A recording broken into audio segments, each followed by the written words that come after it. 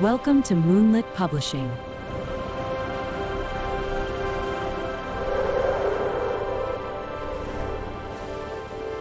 Prologue. The silver moon is a lie, and love is a death sentence. Most wolves spend their lives praying for a mate, but Daniel Enzo Salvatore? He would rather tear the throat out of anyone who suggests he has a soul left to save. As the sky over the dark crescent territory bleeds into a bruised, stormy purple, a terrified warrior stands trembling before a man who is more monster than myth. The pack they were sent to destroy is gone, erased, but the real mystery isn't the massacre. It's what lies behind the Alpha's eyes, a chilling contradiction of ice and fire that warns of a storm no one is prepared for. The air in the office is thick with the metallic scent of ozone and the silent screams of a fallen pack. Daniel stands at the floor-to-ceiling glass, his back a wall of tailored black silk.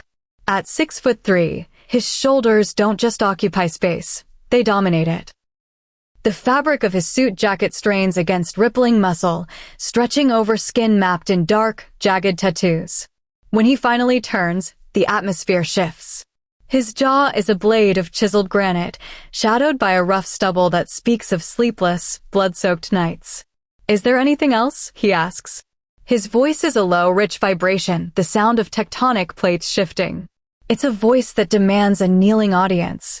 The young warrior makes the mistake of looking up. He freezes. The Alpha's eyes are a haunting anomaly. The left is a piercing, glacial blue, ringed with a shadow of midnight. The right is a molten explosion of green and gold, like sunlight trapped in forest moss. Ice and fire. A beautiful, terrifying contradiction.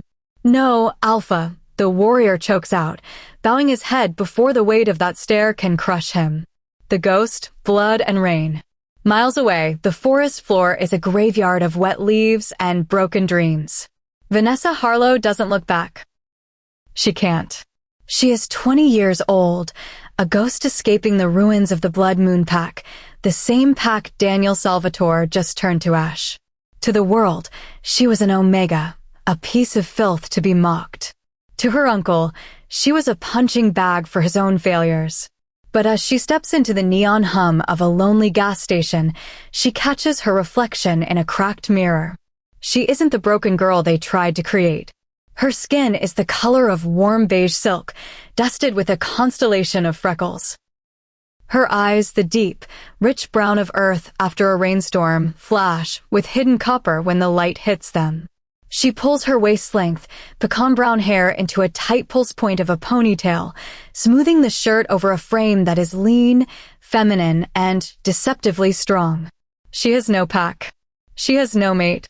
And as the thunder rolls overhead, she has no idea she is walking straight into the path of the man who destroyed her past and holds the keys to her future. Chapter 1. It had been a week since Vanessa started walking, searching for a pack she could settle into and call home. She moved through the thick forest, distracted by her headphones, until a sharp rustle caught her attention. Adrenaline surged, her fight-or-flight response kicking in. She pulled her headphones down just as three tall, burly men emerged from the brush. They were shirtless, their powerful physiques typical of high-ranking wolves, but their expressions were anything but welcoming. The one in the center looked at her with pure disdain. "What are you doing on pack land, rogue?" he demanded, his voice a low growl that bared his canines. Vanessa looked between them, her heart hammering. "I didn't know this was pack land.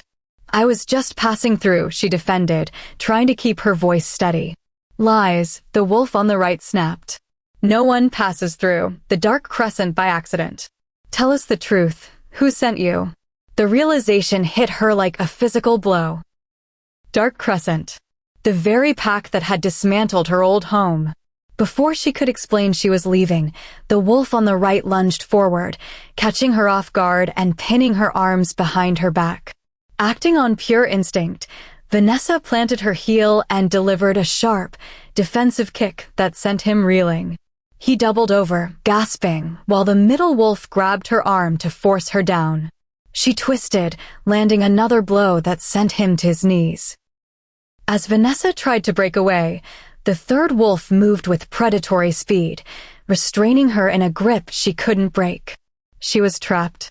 The first wolf, face flushed with anger, stepped toward her as if to strike back, but the others held him steady. Their eyes glazed over. They were mind-linking with someone higher up. "Keep moving," the injured wolf spat, his voice laced with venom as they forced her forward, her hands firmly restrained. They led her toward a grim, imposing stone building that looked every bit like a dungeon. Standing near the gates was a man who radiated calm, absolute power. His skin was a deep mocha, his dark curls contrasting with eyes the color of faded autumn leaves. "Who is this?" he asked, his voice smooth but commanding. "Gamma," the warriors muttered, bowing their heads. "Sir, we caught her at the borders," one explained. "She claims she was just passing by, then she turned violent when we tried to detain her." "That's not true," Vanessa countered, glaring at her captors. "I had no intention of trespassing. If they had the patience to listen instead of attacking, I would have been gone by now." Gabin, the Gamma, studied her. He noted the limping warrior and the other still grimacing in pain. A ghost of a smile touched his lips. This was a first, a lone she-wolf taking on 3 border guards. "Take her to the beta," Gabin directed. "I don't see a threat, but he'll want to know how she managed to handle 2 of my best men." The walk to the main estate was a blur of rough handling and low-voiced threats. As the lush gardens and stunning mahogany mansion came into view, Vanessa's bravado began to crumble. Even her wolf, Kaya, was whimpering in the back of her mind. They reached a set of beautifully carved doors. The guards paused, mind-linking for permission, then pushed her inside. Daniel sat behind his desk, deep in conversation with Nolan, his beta. Nolan was a towering figure with a jagged scar across his cheek that only added to his intimidating presence. "Tell them to make it quick," Daniel snapped, clearly annoyed by the interruption. The door swung open, and Vanessa was ushered in, her head bowed and her long hair shielding her face. Suddenly, the air changed. The scent of lavender and mint hit Daniel like a physical force. At the same moment, Vanessa was nearly overwhelmed by a scent of rich spice and deep woods. It was so magnetic that she snapped her head up, her eyes locking onto the man behind the desk. One glacier blue eye. One sun-flecked green eye. The world narrowed down to just the 2 of them. Her wolf yipped in pure, unadulterated joy. Found him. She searched his face for that same spark of recognition, but his expression shifted from shock to a cold, impenetrable mask of indifference. "What do we have here?" the beta asked, leaning back in his chair with a sharp, curious gaze. "Hello, sweetheart." Chapter 2. "Hello, sweetheart," the beta said, seemingly oblivious to the silent, electric exchange between the alpha and the girl. "Alpha." Beta Nolan, her captors acknowledged, bowing their heads. Meanwhile, Vanessa remained frozen. She couldn't believe his silent rejection. Her eyes searched his, silently pleading for him to say something, anything. "State the problem, boys," Nolan said impatiently. "Sir, she was trespassing," they reported. "So what else is new?" "Question her and move her to the holding wing." "You're acting as if you're new to this procedure," Nolan snapped. All the while, Daniel remained silent, his eyes like chips of ice. Vanessa felt as if her lungs were on fire. His refusal to acknowledge their bond, coupled with the fact that he wasn't even defending her, made her wolf growl in her head. She decided to take matters into her own hands. "I've been over this 10 times. Your warriors clearly aren't listening," Vanessa exclaimed. "Sir, look, I didn't know I was on pack land. I meant no harm. Can I please just leave? Your warriors are clearly more interested in posturing than doing their jobs." "Hey, how dare you? Listen here, you little. Who do you think?" The warriors were cut off by a loud bang. Everyone straightened. Daniel had slammed his hand against the mahogany desk, his eyes flashing with a predatory light. "Enough," Daniel boomed as he stood to his full height. Every head in the room tilted downward at the sheer authority in his voice. All except Vanessa.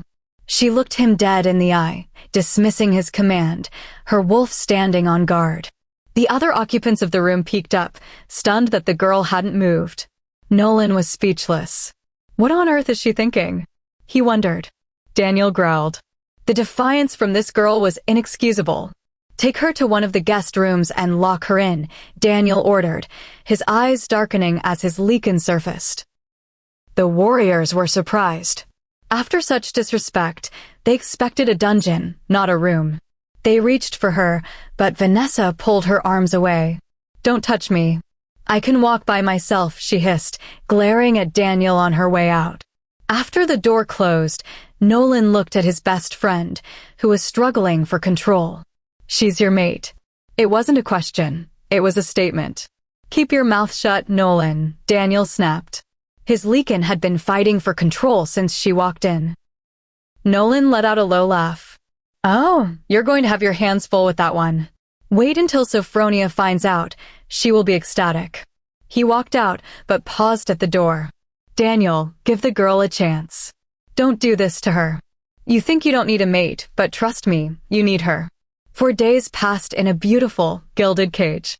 A maid named Marlowe brought Vanessa 3 meals a day, but the isolation was wearing her down. She had learned her mate's name was Daniel, a name that made her wolf, Kaya, purr, while Vanessa herself felt only growing resentment. On the 4th day, the door burst open. "I knew it," a handsome young man yelled, rushing in and pulling Vanessa into an unexpected hug. "Jamarcus, introduce yourself before you tackle the poor girl," a blonde woman giggled from the doorway. "I'm Jamarcus, Gaben the Gamma's mate. And this is Sophronia, Nolan's mate," he beamed. Vanessa felt a flicker of hope. Can you please help me leave?" she whispered, her voice finally cracking under the pressure of the last few days. Jamarcus and Sophronia immediately moved to her side. They didn't ask questions, they just saw the pain in her eyes. "Don't cry, sweetie," Jamarcus cooed. "Let's get you out of this room. Ice cream solves everything." They were in the kitchen, laughing and sharing stories, when a deep, commanding voice cut through the air. "What is the meaning of this?" Daniel stood there, jaw clenched, flanked by Nolan and Gaben. "We're just having ice cream, Daniel," Jamarcus said simply. "Who gave you permission to release a prisoner?" Daniel demanded. "Prisoner." The word shattered something inside Vanessa. "Why haven't you just dealt with this prisoner yet, if she's such a threat?" Vanessa spat, her voice laced with bitterness. "Why keep me here?" The others took the cue and slipped away, leaving the 2 mates alone. Ice versus earth. "You are not leaving," Daniel said, his voice dropping into a low, dangerous register. "I am not a dog to be kept on a chain, Daniel. Let me go." "Enough, Vanessa. My word is law in this pack, and you will not question me," he ordered. Vanessa stiffened at the sound of her name. He took slow, deliberate steps toward her until she was backed against the kitchen counter. He reached out, his rough fingers catching a strand of her hair. "There are rules you will follow, sweetheart," he whispered, his minty breath brushing her ear. "First, you will respect the alpha. Second, you do as I say. And third," he leaned closer, his voice a low, warning rumble. "If you ever mention our connection to anyone, the restrictions on your freedom will become far more permanent. Do you understand?" Vanessa wanted to strike the arrogant look off his face. She met his gaze squarely, her eyes cold. "Don't worry, Alpha. I have no desire to tell anyone I'm bonded to a man with a heart of stone. I'd rather they didn't know at all." A flicker of something passed through his eyes. Regret? Pain, but it was gone in a second. "Good. You are dismissed." Vanessa didn't look back. She ran to her room and locked the door before finally letting the tears fall. Chapter 3. It had been an entire week since she found out Daniel was her mate and since she started living with him in the mansion. After Jamarcus and Sophronia cajoled him, Daniel finally agreed to let Vanessa out of her room and allowed her to walk around. They both even took Vanessa shopping at a mall for clothes, shoes, and other necessities. Her routine was quite simple. She would wake up and join Daniel for breakfast, which consisted of absolutely no conversation from either side. Then she would walk around the gardens. Jamarcus, after finding out that Vanessa knew how to paint, insisted on buying her supplies, so she painted when she felt like it. After that, she would have lunch, chat with Marlowe, and later, Sophronia and Jamarcus would hang out with her or take her out. Over the last week, Vanessa had also learned that despite the scary image Nolan projected, he was an utter sweetheart. He was very protective and possessive of Sophronia. Gaben, though not showing much emotion in front of others, was very playful with his close friends.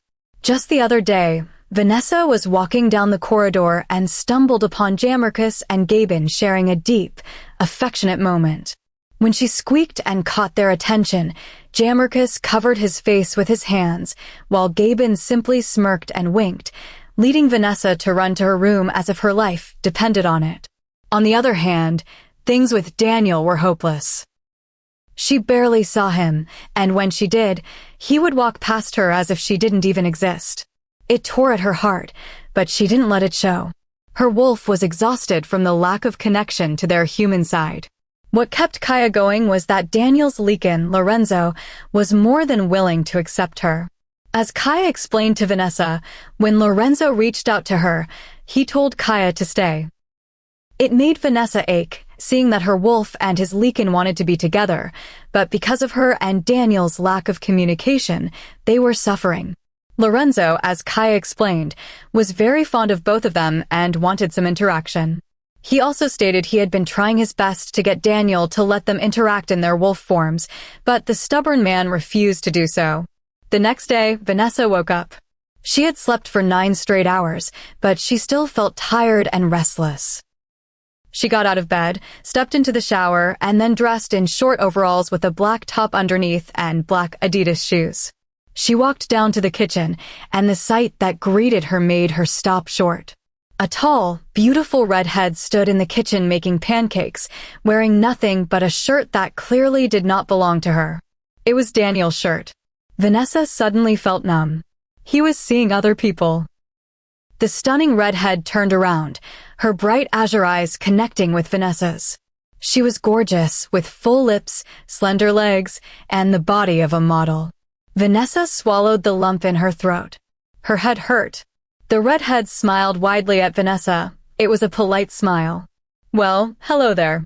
I haven't seen you here before," she spoke, her voice soft and very feminine.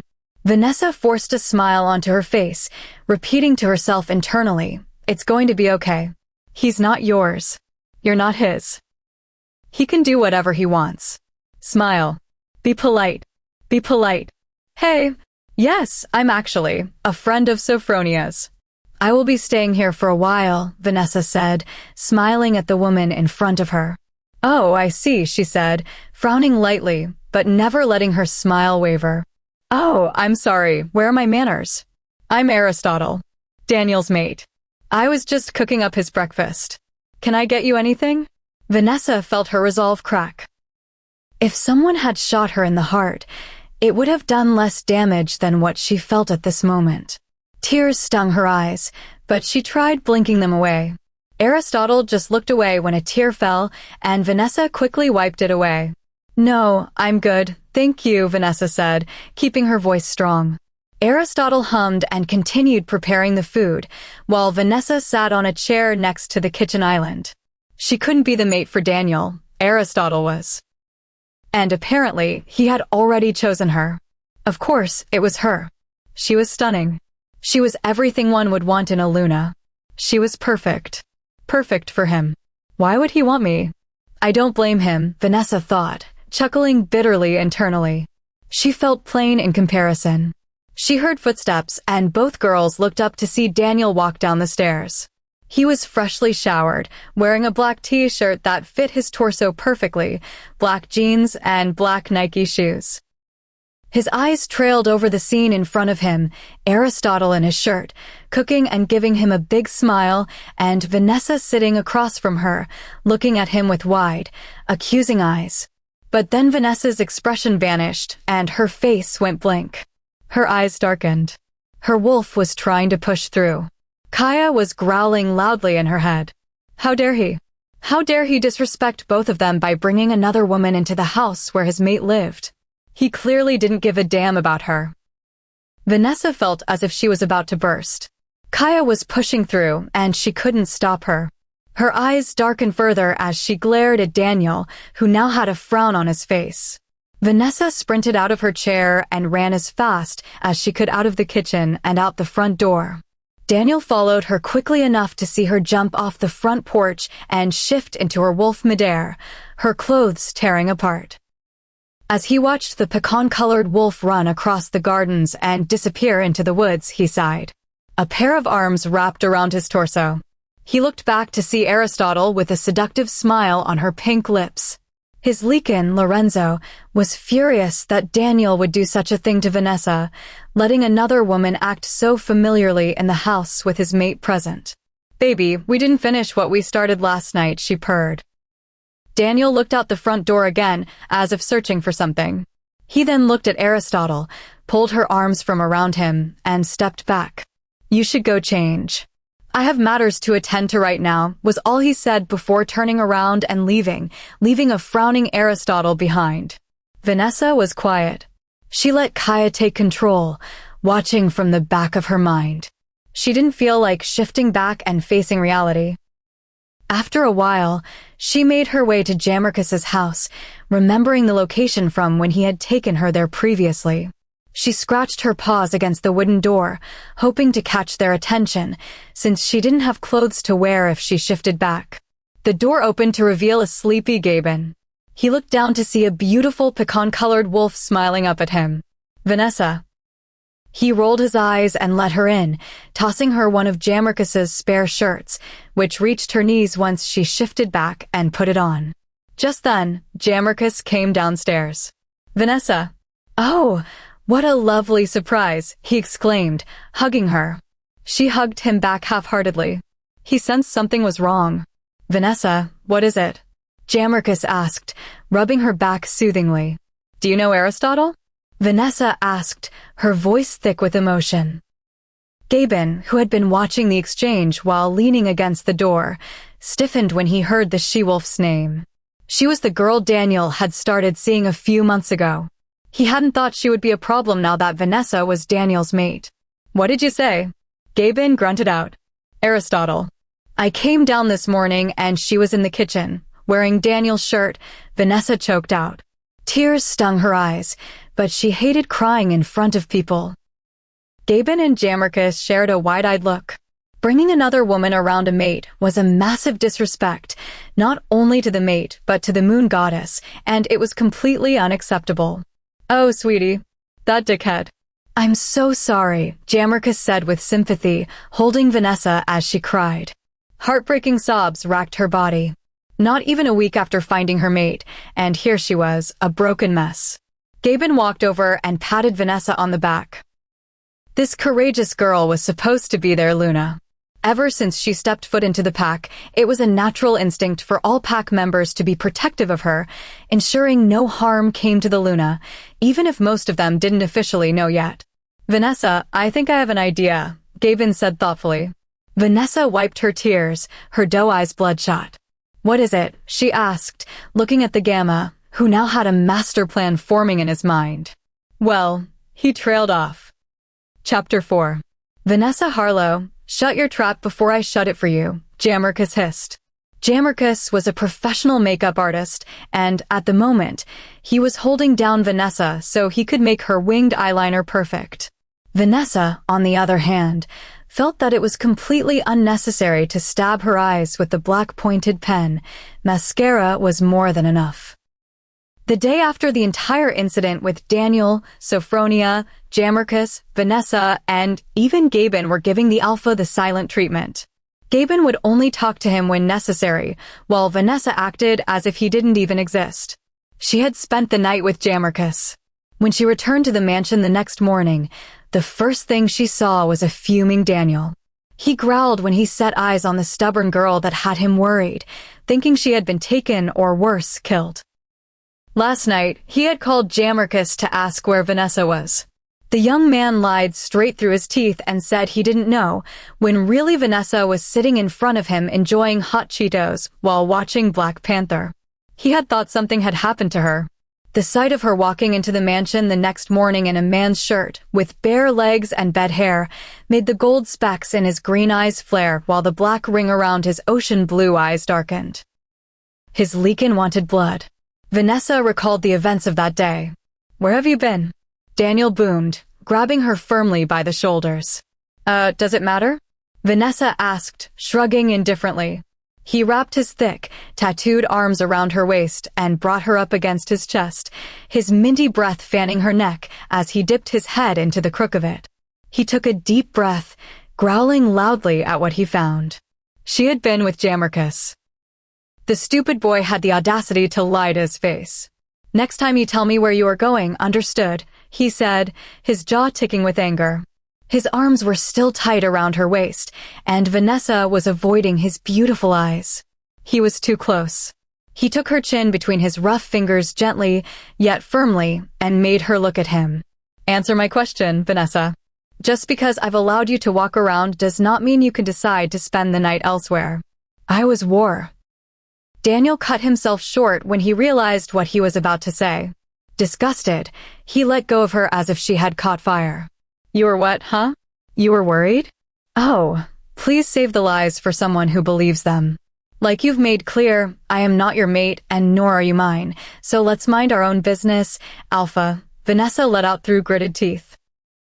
How dare he say that he was worried when he had been nothing but an arrogant, disrespectful cheater all this time, she thought to herself, scoffing. With that, Vanessa turned on her heel and headed up the stairs. "Vanessa, change that shirt," a deep voice commanded from downstairs. She whipped her head around to see him giving her the "if you don't do it, there will be consequences" look, one that a mother would give to a child. Vanessa huffed, flipped her hair behind her shoulder, and walked toward her room, her hips swaying unconsciously. The irritated Alpha downstairs tried to keep his gaze away from his tempting mate. His leakin was itching to claim her. "God, it literally took me 15 minutes to do your eyeliner, girl." "What the heck?" Jammerkus exclaimed, fanning himself dramatically. After begging, cajoling, and sweet-talking their mates, the three friends were finally given permission to go to a pack party. When Daniel found out, he opened his mouth to say something, but then closed it, turned on his heel, and walked away. At the moment, Jammerkus was ready and finishing up Vanessa's makeup. Sophronia was downstairs with her mate, who was currently rubbing his scent all over her to keep unwanted males away. Vanessa did not want to know how. Jammerkus was wearing a fancy crop top with leather pants and boots. His makeup was on point, the blood-red lipstick making him look exotic. Sophronia was wearing a dark blue dress with a halter neckline, and her back was on display. It ended above her knees and was skin-tight, making her look classy, elegant, yet alluring. Vanessa was wearing a white, backless dress that fell to mid-thigh. She hadn't wanted to wear it, but Jammerkus and Sophronia insisted otherwise. She finished her look off with white heels. When Sophronia finally graced them with her presence, she smelled strongly of Nolan. The three of them walked down the stairs after Jammerkus finished Vanessa's look. The males lounging in the living room snapped their heads up upon hearing the clicking of heels. Gaben and Nolan were practically drooling over their mates. Daniel was speechless. She looked like a goddess walking down the stairs, her hair pulled up into a bun, her dress accentuating her curves. With every step she took, her dress hitched up a bit, showing glimpses of her upper thighs. Lorenzo was in a frenzy, pushing possessive thoughts into Daniel's head, forcing the Alpha to growl at him to stop. The deadly Leakin had turned into a lovesick puppy. As they stood in front of their mates, Vanessa suddenly felt shy. She had seen his look of shock when he first saw her, and now he was just staring at her blankly. Jammerkus and Sophronia gave Vanessa a knowing look. Now the three of them were off to a human club. They had lied about going to a pack party. When they entered the club, the strong scent of sweat, drinks, and heavy perfumes hit them hard. They tried not to gag. Soon, they were on their 5th tequila shots and were numb to the strong smells around them. Werewolves were immune to alcohol. Only large amounts of consumption would make them tipsy. "Oh my God, this is the most fun I've had in a while," Sophronia slurred, holding her drink in her hand as she swayed to the beat. Jammerkus was holding onto Vanessa for dear life as he murmured about how hot it was and how he wanted to take his leather pants off, while Vanessa laughed for no reason. A handsome guy with curly hair and chestnut-colored eyes walked up to Vanessa and asked her for a dance. She found herself comparing him to a beautiful man with chiseled features and tattoo-covered arms. Thinking of him, she realized what he had done in her presence, and it made her angry. If he could do whatever he wanted, then so could she. He had already taken Aristotle as his mate anyway, so she had no business with him. She took his hand, and they walked toward the dance floor. He placed his hands on her hips, and she put hers on his shoulders as they started swaying to the beat. She danced as best as she could, trying to forget everything. The human pressed closely against her on the crowded floor. Suddenly, a pair of large, rough, tattooed hands grabbed Vanessa and pulled her drunk form flush against a hard chest. "What the hell, man?" "I was dancing with her," a voice said behind her, trying to get a hold of her arm. The person holding her pulled her closer to his chest, growling loudly as he picked Vanessa up bridal style and headed out of the club. The warmth this person provided offered more comfort than 5 tequila shots ever could. She shut her eyes and hummed in contentment, cuddling close to her source of warmth. His chest rumbled, and Vanessa giggled. "Oh, do that again." "It was funny," she said, smiling through her hiccups. She was then placed in a car. What are you doing?" "My friends," her drunk rambling was cut off by a finger placed over her soft lips. Shortly after, a deep voice assured her. "They're okay. Sleep now, amore," he said, as a pair of warm lips pressed against her forehead. "Okay," Vanessa whispered, and soon after, she was fast asleep. Chapter 5. Rays of the sun passed through the window, waking Vanessa from her sleep. She rubbed her eyes and groaned when a sharp pain sliced through her head. She opened her eyes to unfamiliar surroundings. This was not her room. The potent smell that pervaded the room told her exactly whose it was. The scent of woods and mint cocooned her. She was in Daniel's room. She sat up and stretched, swinging her legs out of the bed, realizing she was wearing an oversized black t-shirt, also Daniel's. Her cheeks turned crimson. "Did he change my clothes?" she thought. The door to the bathroom swung open to reveal her mate. He stood there with a towel secured low on his hips. Water cascaded down his sculpted body, highlighting the dark ink wrapping around his arms and entwining at his chest. His heavily muscled abdomen made Vanessa swallow hard. It wasn't an excessive, off-putting amount of muscle, it was the kind that made you do a double take. Every part of his body was chiseled, from his thick thighs to his toned calves. Goodness. Vanessa tried to control her reaction. Daniel closed his eyes and took a deep breath. With his sharp alpha senses, he didn't miss the new scent that had filled the room. His eyes opened, and Vanessa's gaze clashed with his pitch-black pools, his leakin. He stared at her. She looked stunning in his oversized tee. Daniel growled low at his own possessive thoughts. Vanessa shot out of the bed, inching toward the door, hoping to run to the safety of her room. But the dark alpha had other plans. Just as her hand grasped the doorknob, he moved with predatory speed, stepping directly into her path. His sheer size and overwhelming presence boxed her in against the heavy wood, leaving her breathless. Her breathing was as ragged as his.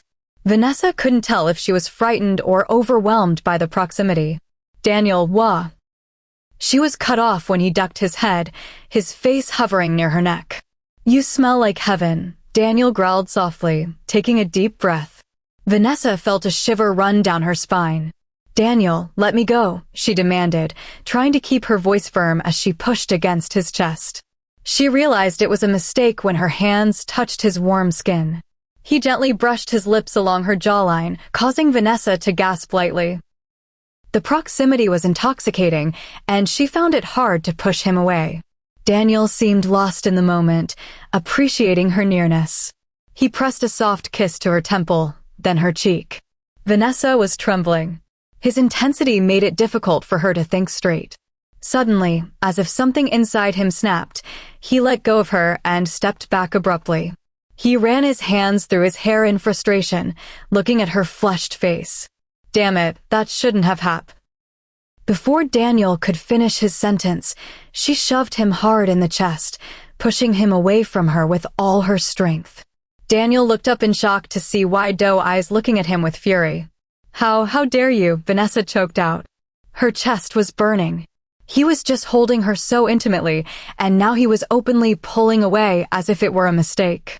His eyes darkened with sudden fury. He didn't tolerate disrespect. "Push my patience again, Vanessa, and I swear on the moon goddess I will." Daniel's warning was cut off as Vanessa stepped back, shaking her head. "No, no," Vanessa shouted. "I will not take any more of this. I've had enough. You've insulted me in more ways than one. You can't suddenly have an attack of conscience and act like everything is a mistake. I can't take this anymore. It hurts. Damn you, it hurts so much. Goddess, I wish I weren't cursed with a mate like you, choosing another while I was right here," Vanessa shouted, tears streaming down her face, hurt and pain etched into every fiber of her being. But she wasn't finished. "Goddess," Vanessa chuckled bitterly, looking up and shaking her head. "What have I done? What did I do to get you as a mate?" she asked, her eyes full of tears. A heavy, thick silence filled the room. "I hate you," she said in a soft, painful whisper. Daniel visibly flinched, shock and hurt flashing across his features at her words. A feeling had him rooted to the spot, making his heart wrench. Guilt. She shook her head at his lack of response, glared at him, and ran out of the room. She ran into her bathroom and pulled off his shirt. Tears ran down her face as sobs racked her body. She turned on the shower, scrubbing herself roughly, wanting to wash away the morning's events. She wrapped her arms around herself and slid down the glass door onto the cold, tiled floor, the water mixing with her tears. He hadn't even introduced her to the pack as a member, let alone as his mate. She felt so unworthy and useless. 2 more days. She'd wait 2 more days, and then, if she found the opportunity, she would run away from this pack, away from him. Vanessa sat in her bed reading a book to divert her mind from what had happened. It was now 2 in the afternoon. She was wearing sweatpants and an oversized hoodie. A knock made her look up to see Marlo come in, carrying a tray. Vanessa smiled weakly at the elderly woman. "The Alpha said you didn't have breakfast. You should eat. It's noon now. And these are for your headache," Marlo explained, smiling at the young girl. Vanessa felt a flash of irritation. How dare he? "I'm not hungry, Marlo, thank you." "You can take this away," Vanessa said, trying to keep her tone polite. "Oh no, you must eat," Marlo insisted. Vanessa sighed, not wanting to offend the sweet woman. "Marlo, may I ask who changed my clothes last night?" Vanessa mumbled, picking up the orange juice from the tray and taking a sip. "Oh yes. Last night the Alpha came home late, carrying you. You were fast asleep. He took you to his room, then called me to change your clothes," Marlo said, trying to keep the giddy smile out of her voice. Wait, what?" Vanessa asked, disbelief on her face. "Well, yes. Afterward, he checked up on you again, and then he slept in the guest room," Marlo said with a tinge of sadness in her voice, smiling softly at Vanessa. She hoped these 2 young souls would find a way to help each other find happiness. Marlo saw Vanessa for what she was, a lost child. Vanessa, however, looked stunned. Patting her hand, Marlo turned to walk out, but not before voicing her thoughts. "Forgive me for intruding, but I know that you and the Alpha are mates," Marlo said, chuckling at the surprised look on Vanessa's face, since no one officially knew. "Don't look so surprised. I can recognize mates anywhere. The point is, I know the Alpha may be hard to understand. But if you look closely, he's in need of love and affection just like you are. Despite the cold facade he puts on, and no matter how much you try fighting him, I can clearly see you 2 on each other. I haven't missed the look of longing he gives you when you're not looking. I've known him for many decades, and that man is as stubborn as a mule.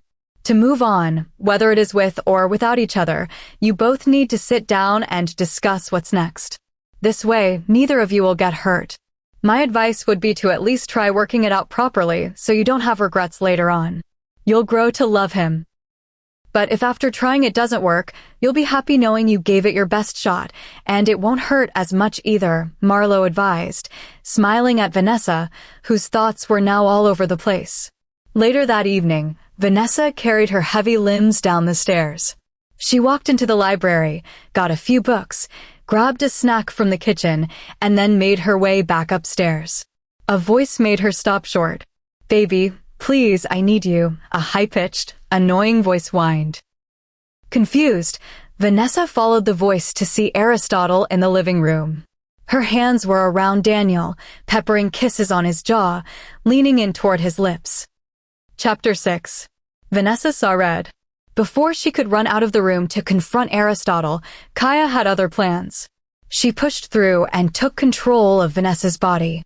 Despite Vanessa's attempts to gain back control, it was to no avail. Kaya wanted retribution, and she got it. "Get your hands off him."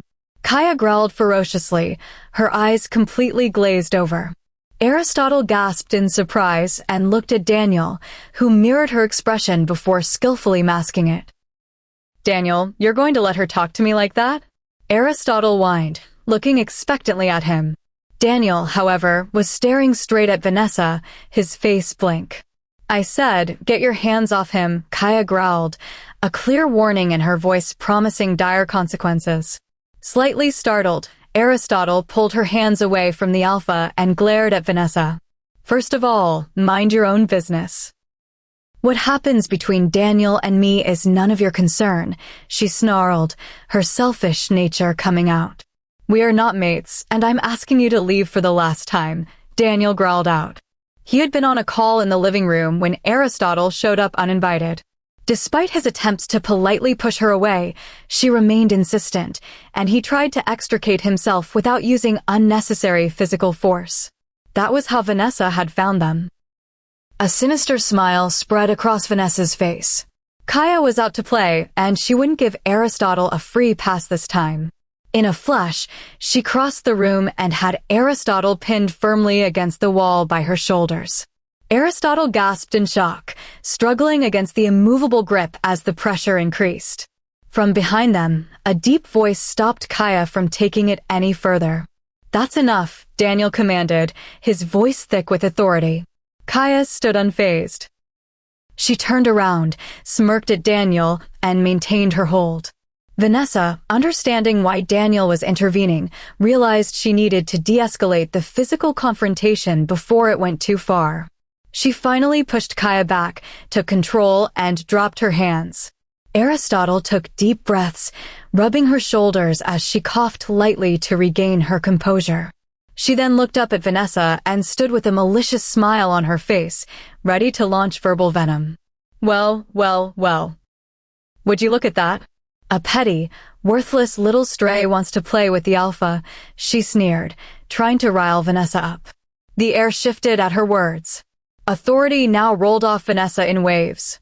Her brown eyes, previously filled with anger, were glowing silver as if reflecting the moon. The main front door burst open, but Vanessa paid no heed. Her rival had challenged her, and a challenge she would get. In the doorway stood a wide-eyed Nolan with papers in his hands, alongside a petrified Sophronia clutching his arm. Terrified of the scene playing out in front of them, they almost lowered their heads from the sheer power Vanessa was emitting. Looking at Daniel's back, his posture was still and alert, ready to step in if Aristotle tried to attack. Vanessa let out a sharp, mocking laugh at Aristotle's comment. "Oh, you foolish girl," Vanessa started, the dominance in her eyes as clear as day. "Do you realize how pathetic you really are, chasing after someone who doesn't want you? You would rather ruin a home to avoid facing the reality of your own insecurities. You're not his mate. You don't even have a mate. You throw yourself at anyone just to borrow a fraction of Daniel's power. Maybe you think it will fill that empty hole in your heart." Vanessa's voice was pure ice. "From the looks of it, you clearly have issues. Not getting enough attention, I take it?" "Parasites like you never last long," Vanessa hissed, her glowing orbs flashing. A wide, commanding smile played on her illuminated features, her whole frame radiating dominance. "Now leave," Vanessa commanded. The word echoed with unnatural force. Against her will, Aristotle felt her legs move as she shakily tried to back away, knowing that defying an alpha's command would be agonizing. Tears of humiliation streamed down her face as she tried to keep her feet from moving. "I said leave," Vanessa thundered. The authority rolled off her in such intense waves that Nolan and Sophronia instinctively bowed their heads and took a step back. Aristotle cried out and fled the house. An eerie silence settled in the living room. No one spoke for a long moment. "I guess we were late in bringing the news, huh?" Nolan stated, gulping as he looked at the scene with wide eyes. "How did we miss this?" Daniel murmured, skimming through the papers Nolan had brought him. "I swear this was not in any of the standard records. When you told me to do a background check on her, none of this came up until I opened a very old file on her father. It didn't make any sense because she lived at the lowest rank, but then I connected the dots. This is it," Nolan finished, running his big hands through his hair. "Bring her in," Daniel said, his voice gruff. A minute later, Vanessa and Sophronia walked into the office. Sophronia looked worried, and Vanessa's face was completely blank. After the incident, Aristotle had been escorted to the Pack Infirmary to recover from the shock of the Alpha Command. Meanwhile, Nolan, Sophronia, and Daniel had tried to calm down a still-raging Vanessa. Daniel had reached out, holding onto both her hands. Sparks flew, and despite her initial resistance, Vanessa had calmed down. When she looked down, she realized how small her hands looked compared to Daniel's. His were big and warm, covering almost her entire hand. "Sit," Daniel said, rummaging through the files. He leaned back in his office chair, assessing his mate. Vanessa stared right back at him, unflinching. "Did you know your father was an alpha, Vanessa?" Daniel asked, getting straight to the point. His voice was casual, his baritone rich and deep. Vanessa frowned, then shook her head no.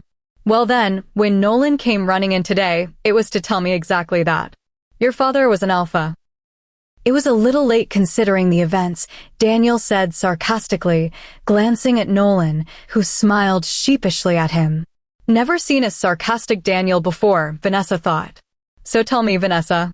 Tell me everything you remember and anything you know," Daniel said, leaving no room for argument. "My parents both died in a fire when I was 8. I remember nothing from that. We were a normal family. I was then put into the custody of my uncle," Vanessa choked out, the dark memories flashing in her mind. She closed her eyes and took a deep breath. The occupants of the room frowned, and she continued. "When I reached the age of 15, I was demoted to the lowest rank for no reason. Growing up, my family were normal pack members. I had never heard of them being anything otherwise," Vanessa finished, shrugging the matter off. Silence. "Well, it says in your files that your father, Harlow, was in fact the alpha of the Blood Moon Pack. Your mother fell sick when she was pregnant with you, coming close to death. Josias, your now-dead alpha, was a healer. He proposed a deal to your father, his title in exchange for your mother's health. Naturally, your father accepted, and that's how Josias became alpha. That's why Aristotle physically couldn't resist your command. You have alpha blood in you," Nolan said, stating the facts. "So, in other words, you're an alpha female," Sophronia stated, lightening the atmosphere and smiling giddily. Vanessa smiled at her friend. She then looked up to find her mate watching her. Against the dark night sky and the pale moonlight coming through the windows, his ocean blue eye looked like an angry, stormy sea, with deep waves crashing into each other. His green eye looked like a lush forest in the sun, the golden specks glinting. Did he know? She thought. Chapter 7. The promise Vanessa had made to herself about escaping was finally coming to fruition. It had been a day since the revelation that she was a female alpha. She had felt a headache coming on and retreated to her room as the pressure of everything settled heavily upon her. Jamarcus and Sophronia had given her medication, as she had developed a high fever alongside her migraine and nausea. She was in bad shape overall. Stuffing a box of tissues and her other necessities into her backpack, she pulled on her hoodie. With bloodshot eyes and trembling legs, she made her way out of her room. Kaya had explained that it was very rare for werewolves to get sick like this, especially those of a higher ranking. The only reason for her illness was the fact that she had found her mate, but they still hadn't accepted the bond. Avoiding and ignoring the mate bond led to severe weakness. Daniel had not shown any traces of it, but Vanessa was a trembling mess. It was 3 in the morning. With her backpack over her shoulder and her eyesight hazy, Vanessa clutched the railing of the staircase and quietly made her way down. Tiptoeing across the foyer, she moved past the living room, only a few feet away from her final escape. Vanessa felt as if it were hard to breathe. The air seemed to thin. This was it. This was her leaving her mate and the bond. Her heart lurched and thumped irregularly in her chest. Her wolf whined softly, but Vanessa pushed the feeling down. She wouldn't lose control again, and certainly not to him. She turned around to take in the empty house, sighing deeply. With one last look toward his room, her lips trembling, she turned the doorknob softly. She had opened the door halfway when it was suddenly slammed shut. She was grabbed by the waist, spun around, and pressed back against the heavy wood. Her breath hitched at the sudden movement, and her eyes widened. Daniel stood there, his bare chest heaving. His hair was messy, his eyes dark, and his jaw ticked with tension. He wore a pair of gray sweatpants that hung low on his hips. He held Vanessa trapped between himself and the door, her only escape. His woodsy, minty scent washed over her, making her squeeze her eyes shut. No, she wouldn't lose control. "Where do you think you're going, Amore?" Daniel hissed through clenched teeth, holding his mate captive. Vanessa sputtered nonsense. "Busted." Her eyes darkened, and she pushed against his chest, but he didn't budge. She growled at him, and he growled right back. "What does it look like?" "I'm leaving you and this cursed pack," she snapped, twisting in his hold, desperate to break free. His onyx eyes flashed, and he bared his canines at her, demanding her submission. But his stubborn mate had other plans. She brought her knee up hard, striking him exactly where she intended. Daniel loosened his hold on her, stumbling back with a groan of anger. She ran for the door and turned the knob, only to suddenly find herself airborne. She clutched onto Daniel, the swift movement making her feel even dizzier than the fever already did. He carried her across the foyer, away from the exit. She twisted around in his arms, only to find him an inch away from her, their faces almost touching. Both of them were breathing raggedly. Vanessa stopped struggling. The fever and headache were making her senses reel, and she sagged against him. His hands were firmly on her waist, and hers rested against his chest. They were pressed flush against each other, and she couldn't deny the natural way her softer contours fit against his solid frame. They were made for each other. There was no way around it. "Don't ever even think of leaving," Daniel growled out, tightening his hold. Vanessa was silent for a moment. "Had you not done half of what you did, I wouldn't have even thought of leaving," she whispered. Daniel clenched his jaw. She looked so small and fragile, completely unlike the raging she-wolf he had seen the day before. "You expect me to be your Prince Charming, Vanessa? I am not that. You're acting like a child." "Stop confusing reality with the fairy tales you believe in," Daniel said, angry at himself and at her. Something inside Vanessa snapped. "A child." She roughly pushed against his chest. Startled, he moved back. "A child?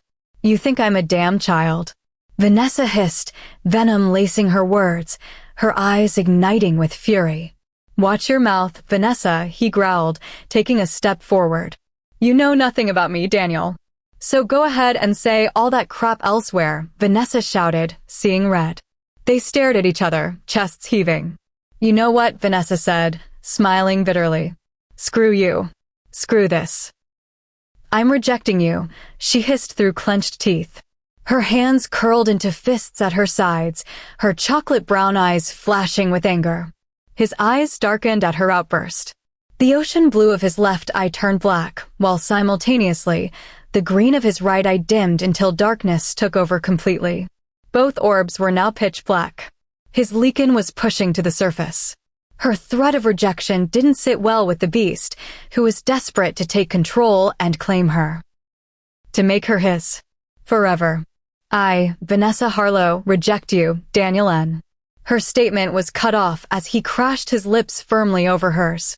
Sparks flew at the contact. He moved his mouth intensely against hers, a low growl rumbling in his chest as he pulled her flush against his body, demanding she yield to the sudden, passionate kiss. His stubble grazed her cheeks. There was nothing tender about the kiss. It was entirely consuming. The embrace was rough and desperate, and despite her anger, Vanessa found her hands wrapping around his neck. He growled into the kiss, driven mad by the undeniable bond between them, and Vanessa let out a soft sound as she surrendered to the overwhelming moment. Daniel held her firmly, his kiss deep and unrelenting. A rush of emotion streaked through Vanessa's body. Her hands tangled in his dark locks as they clung to each other, the raw power of their connection overriding their previous argument. He slanted his mouth across hers, deepening the kiss further. She melted into his arms, finally returning the embrace with equal fervor. The sheer intensity of the bond threatened to overwhelm them both. Vanessa was the first to break away, breathing heavily. Both looked completely dazed. Vanessa raised her trembling fingers to her swollen lips. Daniel watched her, his eyes dark with intense emotion, his arms flexing from the strain of holding himself back. The reality of everything crashed onto Vanessa, and she looked up at him with wide, accusing eyes. Chapter 8. So you're telling me you fled like your backside had caught fire? Jamarcus asked skeptically for the nth time, his expression growing more dire with every second. I remember when Nolan and I first kissed, it led to us spending the night together. Straight up, Sophronia added, smiling proudly. Vanessa groaned and hid her face in her hands. After the incident the night before, the only thing Vanessa did was run to the safety of her room and stay there until she knew the coast was clear. Jamarcus and Sophronia visited her. Girls being girls, she spilled all the details to her friends. Jamarcus dropped to the ground dramatically when she told them, while Sophronia clapped her hands ecstatically, beaming at her. Guys, help me out. Heck, I can't even look at him, Vanessa said, frustrated. Fine, let's go take a walk around the pack to get your mind off this, Jamarcus muttered. He was annoyed that his best friend had the opportunity to finally fully accept her mate bond, but she had ruined it. Yes, that's what he was annoyed about. After she changed her clothes, the three of them started walking around the grounds. By now, the pack members who were close to them had an idea about the whole mate situation, but there were some who still didn't know. I think Kendall is the most normal one in her family, Sophronia argued, as the three of them walked side by side, gossiping.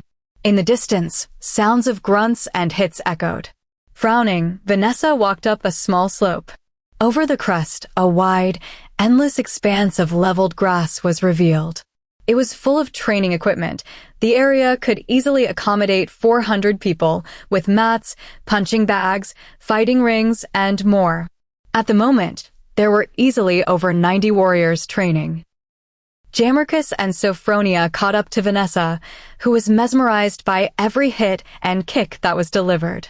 She watched as they moved smoothly through the lush gardens, a fierce and determined look on all their faces. On the left side, 30 warriors were moving in perfect synchronization, including several female warriors. Pride burst within Vanessa. It flowed through her, warming her as a beautiful smile graced her rosy lips. They made their way down to watch closer. Some of the warriors halted to see who the stunning she-wolf was.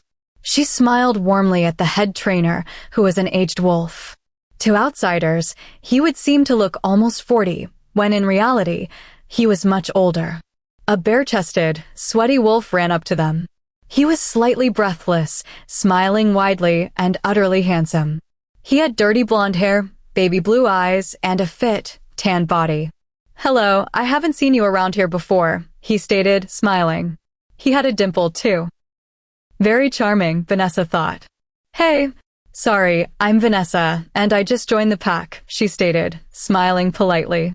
"Nice to meet you, Vanessa." "I'm DeAndre," he said, sticking his hand out.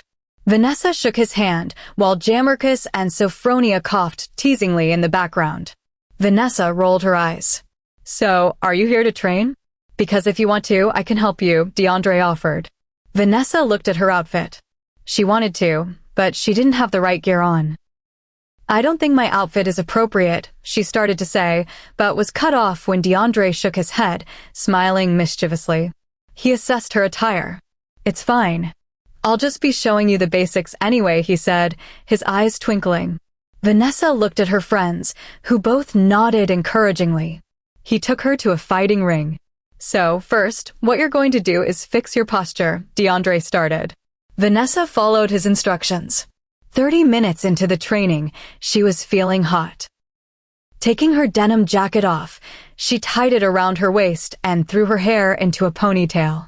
Wanting to fix her stance, DeAndre put his hands around her waist, guiding her into the needed position. As he instructed her on what to do, he didn't let his hands drop. Vanessa felt weird. Only Daniel touched her like this. DeAndre's touch didn't feel right. She was about to pull out of his hold when the loudest growl echoed across the gardens, shaking everyone and sending the birds in the trees flying away. Everyone turned around to see Daniel. He looked murderous. His form was shaking, and his beautiful eyes were completely glazed over. "Get your hands off her, pup," Daniel thundered. DeAndre trembled at the command, moving back quickly with his head bowed. Vanessa stood there with wide eyes. Nolan walked over to Sophronia and whispered something angrily into her ear, while Gaben looked at Jammerkus with a completely blank face. "I apologize, Alpha. I didn't know she was taken," DeAndre stuttered, shrinking back as Daniel stepped into the ring. Daniel stared down at the warrior. He raised his fist, ready to knock the pup down. His Leakin wanted retribution. Someone had touched what was his. "Daniel, N.O." Vanessa shouted, running up to him and grasping onto his thick arm, trying to pull him away. He looked at her, then back at DeAndre. "Daniel, please," Vanessa whispered. The Alpha was still shaking with anger. He was about to deliver the blow when Vanessa did the only thing that came to mind. She held his face, stood on her toes, and pressed her lips to his. At first, he froze. Vanessa then slowly, almost gently, started moving her lips against his, brushing back and forth. Then, almost timidly, she darted her tongue out to trace his lips, urging him to open up for her. He growled low in his throat, held her firmly by the nape, and kissed her deeply right there in the ring. He kissed her thoroughly, and for the onlookers, it was confirmed. The Alpha had finally found his mate. He crushed her to him, not caring if anyone, let alone the entire pack, was watching. Vanessa looked up to see that his eyes had returned to their normal color. Her hands were still resting on his thick, tattooed arms. She smiled softly at him, gently skimming her fingers across his ink. His chest rumbled. He dipped his head into the crook of her neck, inhaling deeply before lifting his head, but not before placing a soft kiss on the spot where she was to be marked. Vanessa gasped and looked up at him. She was lost in his eyes once again. In the sunlight, the blue of his left eye was more prominent. It was like looking at a clear afternoon sky, incredibly calming. The green of his right eye made her forget the lush grass around them. It was a stunning shade, like plants after a fresh rain, soothing, with gold specks more radiant than the sun's rays. Someone coughed, and they both looked to their right. The trainer, Jackson, was giving them a knowing look, smirking at the couple. Vanessa blushed gorgeously, and Daniel smirked back. The warriors stood in wonder and awe at what had just happened. After a minute of stunned silence, they all started cheering, roaring with applause and congratulations. Chapter 9. She was back in the place where she first set eyes on her mate, but the circumstances were very different, and she didn't know how to feel about that. Daniel sat behind his desk in his sharp black suit, while Vanessa was in a pair of ripped jeans, a sleeveless top, and a pair of low-top Vans. After the kiss in front of the entire pack, Vanessa couldn't stop blushing. Hours later, when Daniel and the rest were back to training, she walked home, questioning what she really meant to him. Vanessa decided that before she lost her mind, she would much rather talk to him about it and settle it once and for all. Around 5 in the evening, she walked up to his office, knocked, and entered with his permission. Jammerkus and Sophronia had advised that she stay calm and not lose her temper. "Sit," he commanded, not sparing her a glance and rummaging through a stack of papers. She did as told, annoyed that he wouldn't acknowledge her presence. She cleared her throat once. Twice. "What do you want?" Daniel growled impatiently. Shocked and angered, Vanessa snapped, "Don't you dare growl at me or use that tone of voice with me, Daniel. Not after the stunt you pulled in the clearing today." "What is it?" he asked in a much gentler tone. It was then that Vanessa held her breath. The question was on the tip of her tongue, yet she couldn't say it out loud. The silence made Daniel look up and raise a thick brow. The specks of gold in his green eyes seemed to be glowing, along with the black rim that held the storm of his dark ocean blue eye. "What are we?" Vanessa let out in one breath. Daniel studied her in silence. It unnerved her. "What do you think we are?" he asked instead, leaning back in his chair. His intense gaze made Vanessa look down at her entwined hands. There was so much going through her. She was in turmoil. "I don't know," she whispered ever so lowly. If it had not been for his sharp senses, he would have missed it. Sighing, he stood up and walked around the desk to stand in front of her. Using his thumb and forefinger, he held her chin and made her look at him, sparks zapping between them upon their touch. "Tell me what really is on your mind, Vanessa," he demanded huskily, his voice deep and rough, but gentle as if not to startle her. Vanessa started, but couldn't finish her sentence. She inhaled deeply and then said, "I want to know what we are and where I stand. You say you do not want me, but you almost ripped a warrior's head off because he touched me. And Aristotle." Vanessa trailed off, her voice shaky and her eyes begging him to make the truth known. Daniel clenched his jaw and walked toward the window, his back to her. "First of all, Vanessa, we are mates. There is no question in that. And as for Aristotle, she and I are." Daniel was cut off when the door was thrown open. There stood a very sweaty, shirtless Nolan and a wide-eyed Gavin. "What is the meaning of this?" Daniel demanded. "Alpha, you've got to see this. We found this footage from last night from one of the security cameras, and we triple-checked it to make sure it's real." Gavin rushed out. It was the first time Vanessa had ever seen him lose his composure. Frowning, Daniel nodded. "Daniel, I don't know how to explain this, but..." Nolan started. "Spit it out." Daniel let out through clenched teeth, his tall frame humming with anger. "It's your father," Gavin finally said. The thick silence that filled the room made it hard for Vanessa to breathe as she looked at Nolan and Gavin, who had worry written across their faces. Daniel started shaking, his huge form trembling. "Show me," he growled. The men went forward and inserted a USB drive into the laptop. The footage started. It was near the borders of the pack. Everything seemed normal until a tall man emerged from the woods, looking around to make sure no one was there. He then started walking around as if looking for something, his steps sure and determined, his shoulders taut. Vanessa watched Daniel's hand clench into a fist. She bit her lip, wanting to help him but refraining. After a few minutes, the man seemed to pull out a liquid from a tube. As he drank it down, his hood fell back, turning his face toward the camera. Daniel's body stiffened, and Vanessa gasped. The man was an exact replica of Daniel, except for a scar running across his left cheek. If Vanessa didn't know any better, she would say that was his father. Her eyes widened. She looked at Daniel. His eyes had completely glazed over. "I watched him die," Daniel whispered. "I watched him die." "How is he alive?" he roared, standing to his full height. His lichen was about to come out. "Vanessa, get out of here." Gavin thundered, running across the room and taking hold of Daniel, trying to keep him at bay. Nolan rushed to them and pushed him down, trying to slow the shift. Vanessa watched, petrified. Daniel's styled hair was now messy, and his suit wrinkled as the Alpha fell to his knees, trying to fight back the shift. As if her body had a mind of its own, she walked toward him despite the warnings the Beta and Gamma were shouting. She dropped to her knees in front of him and placed her hands on either side of his face. His trembling slowed down, but his body was still working through the transformation. She looked at Nolan and Gavin and nodded for them to leave.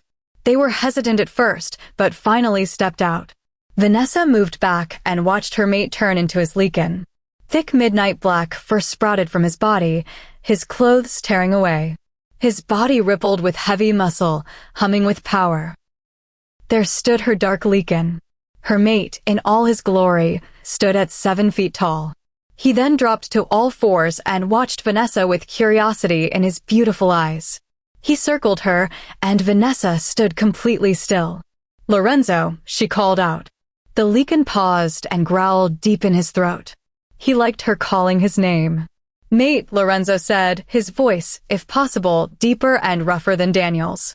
"Come here," she said as she sat cross-legged on the tiled floor. She wasn't scared. Hesitantly, he walked toward her and settled his large head in her lap. She ran her fingers through his fur, feeling its silkiness. He hummed, and she giggled. He looked up and licked her face, causing Vanessa to shriek with laughter. "You're too cute," Vanessa cooed. The offended Leakin puffed his chest out and growled at her statement. "Cute? I am not cute, mate. I am dangerous," Lorenzo rumbled. Vanessa just shook her head at him.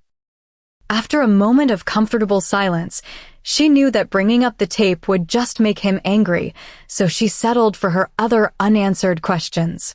"Lorenzo, why did Daniel sleep with Aristotle, and then again the other day?" "None of that happened, mate." "Daniel has been loyal ever since he found you," Lorenzo said, explaining the actual events to her. When Aristotle first showed up, trying to proposition Daniel, he rejected all her advances and told her to leave.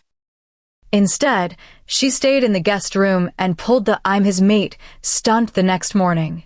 Then, when she tried seducing him in the living room, Daniel was actively trying to push her away when Vanessa walked in.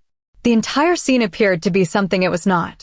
"Daniel is many things, but he is not a cheater or an abuser," Lorenzo said quietly, enjoying the feel of Vanessa running her hands through his fur. After a while of silence, Vanessa said, "Can you let Daniel take back control, please? I want to talk to him." Chapter 10. Vanessa sat in the office, waiting for her mate to return. After she requested that Lorenzo shift back, he had padded out the door. After a while, her mate walked in wearing khaki shorts, a white t-shirt, and canvas sneakers. He looked very handsome and very normal. Vanessa tried not to stare, watching his tattooed arms flex with his movements, and the way his jaw ticked and clenched when he was angry, or just him being him. Vanessa shook her head. Her thoughts were going haywire. What was going on? She wondered. She pushed the distracting thoughts aside and concentrated on the situation at hand. "I see you're waiting for some answers," Daniel said, his deep voice ringing out in the silent house. Vanessa nodded. He stood in front of her, folding his arms over his chest, the movement highlighting his muscles and proving very distracting. Vanessa swallowed hard, praying to the moon goddess that she could keep her composure. "Come, let's take a stroll in the garden," he said, holding his hand out. She shyly tucked her delicate hand into his large one. They descended the stairs and headed outside, walking across the lush green grass. "You may ask what you want to," Daniel said gruffly, letting go of her hand. Vanessa suddenly felt sad, missing his warmth. She took a deep breath and started. "I have many questions, Daniel, but I will only ask a few for now," she said, her shoulder grazing his arm as they walked. "First, I wanted to ask why you did all that. Why you avoided me like the plague and kept me at a distance." Lorenzo explained the Aristotle situation, and that's settled, but Vanessa was cut off from her rambling when Daniel gently placed his forefinger over her lips, silencing her. "One at a time, Vanessa." "But I get what you're trying to say," Daniel explained, and Vanessa listened to him carefully. "I did all that for 2 reasons. The first being I never wanted a mate, ever. And then you came along and brought more havoc into my life than I've ever experienced. I was losing control around you, and that made me rage at myself and, naturally, at you. And second," Vanessa whispered, feeling her heart clench at his words, "being my mate puts you in a lot of danger. You become a target to all my enemies, a weakness they think they can use against me, and I refuse to pull you into that mess. That is why I tried pushing you away. Not only that, but I've always feared a mate would be a distraction. I felt as if I wouldn't be able to be a good alpha because you'd also be a priority, and I'd worry myself into the ground over your safety, he said, smiling slightly at the end as he looked down at her. I tried, I really did. But you're the most stubborn little wolf I have ever seen. You always manage to get under my skin, even when I will against it, he stated. He clasped his hands behind his back, his entire being emitting raw power and dominance. Vanessa bit her lip, trying to hide her smile. After a moment of silence, Vanessa asked the one thing that had been on her mind the entire time. Daniel, I wanted to ask about your father, she said gently, cringing slightly as the words left her mouth. His body stiffened at her words. He turned to look at her, his eyes stormy. His jaw flexed, and he stood completely still, his gaze intense. Then he turned and continued walking. Vanessa struggled to keep up with his long, powerful strides. My father was a monster. I killed him myself, and now somehow he is alive, Daniel said gruffly, a low growl escaping him at the end. She could see his anger quickly surfacing. Hesitantly, Vanessa slipped her hand into his, hoping to calm him down. At the touch, he jerked his head back to look at her, and then down at their entwined hands. Sighing deeply, he tugged her along with him, their fingers joined. My mother was a lovely woman, gentle and graceful. My father, too, was once a good man. But after conquering a few packs, his thirst for power increased, and he changed. As mates, it was very rare to see such a sight, a mate neglecting another. From that, it escalated into severe abuse. As a 9-year-old and an only child, I watched my mother suffer from afar, he said, his voice rough and his eyes distant. He tightened his grip on her hand, and Vanessa soothingly ran her fingers gently across his arm. Her eyes stung from hearing about her mate's past. Then he turned his anger on me. None of the pack members knew of the abuse, and my mother didn't try telling anyone. She was still in love with my father despite his actions. She would cry every night while tending to me. One day, while I was out in the gardens, I heard a scream from the house. I ran inside, only to find. Daniel stopped, breathing deeply. His eyes shut and his face morphed into a mask of pain. I found my mother had passed away, with my father standing over her. He then locked me up, and I couldn't even attend her funeral. He told everyone she had taken her own life because of a forbidden romance. Days later, I managed to break out. I took a silver blade from my father's drawer and ended his life in his sleep, he finished. His voice held no emotion, his face completely blank. Vanessa swallowed hard. She turned him around to look at her, then wrapped her arms around his waist, hugging him tightly. He was stiff at first, but then he hesitantly put his arms around her. Still in each other's embrace, she whispered achingly, "I'm so sorry." The sincerity of her words made Daniel wrap his arms around her more securely, bringing her close to his chest. He rested his chin on her head, completely enveloping her small frame. She felt so small and fragile in his arms, and a wave of protectiveness hit him with renewed force. She sighed. "I know what you must have been through, with all the abuse," she whispered. Daniel was silent for a while. "Vanessa, you don't have to tell me." He was cut off when she shook her head and looked up at him. "I want to," she said. There was so much trust and willingness in her beautiful, earthy brown eyes that Daniel felt his heart slam against his ribs. "My parents were killed. Everyone said it was the fire, but I know it wasn't. I was placed into the custody of my uncle. After some time, the pack started treating me terribly. They demoted me, and then the abuse started. My uncle would hurt me every chance he got for no reason at all. The night I finally escaped, the pack was being attacked. And since my uncle was mateless, the night before he tried to, Vanessa couldn't finish the sentence. Her throat was tight, and tears stung her eyes. A loud, ferocious growl escaped Daniel as he held her close to his chest, burying his face in the crook of her neck and inhaling deeply. "But I got away."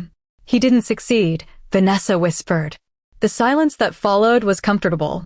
Everything was out in the open. There was no turning back. Well, what do we have here? Chapter 11.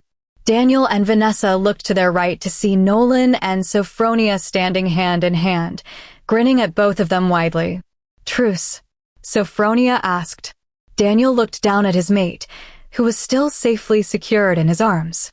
The gentle smile on her glowing face told him what to say next. "I believe so," he said, a smile in his voice. Sophronia squealed in excitement, and Nolan smiled widely.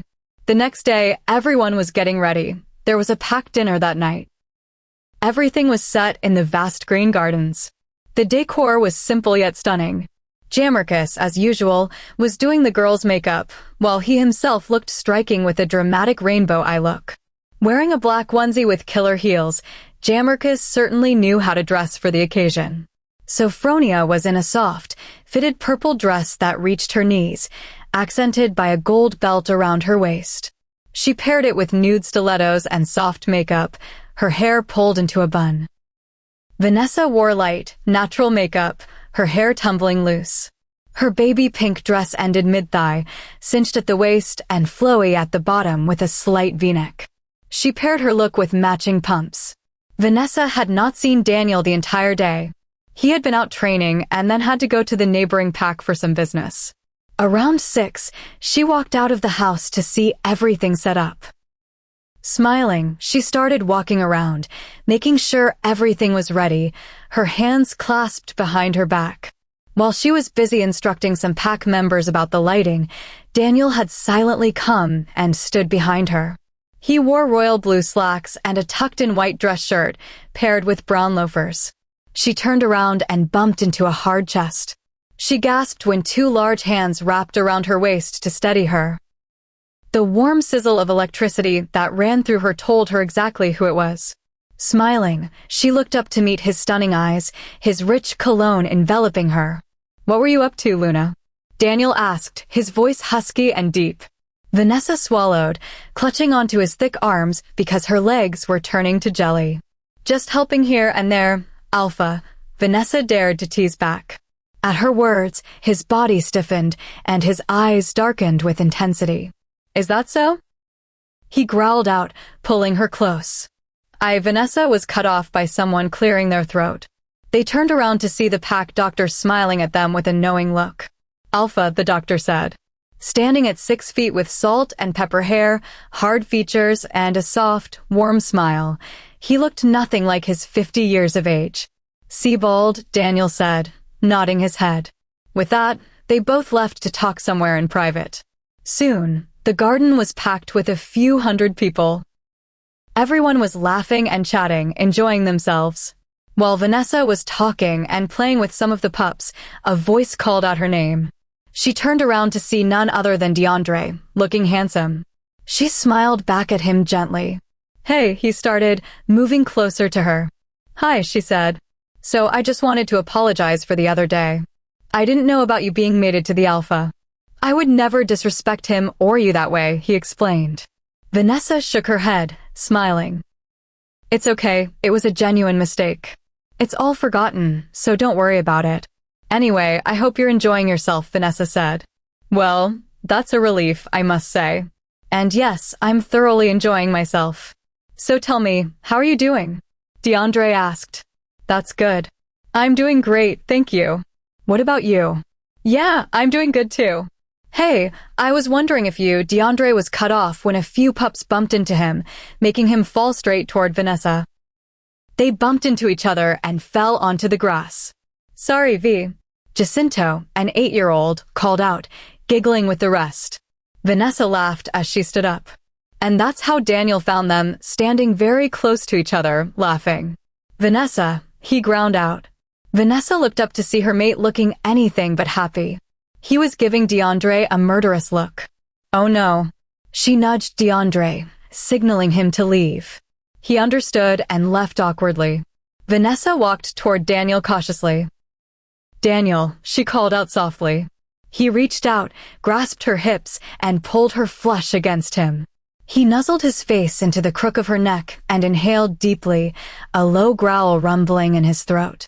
She sighed and ran her hands through his hair, calming him down. "You know I don't want him, right?" she asked softly. Daniel pulled back and looked at her, his expression unreadable. She leaned up on her toes and placed a kiss on his jaw. Then, she wrapped her arm through his and pulled him toward the large table that was now full of mouth-watering food. They sat next to each other, with Nolan and Sophronia across from them, and Gaben and Jammerkus to their side. DeAndre sat a few chairs away, and there was still a lingering tension in the air. Occasionally during the meal, DeAndre would offer a polite smile to Vanessa, which she kindly returned. While she was enjoying her dessert, Vanessa felt a large, warm hand placed on her knee. Startled, she looked down to see Daniel's tattooed hand. She glanced up at him to find he was casually conversing with the elders of the pack. She blinked. She shifted in her seat and tried to pry his hand away, but the stubborn alpha refused to budge. "Daniel, stop it," she hissed under her breath. A few seconds later, his hand shifted, resting comfortably on her thigh. Her breath hitched and she froze. Daniel slowly and deliberately started making soothing circles with his thumb, sending a rush of warmth through her. His hand was large enough to span her thigh, and the sudden closeness made her acutely aware of his protective presence. His hand gave a gentle, reassuring squeeze. Vanessa looked up at him to see him as calm as ever, completely composed in front of their guests. She gave his hand a light pinch, but he didn't even flinch. His touch was branding, claiming. The sheer intensity of his unspoken attention was overwhelming. She leaned forward, focusing entirely on her chocolate mousse to hide the deep blush spreading across her cheeks. A soft, involuntary sigh escaped her lips, which thankfully only Daniel heard. He turned his head and looked at her, his eyes dark with a quiet intensity. Pure, unconcealed emotion.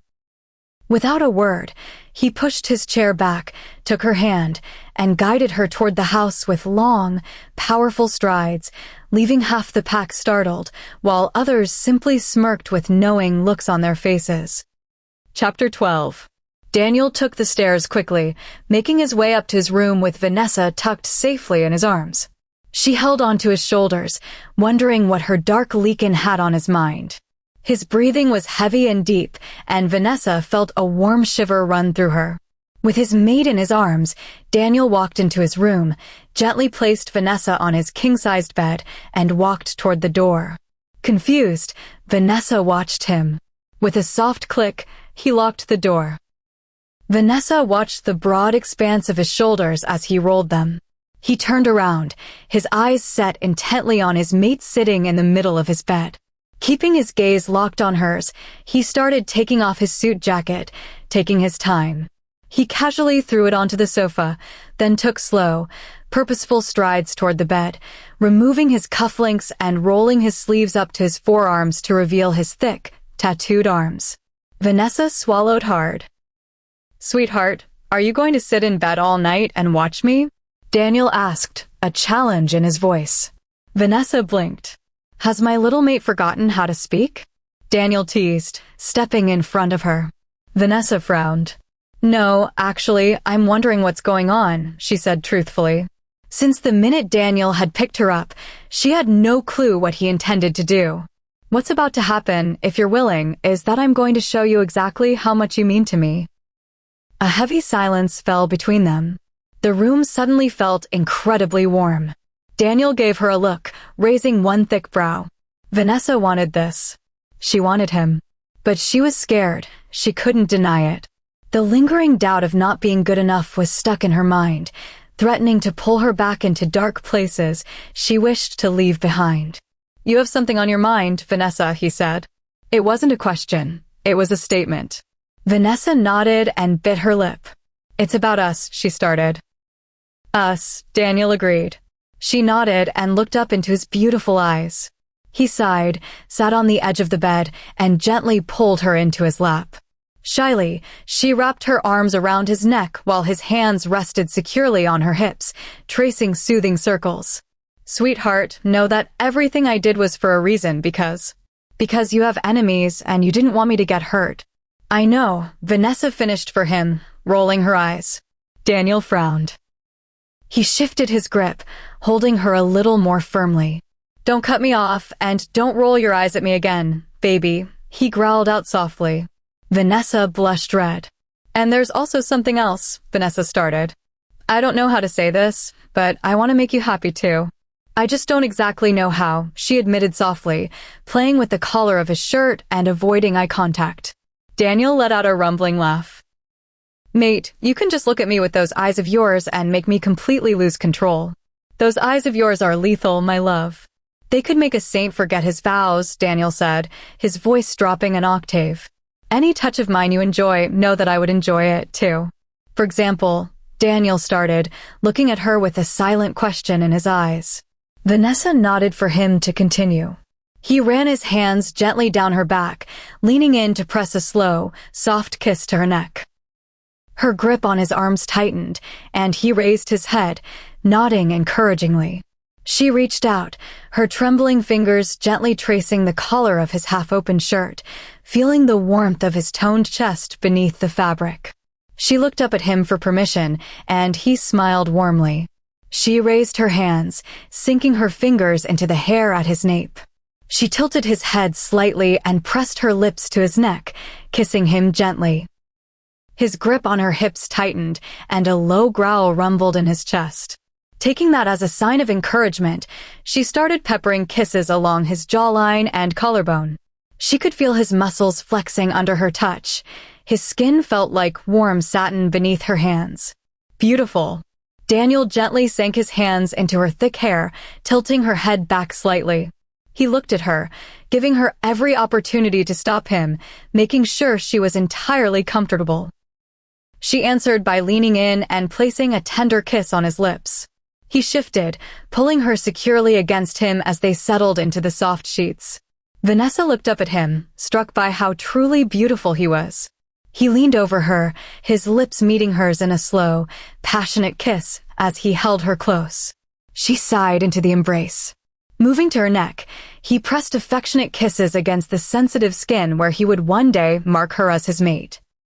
She held onto his arms tightly as he kissed her thoroughly, taking his time and savoring the deep connection between them. He trailed warm kisses down her throat, making Vanessa gasp softly at the overwhelming rush of affection and closeness. Realizing that they needed to take things slowly, Daniel pulled back just enough to press a final, lingering kiss to her forehead. He wrapped his arms securely around her, tucking her close against his chest. They lay tangled together in bed, wrapped in each other's warmth and enjoying the comfortable, soft silence. They were at peace. But they didn't know of the shadows lurking in the corners, waiting to strike at the exact right moment. Chapter 13. Girl, so you finally took the next step, Jamrika squealed, hugging Vanessa tightly while behind them, Sophronia clapped her hands ecstatically. Guys, quiet down. Someone might hear, Vanessa whisper-shouted. She bent down to tie the laces of her white Vans. She was wearing a plain white tee loosely tucked into her blue shorts. The morning that followed their passionate night, Vanessa had awoken in Daniel's arms. He had lingered as long as he could, reluctant to leave her side before finally heading off to his scheduled meetings. Jamrika snorted. Girl, I bet everyone knows. You carry a scent everywhere, Jamrika said, shrugging and looking at his manicured nails. It's true. When the Alpha and Luna complete the bond, the entire pack feels it because it's our completion, Sophronia explained. Vanessa stood shell-shocked in front of her friends, horrified by the idea of everyone knowing about their private moments. But we didn't complete the bond. Vanessa trailed off. Oh, sweetie, don't fret. It's only natural, and it's going to happen sooner rather than later, Sophronia said. Vanessa smiled at her and they made their way out. Just as they were about to leave, the main door opened. Gabin, Nolan, and Daniel walked in. They seemed to be in a heated discussion, with deep frowns on their faces and their knuckles clenched. Is something wrong? Vanessa asked worriedly, noting the look on her mate's face. Daniel looked up to see his mate walking toward him, and his gaze warmed. The fact that his scent was all over her made his leakin rumble with a deep possessiveness. He wanted nothing more than to take her upstairs and keep her to himself, and they hadn't even fully mated yet. Nothing that concerns you, darling, Nolan said, smiling knowingly at Daniel. Nolan, don't lie. Tell me, what's the matter? Sophronia persisted, while Jammerkus nodded in agreement. Sophronia, I said it's nothing, Nolan said, sounding annoyed. But I said it's nothing. Nolan growled out angrily. It was the first time Vanessa had ever seen him lose his cool. Sophronia stopped short, and a heavy silence descended upon the foyer. Her baby blue eyes watered, and her lower lip trembled. Nolan realized what he had done, and an instant look of regret flashed across his face. He moved forward, but she took a step back. Hurt shone in Nolan's eyes, but Sophronia was already crying. Nolan and Sophronia had a very gentle relationship. They had arguments like any normal couple, but Nolan never raised his voice at her. Whenever they had disagreements, they always solved them in a calm manner. For Nolan to raise his voice at Sophronia was a big deal. Baby? Nolan was cut off when Sophronia turned around and ran out of the house through the back door. Her mate looked lost and tried to run after her, but Vanessa stopped him.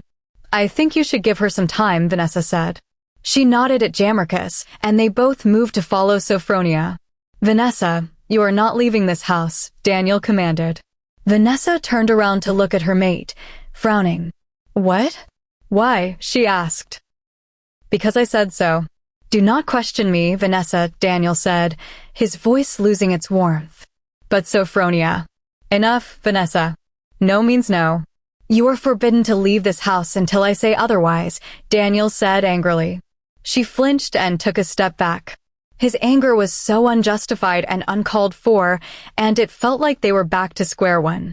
Her chest burned with indignation, but she lifted her chin. His words and tone of voice wouldn't stop her. She was completely done with his commanding attitude at the moment. The only thing that mattered was getting to her friend who needed her.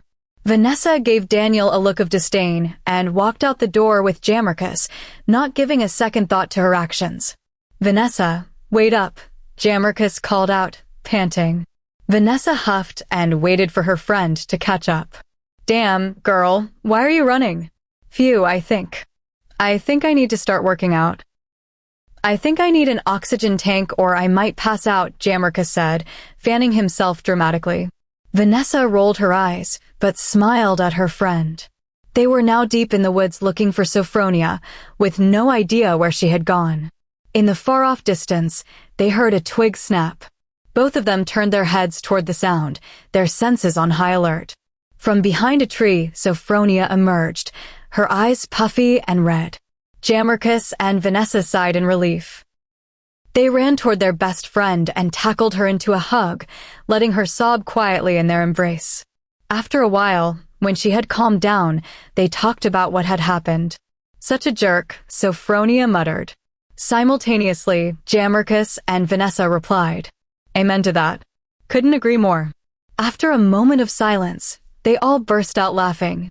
Three best friends in the middle of the forest are complaining about their mates. What could be better? After a while, they all got up, ready to head back. Vanessa stopped to scrape some mud off her shoes, so Jammerkus and Sophronia went ahead while she stayed behind. A sudden rustling of leaves to the side caught her attention. She stood up and was about to walk when heavy footsteps made her look to the right. She turned just in time to be struck hard in the temple. Everything slowly started to black out, and Vanessa collapsed onto the forest floor with a soft thud. Her head lolled to the side. Everything was spinning. In the distance, she heard a shrill scream and someone shouting her name. She completely gave in to the darkness as she felt someone hoist her up and carry her away. Chapter 14. A blurry gray. That was the first thing Vanessa saw. She blinked, her sight becoming more focused. A rusty gray roof. She blinked again. Her mind registered a dull throb at the back of her head. Realizing she was sprawled across a hard concrete floor, she carefully leaned up using what little strength she had left. Suddenly, a sharp pain in her head made her hiss. She fell back onto the floor, holding her head with her eyes shut tight. After a while, the pain subsided, and Vanessa tried to sit up again, more carefully this time. She looked at her hands and saw they were stained. Confused, she touched her temple, feeling a fresh injury. She looked around the dirty, small gray room. There was a single door. She slowly used the wall next to her to stand up.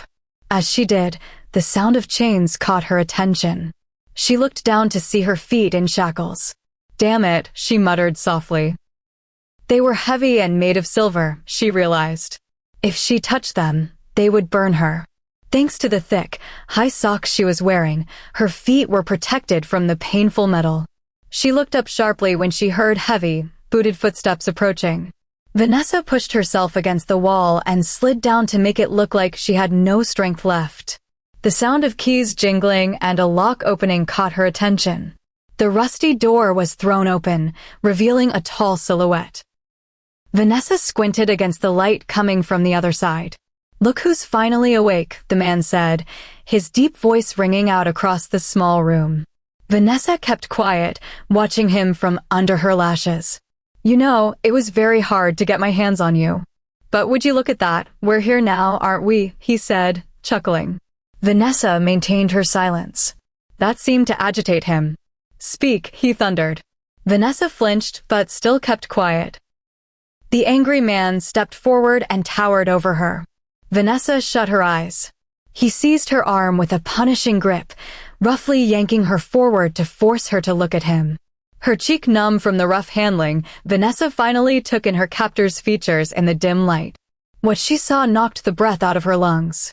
The man in front of her bore a striking likeness to her mate. It was like looking at an older version of Daniel.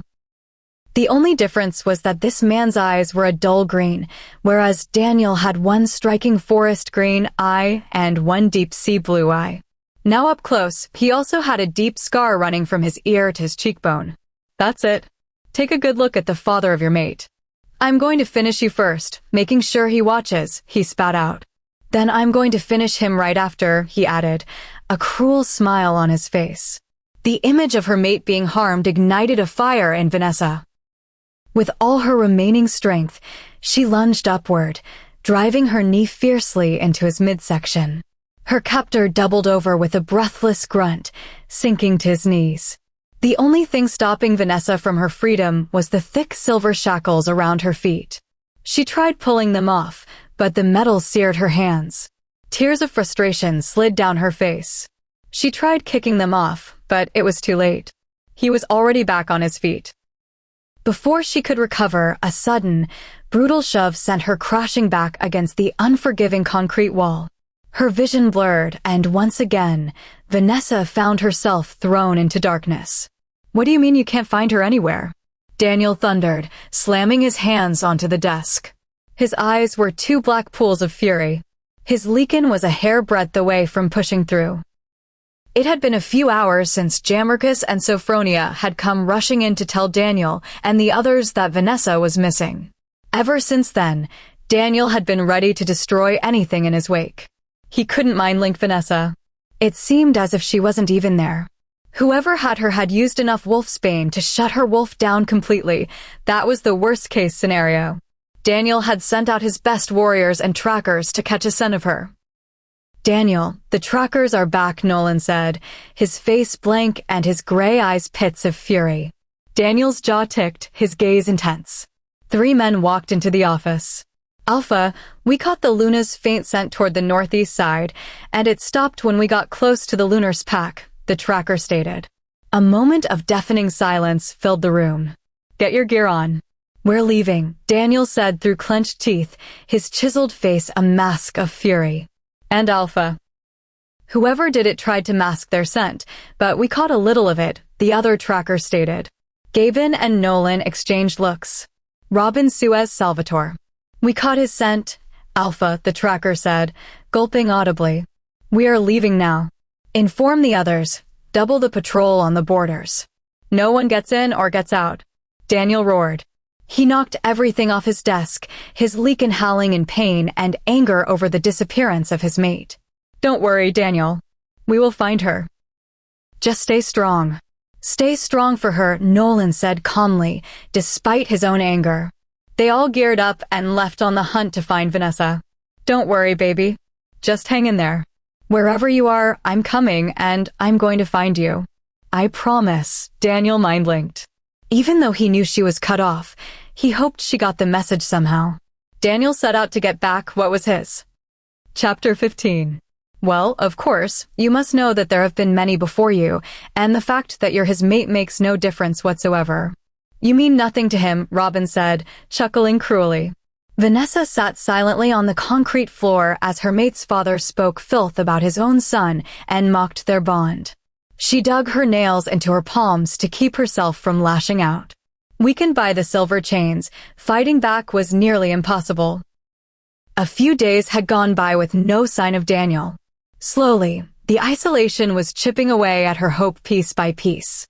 The constant stretch of days alone in an empty room, surviving on stale bread and dirty water, left her alone with her thoughts and the cruel words from her enemy.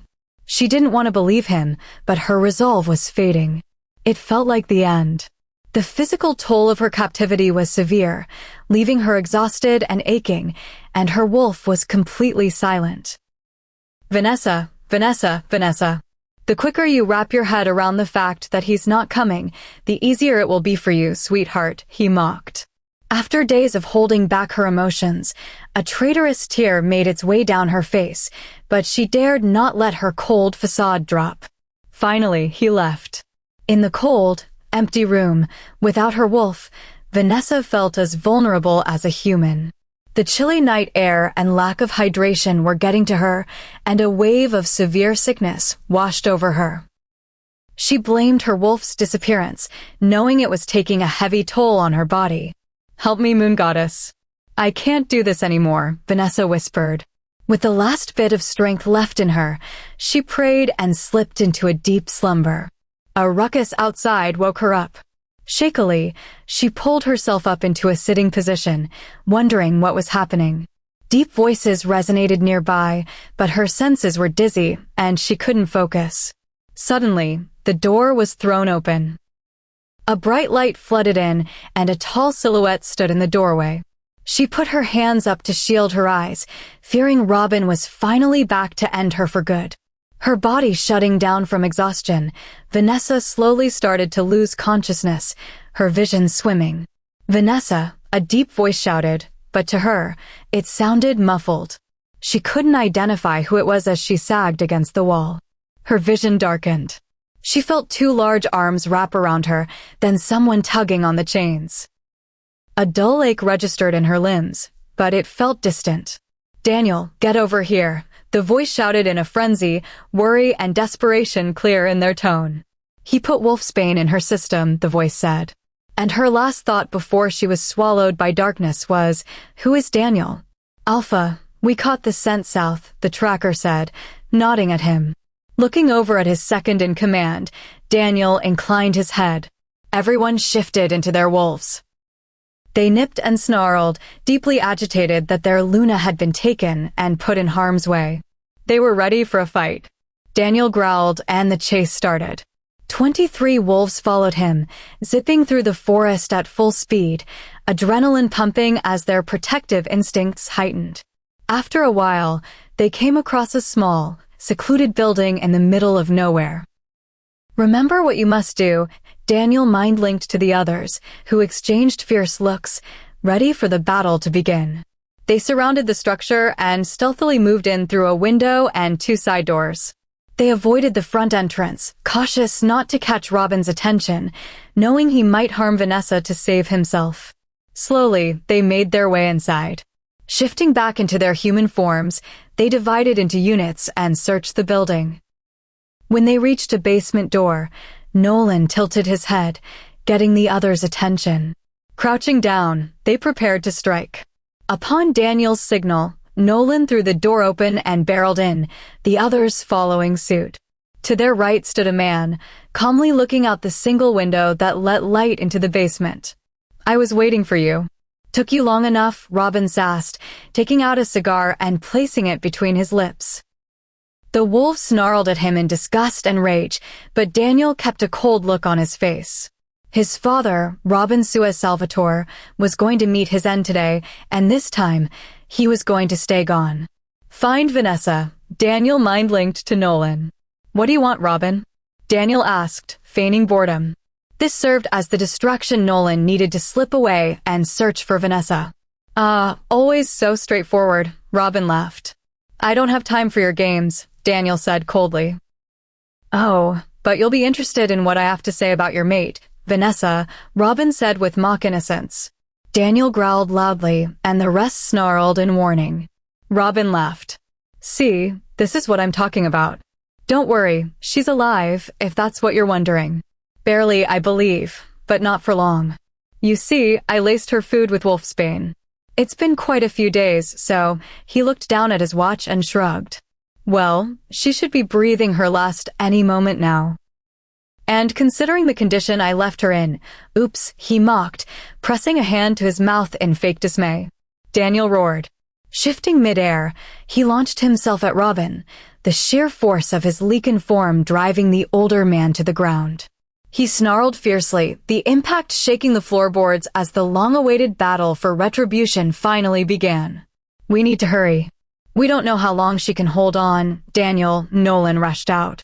He watched his alpha carry their Luna in his arms. She was unconscious and terrifyingly pale, the cruel, lingering marks of the silver chains standing out starkly against her skin. Daniel sprinted across the forest, running as fast as he could. His heart had been pounding against his ribs from the second he saw the fragile state of his mate. Vanessa, please hang in there. Just a little more, baby, he whispered. His voice was full of fear and worry as he held her small frame closer to his chest and pushed himself to run even faster. Chapter 16. Are you kidding me? It's been an entire month, a deep voice thundered. Seconds later, the sound of glass breaking reverberated across the silent room. The air was tense, filled with ragged breathing. After a few moments, there were footsteps, followed by the sound of a door being slammed shut. It was dark. She couldn't feel her body. She was trying to open her eyes, but they refused to cooperate. After a long, hard struggle, Vanessa managed to open them, finding herself in an empty hospital room. No one was there. They had left.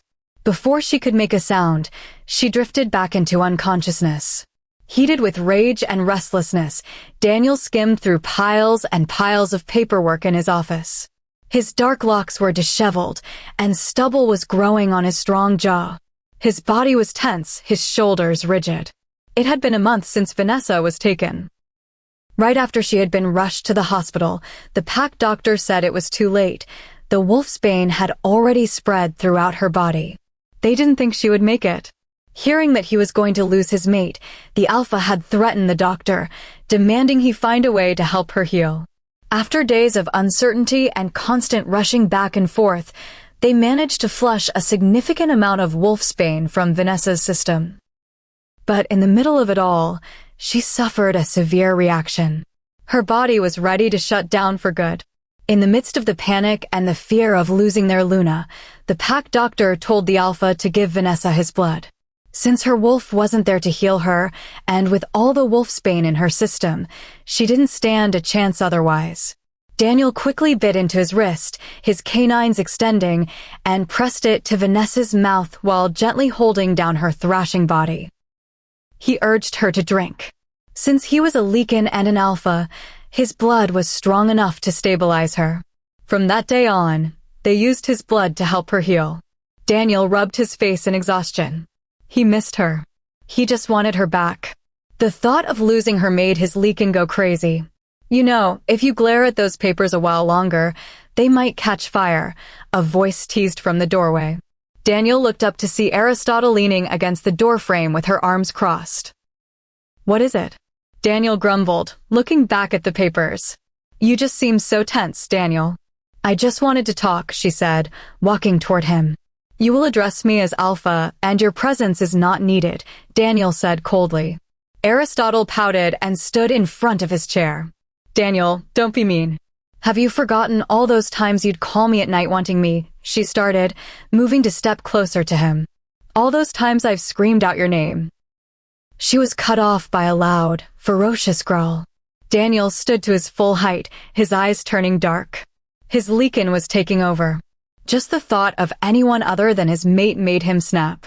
If you ever come near me again, I'll end you, Daniel hissed in rage, his eyes now completely black. Nolan and Gaben, who were walking toward the office, witnessed a sobbing and trembling Aristotle leave the Alpha's office. Startled, they looked at each other and hurried in. Daniel had his hip perched against the dark mahogany desk as he looked out the window. His shoulders were taut, and the air was tense. "Daniel, what happened?" Nolan asked cautiously. The Alpha scoffed. "She tried to approach me. The last time she tried, Vanessa almost destroyed her, and this time I almost did. Had Vanessa been here, he stopped." An eerie silence settled in the office. The Beta and Gamma looked at each other. They both knew their Alpha missed their Luna terribly. "Daniel, we know it's hard right now, but keep the faith for her. She needs you," and Gaben was cut off when his eyes glazed over. Someone was mind-linking him.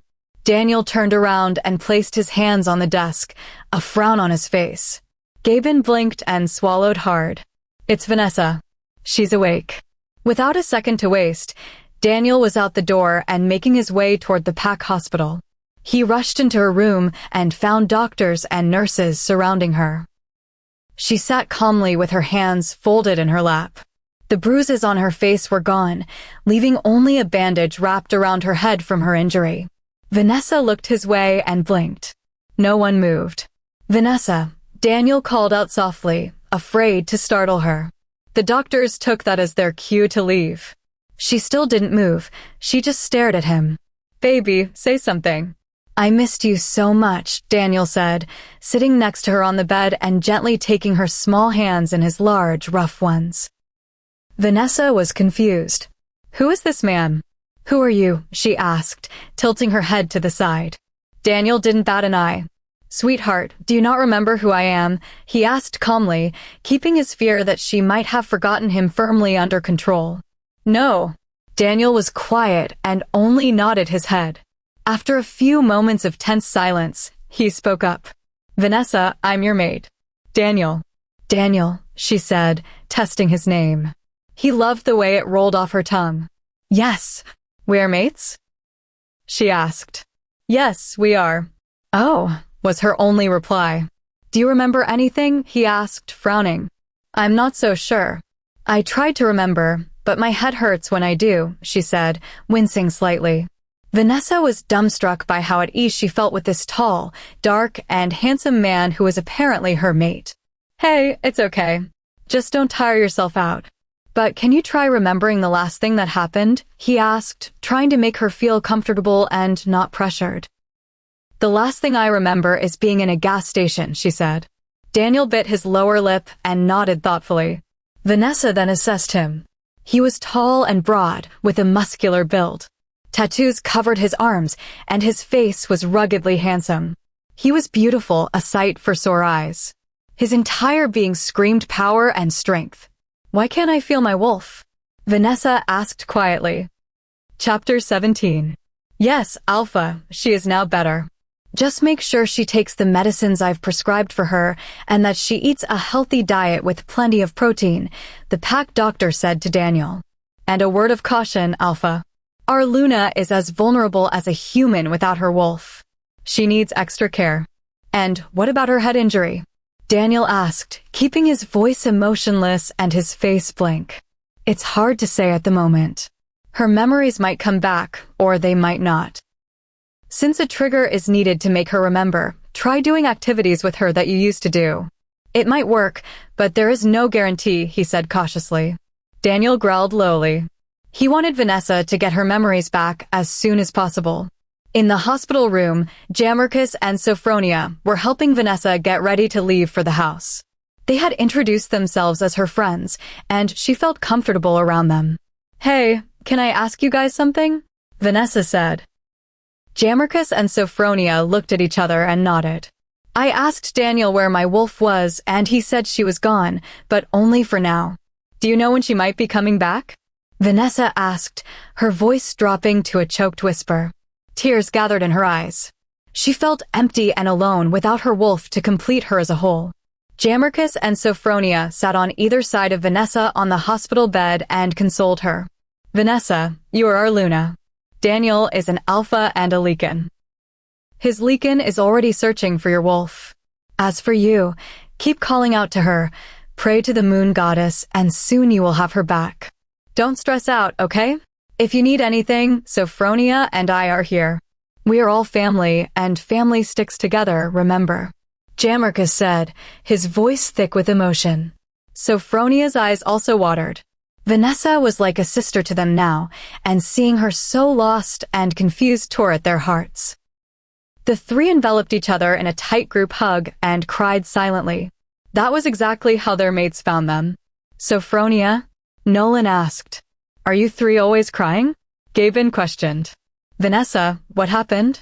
The last voice was Daniel, who was by Vanessa's side in a flash. He pulled her gently against his chest, wiping a few tears from her face with his thumb.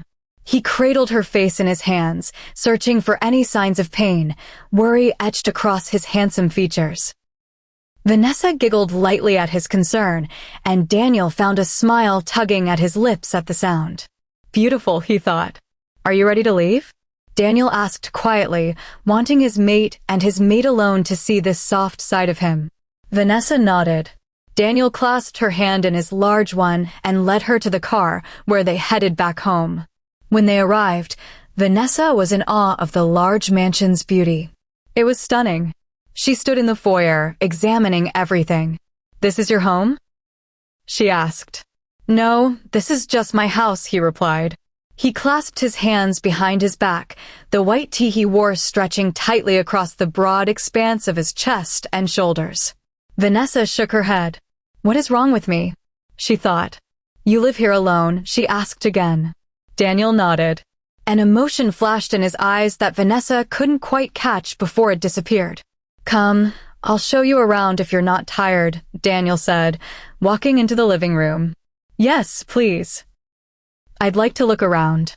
Daniel showed Vanessa the house, familiarizing her with the main areas like the living room, the kitchen, his office, and the dining room. "And this is your room," he said as they finally came to the end of the tour. Vanessa peeked her head through the door. The room was simple yet stunning. "Thank you," she said, smiling up at him. "Anytime, sweetheart," he whispered roughly. He bent down and placed a firm kiss on her forehead. "The room next to yours is mine, so if you need anything." Vanessa nodded and entered the room. She looked around for a while. There were clothes hung in the wardrobe, half-empty shampoo bottles in the bathroom, and other personal items. I must have been using them before I forgot, she thought. She drew herself a nice, warm bubble bath, stepped out of her clothes, and sank into the tub, letting out a deep, relaxed sigh of contentment. The exhaustion and the warm water quickly got to her, and without realizing it, she drifted off to sleep. It was past 4, and Vanessa had still not come out of her room. Confused, Daniel knocked on her door. When he received no reply, worry set in, and he used the master key to open it. Dead silence filled the room. Hastily, Daniel ran into the bathroom, only to find his Luna asleep in the bathtub. He hurried over to her. The once warm water was now freezing, and so was her body. Acutely aware that she was as fragile as a human right now, he cursed under his breath. He grabbed a large, fluffy towel and gently lifted her out, keeping his gaze respectfully fixed on her face as he wrapped her securely. Waking from her deep slumber, Vanessa fluttered her eyes open to find herself being held in thick, muscled arms, a towel wrapped around her. She looked up to see Daniel clenching and unclenching his jaw. Sensing his little mate's eyes on him, he looked down. Her big doe eyes regarded him with sleepy curiosity. She looked like a little kitten. But he was angry. "I'll get you some clothes." "Change," he said gruffly. He walked into her dressing room and picked out an oversized shirt and a pair of leggings. Vanessa sensed the tension. Clutching the towel to herself, she went into the dressing room and changed silently. Daniel sat on the edge of her bed, his arms resting on his knees, his tall, masculine frame entirely tense. After changing, she stepped out and looked at him, twisting her fingers nervously. "Is something wrong?" she asked cautiously. His jaw ticked, and he raised stormy eyes to meet her nervous ones. You know you could have worsened your condition and gotten yourself sick, right? He said through clenched teeth. Vanessa looked down at the floor, knowing she had been careless. He was already so worried, and she could have easily gotten sick or even drowned. She heard heavy footsteps and then felt him grab her chin gently but firmly. I want you to look at me when I'm talking to you, sweetheart, he said. She bit her lip and looked up into his beautiful eyes. The green was a vibrant shade against the dimness of the room, and the blue reminded her of glaciers dissolving into deep oceans. Daniel, I'm sorry, she started, but was cut off when he growled lowly. A look of intense desire filled his eyes as he looked at what was his. He had been telling himself to hold back and take it slow, but he couldn't anymore. To hell with it, he whispered roughly, crashing his lips onto her soft ones. Chapter 18. So in a way, it's your first kiss, Jammerkus said as he helped Vanessa organize her closet. Sophronia sat on the bed, one leg crossed over the other, her skirt riding up slightly to reveal her long, model-like legs. Vanessa stood in a towel, her hair still dripping. In a way, Vanessa mumbled, recalling how gently but firmly Daniel had kissed her. It was as if a starved man had finally been allowed sustenance after an eternity of waiting. The truth was, Vanessa felt incredibly shy around him now. Girl, you better call me when things escalate, Jammerkus said sassily, popping his hip out. Vanessa changed into a pair of gray sweats and a fitted white shirt. Since their mates were out for a pack meeting, the three of them decided to be productive and bake some brownies and cookies. They blasted Post Malone in the kitchen, trying to get Vanessa to loosen up. They also hoped it might trigger a memory, since he was her favorite artist. You probably think that you're better now.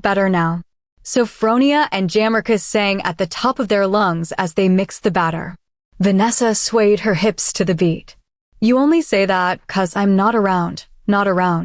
You know I never meant to let you down. Vanessa sang the lyrics softly, without even realizing it. Initially, only Sophronia and Jammerkus had been singing since Vanessa didn't remember the song, but the words had slipped out naturally. Sophronia and Jammerkus stopped short, froze, and looked at each other with wide eyes and dropped jaws. Unaware, Vanessa silently hummed the rest of the song and then scooped the batter into the dish. Vanessa? Jammerkus and Sophronia exclaimed as they tackled their confused Luna into a massive hug. OMG, you remembered the song. You remembered it. They both squealed, jumping and prancing around the kitchen in sheer excitement. That was when she realized she had sung a song she supposedly didn't know. She had remembered something from her past. A bright smile graced her lips as they all laughed loudly and embraced each other. It was a moment of true bliss and real friendship that made everything feel so much better. They were family, and they were genuinely thrilled for her. Even though only a small fragment of her memory had returned, Vanessa felt complete knowing she had a family who cared for her so deeply. They sat on the kitchen counter, waiting for the cookies and brownies to bake, gossiping and talking about nothing and everything. Late in the afternoon, their mates returned to find them sprawled across the sofas in the living room, their hands resting over their stomachs and their faces pale. Empty dishes littered the table in front of them, and Lucifer played on the TV. What on earth, Nolan started, but was cut off when Jammerkus let out a loud groan, rolled over, and fell onto the floor with a thud. This is all her fault, Jammerkus slurred, sluggishly pointing at Vanessa. Offended, Vanessa used what little strength she had left to sit up groggily and scowl. Me? Nah. Sophronia was the one who said, let's have a competition to see who can finish the most cookies and brownies, and Vanessa stopped short, pressing her fist to her mouth as her cheeks puffed out. She felt sick. The alpha, along with his gamma and beta, stood shell-shocked. Their mates had clearly eaten far too many sweets and were now paying the price. I swear I'm going to end you both, Sophronia threatened weakly, fixing her disheveled hair. Jammerkus and Vanessa scowled at her but said nothing. Gaben gave Jammerkus a pointed look. Jammerkus rolled his eyes, grabbed his things, and tucked his hand into his mate's as they walked out of the mansion. Nolan mumbled something under his breath, picked his mate up like a sack of potatoes, and slung her over his shoulder. He walked away with a very low-energy Sophronia dangling behind him. Daniel went up to Vanessa, gently picked her up bridal style, and carried her up to her room. He set her on the bed and went back down to get her some medicine to settle her stomach. When he returned, she shook her head and scrunched her nose at the foul smell. But Daniel wasn't having it. He pressed her gently to his chest, holding her firmly but carefully, and made sure she took the medicine. Daniel sat on the edge of the bed while Vanessa lay down, her eyes droopy and her limbs sprawled out. Suddenly, she let out a giggle. Daniel turned around to look at her, confused as to what she found funny. "What's got you laughing, baby?" he asked. She let out another adorable giggle, looking completely intoxicated by the sugar crush. "Remember when I first stumbled into your pack? Your patrol guys were so dumb, I even kicked one of them," Vanessa exclaimed, laughing profusely as she held her stomach and rolled to the side. Daniel froze. "Oh, Daniel, it was so funny." The look on his face. She cut off again because she couldn't stop laughing. Daniel felt like he was in a haze. She remembered? Had her memory come back? Vanessa, look at me. How do you remember that?" Daniel asked firmly. He grasped her waist and pulled her closer, while she sluggishly sat by his side, still giggling. "I just do." "Why don't you?" she asked, once again dissolving into gales of mirth. She grabbed Daniel's arm and shook it back and forth, laughing uncontrollably. "Vanessa, answer me," Daniel growled lowly, his patience thinning. "Oh, your eyes get shiny. Hey, did you know I love both your eye colors? Like, the green is so beautiful and the blue is just stunning. Is it possible for you to give me some color from your eyes? Because mine are just a plain brown," Vanessa whined. She pouted up at him, her eyes dilated. Damn, Daniel thought. She was on a massive sugar high. "Vanessa, listen to me. You." Daniel was cut off when Vanessa yawned and rested her head on the pillow behind her. The second her head hit the pillow, she was out like a light. Daniel stood there, mouth gaping. What just happened? Did she get her memories back? What was going on? These thoughts raced through the alpha's mind as he pulled the covers over his adorable little mate, leaned down to press a soft kiss to her lips, and left the room to find out what exactly he had just witnessed. Chapter 19. Vanessa woke up to the sun glinting through the windows. Lazily, she opened one eye while yawning and rubbing the other. Stretching lightly, she felt like she had been run over by a truck. Just then, there was a knock on the door. The packhouse cook, Ellsworth, a wonderful lady in her 50s, peeked in and smiled warmly at Vanessa. "Good morning, darling. How are you feeling?" she asked, patting Vanessa's cheek in a motherly way. "I'm good, Ellsworth, thank you," Vanessa said, smiling. "Well, darling, go freshen up and get ready. I've cooked breakfast for you." "Come down before it gets cold," Ellsworth said. "Where's Daniel?" Vanessa asked. "Oh, the Alpha had some meetings to attend to. He told me to make you breakfast and make sure you eat it to help with your disposition from last night," Ellsworth said, walking out of the room. Vanessa freshened up and put on blue shorts and a soft yellow tee. She ate her breakfast and went to grab a book, settling into the living room with a warm mug of green tea. She felt a little sad that she wasn't able to see Daniel this morning. She also felt an incoming headache, which she ignored, turning back to her book. "No. How's that possible?" Daniel asked. He stood in the pack meeting room with the elders and the pack doctor, his forearms braced on the large mahogany table. "You're leaking, Alpha, it's powerful." Its call is potent on its own, and a call to its own mate would be like a siren song. Her wolf surfaced last night. We've only seen one case like this before, and it was considered a myth, only read about in books, the elder said. "Alpha, I don't think." "What was in the books?" Daniel demanded through clenched teeth. "Your Leakin is calling to her wolf. We don't think she's healed enough to withstand the sudden return of her wolf," the pack doctor explained. "Last night, as you said, she remembered something. That means her wolf surfaced briefly. Now, your Leakin's call is stronger, and wherever her wolf is, she's going to come running back. Her presence would be like a tidal wave crashing over Vanessa." I don't think she can take the sudden burden of her wolf's reappearance, especially since she's not entirely healed, Alpha. What's the worst that could happen? Nolan asked darkly, looking at the pack doctor, who swallowed audibly and pulled at the collar of his shirt. You see, Beta Nolan it. Spit it out, Gaben growled impatiently. It could be fatal, the pack doctor let out in a choked voice. The heavy, tense silence that filled the room was deafening. How long? Daniel asked through clenched teeth, his eyes darkening with rage. How long before what? The elders asked. How long before her wolf comes back? Daniel growled, slamming his fists against the table, making even the strongest warriors flinch. That's the thing, Alpha. It could be any time. Now that she's surfaced, we never know when her wolf will fully return. It could be today, tomorrow, or maybe even a year from now, the pack doctor said. If it does happen, how do we lessen the impact of her wolf's presence so her body can withstand it? Daniel asked emotionlessly. The sweating pack doctor unbuttoned the top button of his dress shirt and took off his glasses, a grave look on his face.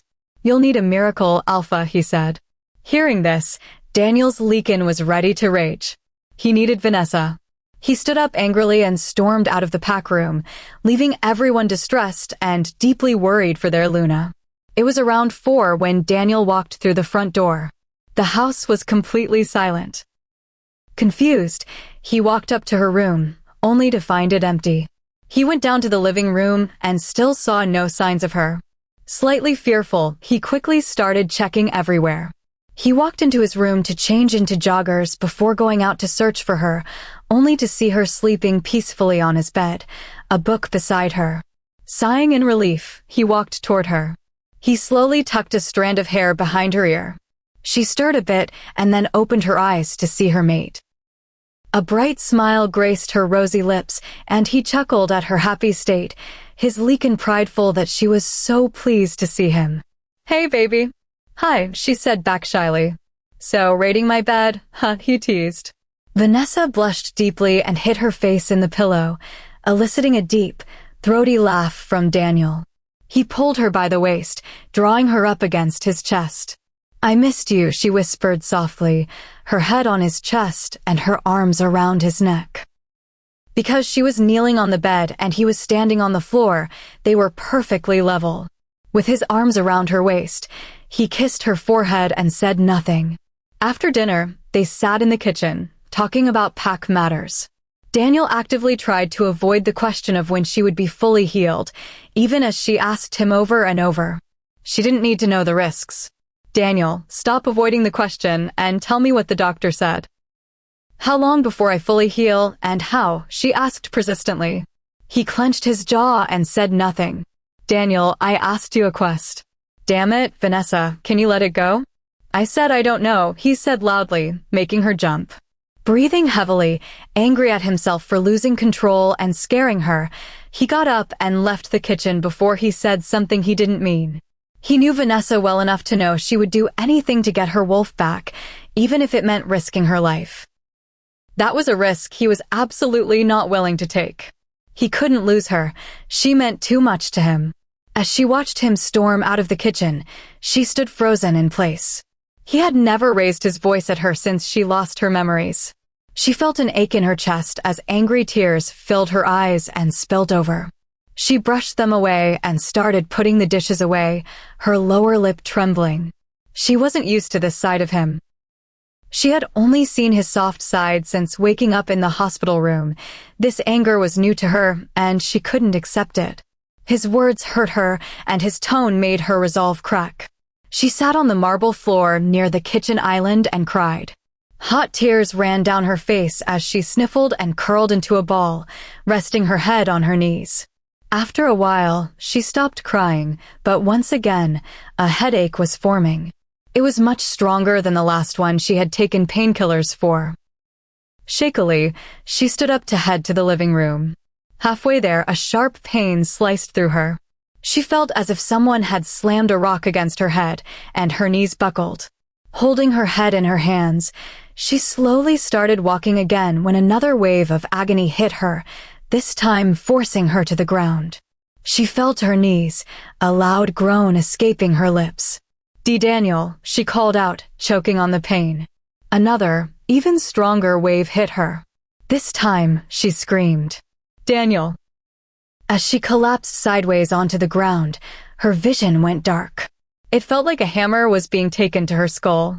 An ear-deafening scream pierced the air as she felt like this might be the end. Daniel was just walking back to the house when he heard her blood-curdling scream.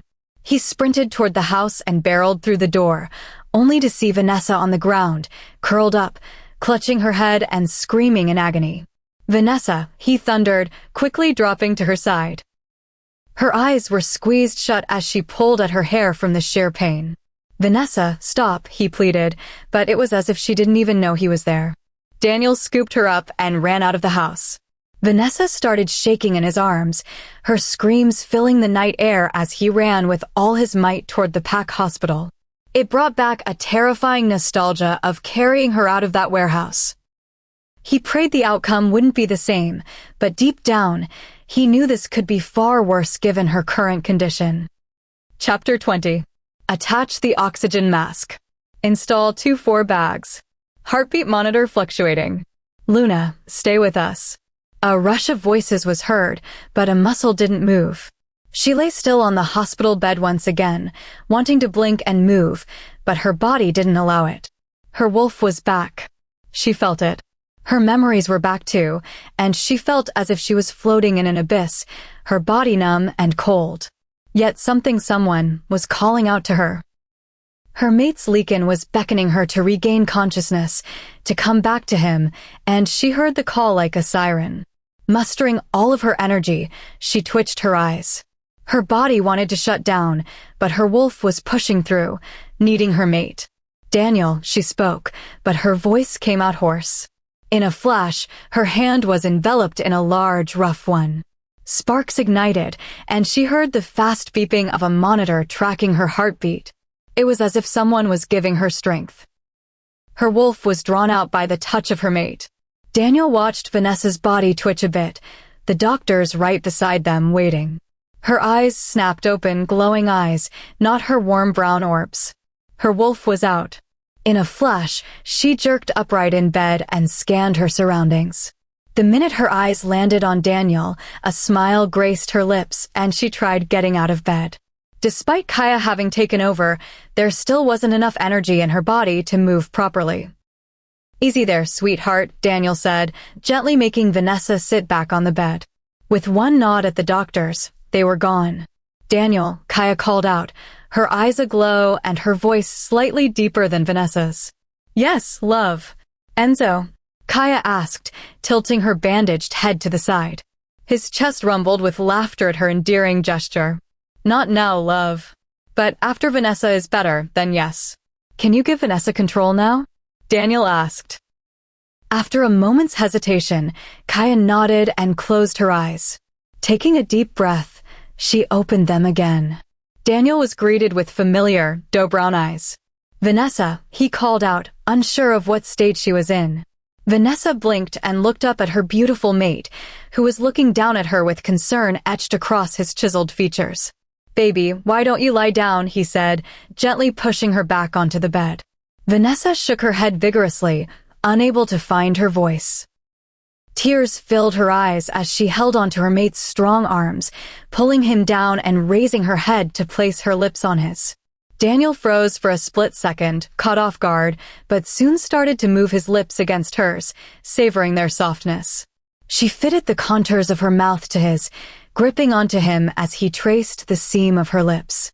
She met his kiss deeply, pouring all her emotions into the connection before pulling back. Breathing heavily, their hearts thundered. He leaned back in and kissed her lips again, then her forehead. A soft smile played on her lips. "I missed you," he whispered to her achingly. With tears in her eyes, she looked up at her forever and smiled, placing her hand against his cheek. "I missed you more. As for now, everything seems okay. But if something comes up, come to me immediately," the pack doctor said, shuffling the papers in his hand into a neat pile. He smiled at his slightly pale Luna, who gave him a weak smile in return. They set off for home with a diet plan to get Vanessa's body healthy, along with some medicines so she could heal quickly. "Daniel, I can walk just fine," Vanessa whined as Daniel insisted on carrying her. "This is not up for discussion," he said, holding her closer to himself. I'm not a baby," Vanessa said, scowling at him in an adorable manner. Laughing at her antics, he leaned down to press a kiss to the tip of her nose. "No, you're not." "But you're my Luna, which makes you my responsibility," he said, carrying her up the staircase toward his room. "Hey, this is your room." Vanessa was cut off when she saw that his room had been completely redone. It looked more like their room than his. What? "Our room," he corrected. Vanessa looked at him warily, but he shook his head. "Doctor's orders, sweetheart. I can't let you out of my sight, definitely not at night," and he was about to say something else, but stopped. "And what?" Vanessa urged. He sighed and sat on the edge of their bed, gently pulling her into his lap. "Vanessa, I haven't been the mate you deserve, or anything close to it, for that matter. I know it took me a long time to understand that, but..." He paused, his voice softening. "Baby, I'll spend the rest of my life making it up to you, until my last breath." "You mean everything to me, Vanessa." "Daniel, Shoot, darling, let me finish. If you'll have me, I want to have forever with you. Let me love you and treat you like my everything. Down the line, we will have a family together. You'll be by my side forever, and I'll give you everything you can imagine. I love you, Vanessa." Her breath caught in her throat from the raw emotion in his voice. His barriers were down. He was just Daniel now. Not a feared Leakin, not an alpha. He was just her Daniel. "I love you more, Daniel." His eyes softened further, and he pulled her close, cradling her against his chest. He rested his chin on her head, pressing a kiss into her hair, just feeling her in his arms, surrounded by her warmth and her scent. This was the start of their forever. Chapter 21. "I don't know," she was freaking out. "She wouldn't tell me over the phone." "She said nothing at all?" "Not a word, but her voice was shaking." "Something is very wrong with her, Vanessa, I'm telling you," Jammerkus exclaimed. Vanessa and Jammerkus got into the car to drive over to Sophronia's place after receiving a distressing call, where she was sobbing but wouldn't state what was wrong. "Goddess, help us," Vanessa mumbled, deeply worried for her friend.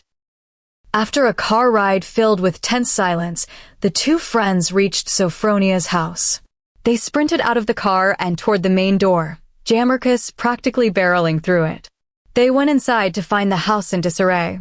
The heavy wooden dresser in the hallway was cracked, and a mirror was shattered into pieces.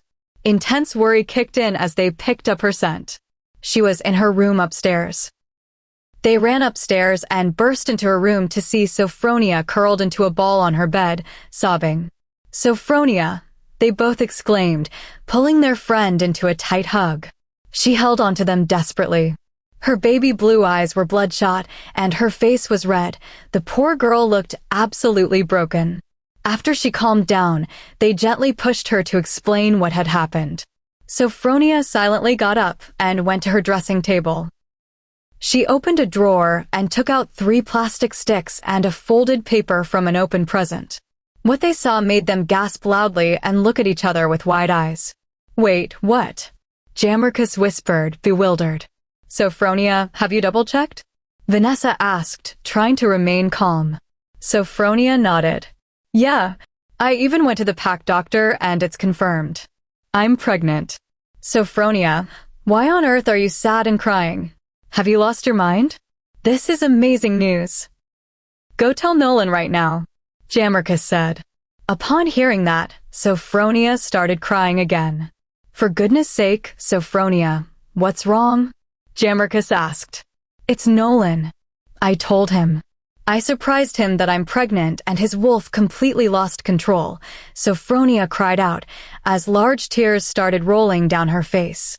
The sheer force of his panic shattered the glass before he bolted and left the house.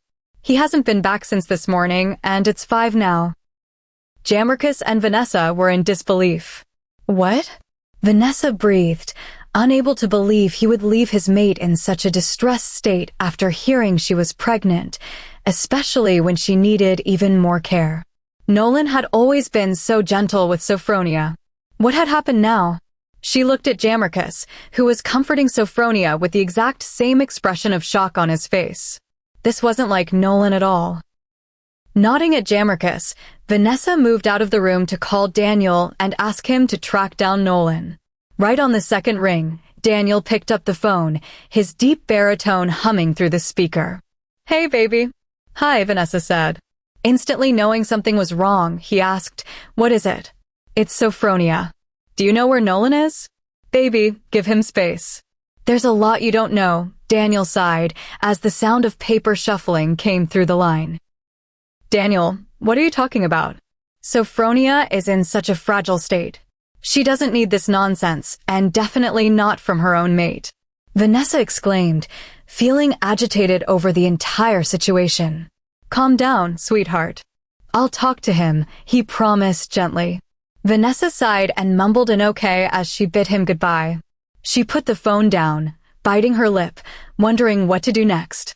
Returning to the room, Vanessa pulled Sophronia into a tight hug. They decided to spend the day at Daniel's mansion. The environment in Sophronia's house was so morbid, with the shattered glass and heavy tension, that it was hard to breathe. Packing some nightwear, the three friends got into the car. They decided to freshen up and stop at Jammerkus's place, then head out for ice cream. "Goddess, I want ice cream right now," Sophronia complained. She looked much fresher after taking a shower and changing. Now they could clearly see her pregnancy glow. After picking up some things from Jammerkus's house, they drove to a nearby ice cream shop. After Sophronia devoured 5 scoops of different flavors, they headed home, stopping at a gas station because she suddenly wanted peanut butter and pickles. When Jammerkus questioned the unusual combination, the pregnant woman started crying, accusing them of calling her fat. A horrified Jammerkus tried to console Sophronia, assuring her that wasn't what he meant at all. After gathering snacks for the night, they headed home. Just as they parked the car in the garage, the main door of the house opened. Daniel, Gaben, and Nolan stepped out. They were all wearing formal attire, and a deep frown was etched on Nolan's face. The minute the girls and Jammerkus stepped out of the car, Nolan tilted his head up, closed his eyes, and took a deep breath. His eyes snapped open and locked onto Sophronia's wide, fearful blue ones. His gaze instantly softened. A tense silence settled over the group. "Jammerkus, I want to go back," Sophronia whispered, her hand resting protectively over her very small baby bump, her other hand fisting the door lock on the car. Nolan saw her protective mother's stance and started walking toward her. Sophronia immediately went on alert and moved back. Hurt flashed in Nolan's silver-gray eyes, but he quickly concealed it. "Sophronia, please. Come here," Nolan repeated, a raw, desperate edge bleeding into his tone. She clutched the hem of her sundress as if ready to bolt. She shook her head wildly and whispered, "No." Her lips started trembling, and tears formed in her eyes. She shook her head again, choking on the word as she refused. Nolan took a heavy step forward, his hand reaching out to bridge the gap, but Vanessa immediately stepped between them, her eyes glaring daggers. "Beta, I believe she said no twice," Vanessa said, her voice icy cold. Kaya was triggered. "Step aside." "This is our matter," Nolan said coldly, not taking his eyes off Sophronia. "No, stay away from me. If this was our matter, you shouldn't have stormed out on me in the first place after losing control and acting like a complete monster." Sophronia screamed. Tears streamed down her beautiful face as she regarded her mate with furious yet heartbroken eyes. "Everyone, come inside right now," Daniel thundered. It was a direct command. The Alpha had spoken, and everyone was obligated to obey. With Jammerkus and Vanessa on either side of her, Sophronia headed inside. They all settled in the living room, the 3 friends sitting across from their mates. Sophronia was the first to speak. Chapter 22. "It would be better if Sophronia and Nolan talk about this alone," Daniel said, his eyes giving a knowing look to Nolan. Nolan's jaw ticked all the while as he stared at his mate, who was wringing her fingers together out of nervousness, not looking up at him. No, I don't want to talk to him alone. Had he been civil, he would have sorted everything out with me then. He took it to this level. If he has something to say, he can say it right now, Sophronia said, trying to look brave. She silently shook under her mate's penetrating gaze as he gave her a "we shouldn't do this here" look. Sophronia, baby, it'll be better if we talk about this alone, Nolan stated. This time, he spoke gently, his gray eyes now assuring, but Sophronia, stubborn as always, refused her mate's request and looked the other way. You want to know why I did what I did? Now it was Nolan's turn to lose his temper as his handsome face turned dark and his eyes became cold. You want to know why I didn't want you pregnant? Because my mother died giving birth to me. I watched my father succumb to the darkness of losing his mate, the pain he went through, and I know this may be selfish, but Sophronia, I will not live without you. I don't care if it's at the cost of our own child. I'd rather not have a child than lose you, he roared as he got up in a rage, clenching his fists to stop himself from turning, his eyes thunderous. Sophronia started sobbing. Vanessa and Jammerkus held on to her, frightened by Nolan's state, while Daniel and Gaben tried to hold him back. Vanessa, leave now, Daniel thundered. Vanessa tried to pull Sophronia up, but she shook her head, silently telling them to go. She slowly got up and walked towards Nolan, who was held down by Daniel and Gaben. Sophronia, don't. Gaben warned, not wanting her fragile state to be put in any harm. She gave him a trembling smile and indicated for them to leave. Sophronia, I don't think, Daniel started, but got cut off by Sophronia, who gently held Nolan's handsome face between her delicate hands. They took the signal and left, leaving them alone in the living room. He growled loudly, and she jumped back in surprise. Nolan, Sophronia called out softly, looking at the tense, tall man in front of her, who had his face turned to the other side, breathing heavily. Baby, please look at me, she begged as she slowly started walking towards him. His jaw ticked, yet he didn't move. She stood in front of his rigid form. Achingly slow, she stood on her toes and wrapped her arms gently around his neck, pulling him to her for a hug. The fact that a delicate person like Sophronia was treating someone as strong as Nolan with such gentleness and care pained him. Despite everything, she treated him with such love. He breathed in deeply and gently put his arms around her waist, pulling her closer to himself, but he hesitated. He didn't want to hurt the baby. As if Sophronia read his mind, she giggled at him and shook her head.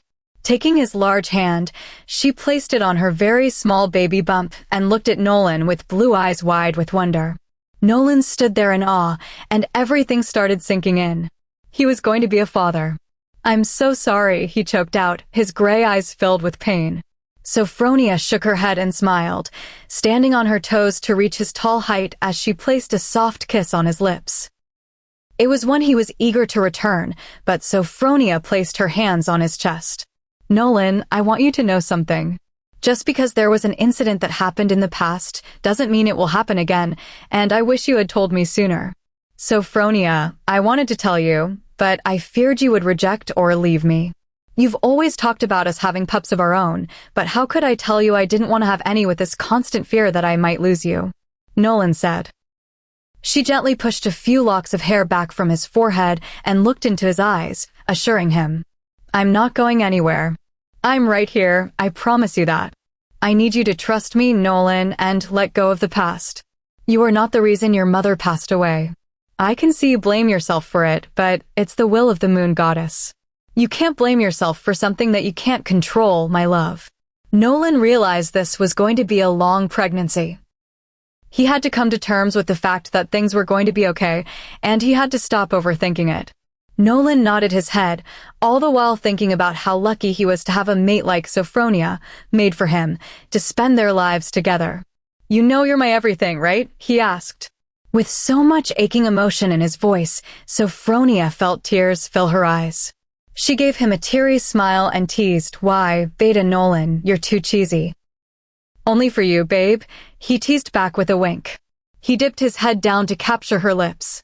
Just as he was about to, the door was thrown open. Jammerkus and Vanessa stood there panting, eyes wide. Behind them, Gaben groaned and Daniel rolled his eyes. "Babe, I told you they were okay," Gaben scolded. Jammerkus gave him a guilty smile and looked back at the beta and his mate. "Wait, so everything is okay?" Vanessa asked hesitantly. Daniel came up behind her and pulled her to himself by her waist, whispering something into her ear that made her blush gorgeously as she lightly elbowed him in the ribs.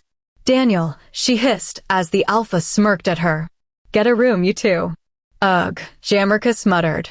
"Can we have dinner first, please?" "You guys can fight later. I'm hungry," Sophronia whined as Nolan had his arms protectively around her waist. Everyone chuckled, realizing Sophronia would be a hungry she-wolf all the time, and, before her pregnancy temper kicked in, they better get her some food quick. Chuckling, they all left the living room to start preparing some dinner. It ended with Sophronia giving her mate a scolding because he took fries from her plate, as Sophronia oh so nicely stated. "Beta Nolan, I am the mother of your child. I am now eating for two. If your fat self wants more fries, the kitchen is right there, sir," she said as she furiously pointed towards the kitchen using her fork. And everyone dissolved into gales of laughter. Chapter 23. Try again, love. "You know I have you exactly where I want you to be," he whispered huskily, giving her a devilish smirk and flashing his canines. She bit her lip and contemplated what to do next.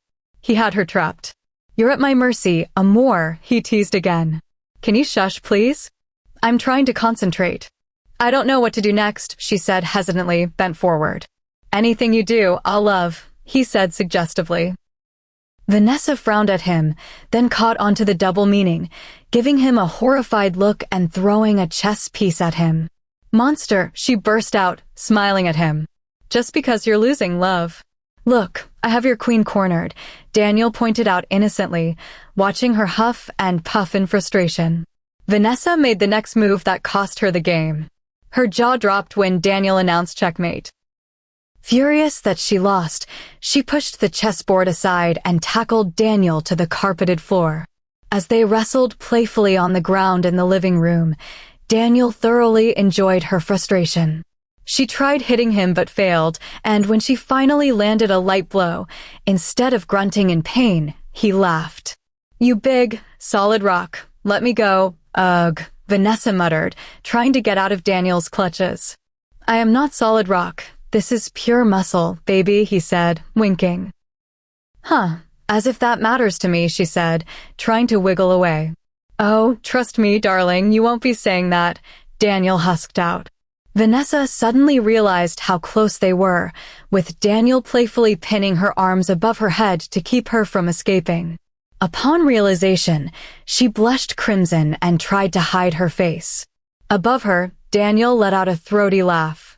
"I haven't even done anything, and you're already shying away from me," he teased. "Daniel, stop." Vanessa exclaimed, flustered by his proximity. The stubborn Leakin dipped his head close to her neck and breathed in deeply. A low, guttural sound rumbled from his chest as he whispered, "Mine." He pressed a tender kiss to her skin, causing Vanessa to weave her fingers into his hair, tugging softly as she became breathless. "You're mine, Vanessa," he growled affectionately. He moved his attention to her lips, softly skimming his over hers until she made a sound of playful frustration. Turning in his arms, she managed to flip them over so she was looking down at him. Startled by her sudden move and surprised by her passion, Daniel lay still as she held his face and kissed him deeply. He returned the kiss with equal fervor as they rolled across the carpet in a tight embrace. As the intensity of the moment grew, Daniel placed a gentle hand over hers to slow her down. The last thing he wanted was for things to escalate so quickly right there in the living room. "Baby, slow down," he husked out, captivated by her flushed face. She muttered something in protest, a fierce look in her eyes that caught Daniel off guard. "Vanessa," he called out, holding her gently by the waist. "Baby, wait," he tried again, but she let out a low growl. With no other choice to calm her sudden frenzy, he carefully rolled her onto her back, securing her hands to keep her steady as she shifted restlessly. The minute her eyes looked into his, Daniel knew this wasn't Vanessa. It was Kaya. Her eyes glowed marvelously against the dark of the room. Kaya, Daniel started, unsure of why her wolf had suddenly taken control. Her wild instincts were flaring, pushing against him with an unexpected urgency. He leaned down, pressing his forehead gently to hers to soothe her, and Kaya purred with delight. He breathed in deeply, shocked by what he found. Her scent was vastly stronger and more intoxicating than usual. Vanessa's mating instincts had taken over. Chapter 24. Daniel, please, Vanessa cried out as she tossed to her side in their bed. The alpha stood next to the foot of the bed and shook his head, unable to see his mate in pain. Hush, Vanessa. Have the painkiller, please, Sophronia cooed. That's not going to work, Soph, and you know that, Jamrica said. Unless they finalize the bond, she's going to be going through this. How about we put her in an ice tub? That will bring her fever down a bit. Vanessa looked at Daniel through the tears in her eyes. He clenched his jaw, hating that he wanted to take her pain away but couldn't. She simply wasn't ready. While Vanessa cried softly, she couldn't help but think Daniel didn't want to finalize the bond. She feared he wasn't ready, that maybe he was having second thoughts about her. A while later, they had Vanessa settled into the ice tub. Her waves of discomfort eased a little. Daniel threw himself into work. The way she had looked at him earlier broke his heart. Sophronia and Jamrica were keeping her company now. After a few hours, Sophronia came into the office and informed Daniel that they were leaving and that Vanessa was asleep. Slowly, he walked into their room to see her sleeping in a baby pink satin nightgown. Her scent was overpowering, testing the absolute limits of his control. He kept his eyes shut tightly, not realizing Vanessa had woken up and was looking right at him. Daniel, she called out softly. He snapped his eyes open and looked right at her. Sunlight glinted in her honey-brown hair, tumbling over her shoulders like a faded gold waterfall. Her big doe eyes looked up at him in wonder. His control snapped. In a flash, he was at the bed, kissing her urgently. She gasped with delight, running her fingers through his hair, raising her head off the pillow to get closer to him. He braced his hands on either side of her, kissing her deeply. Vanessa was soaring. His touch was enough to set her heart racing as she pulled him closer. Daniel needed her. He truly needed her to finish the bond, heart, body, and soul. He started kissing her neck, his intensity overwhelming as she let out a breathless sigh. Either it was the soft sound she made, or the sudden realization of how frantic he was being, that made him stop right there. He realized that if he didn't stop, their first time would be a rushed blur driven by pure instinct rather than care. He pushed himself back and stepped away from her. Vanessa looked at him in confusion, thinking she had done something wrong. Daniel, what happened? She asked. Nothing, he said angrily. He was furious with himself. She deserved everything to be perfect, not frantic and hurried. Her eyes watered upon hearing his tone and seeing the pure anger on his face. Suddenly, another wave of fever struck. She doubled over, clutching her stomach as she cried out in pain. Daniel rushed to her side, but she held her hand up. Stay away from me, she hissed through the waves of pain. Tears of hurt shone in her eyes, and Daniel felt a twist in his gut at her words.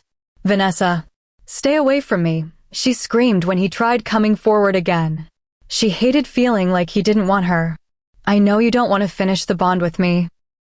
Don't pretend that you care suddenly.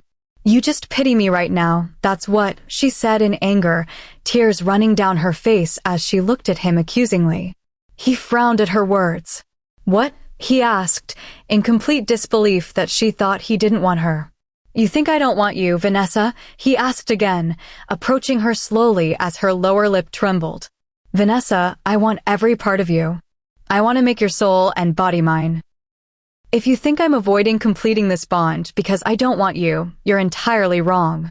You're not ready yet, and I refuse to let our first time be forced by a biological situation, he growled out. Before she could argue further, he swept her securely into his arms, holding her firmly but gently against his chest despite her startled squeak. "Daniel, what are you doing?" she hissed out, but he simply carried her forward. He carried her into the bathroom and set her down on the marble counter. He kept his intense gaze on her as he pulled his shirt off, standing in front of her bare-chested. "Touch me," he said, his voice hoarse from the strain of controlling himself. Hesitantly, she placed her hand on his chest, feeling his muscles flex under her touch. She gasped softly.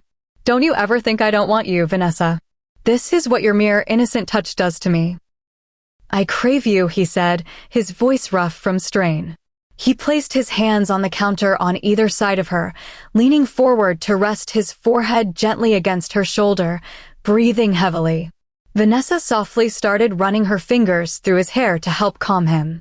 She then held his face in her hands, making him look up at her and smiled.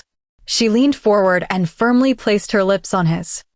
Chapter 25. "Don't you ever think I'm not ready? That I'm not ready for you, Daniel. You mean everything to me. You're my soulmate, for goodness sake." Vanessa rushed out, throwing her arms up in frustration. Daniel bit back a smile at how adorable she looked when she was frustrated. "Anything else, madam?" he teased. Vanessa realized he was enjoying her rant and was teasing her over it. She gave him an accusing look, huffed, and crossed her arms over her chest with a pout on her lips.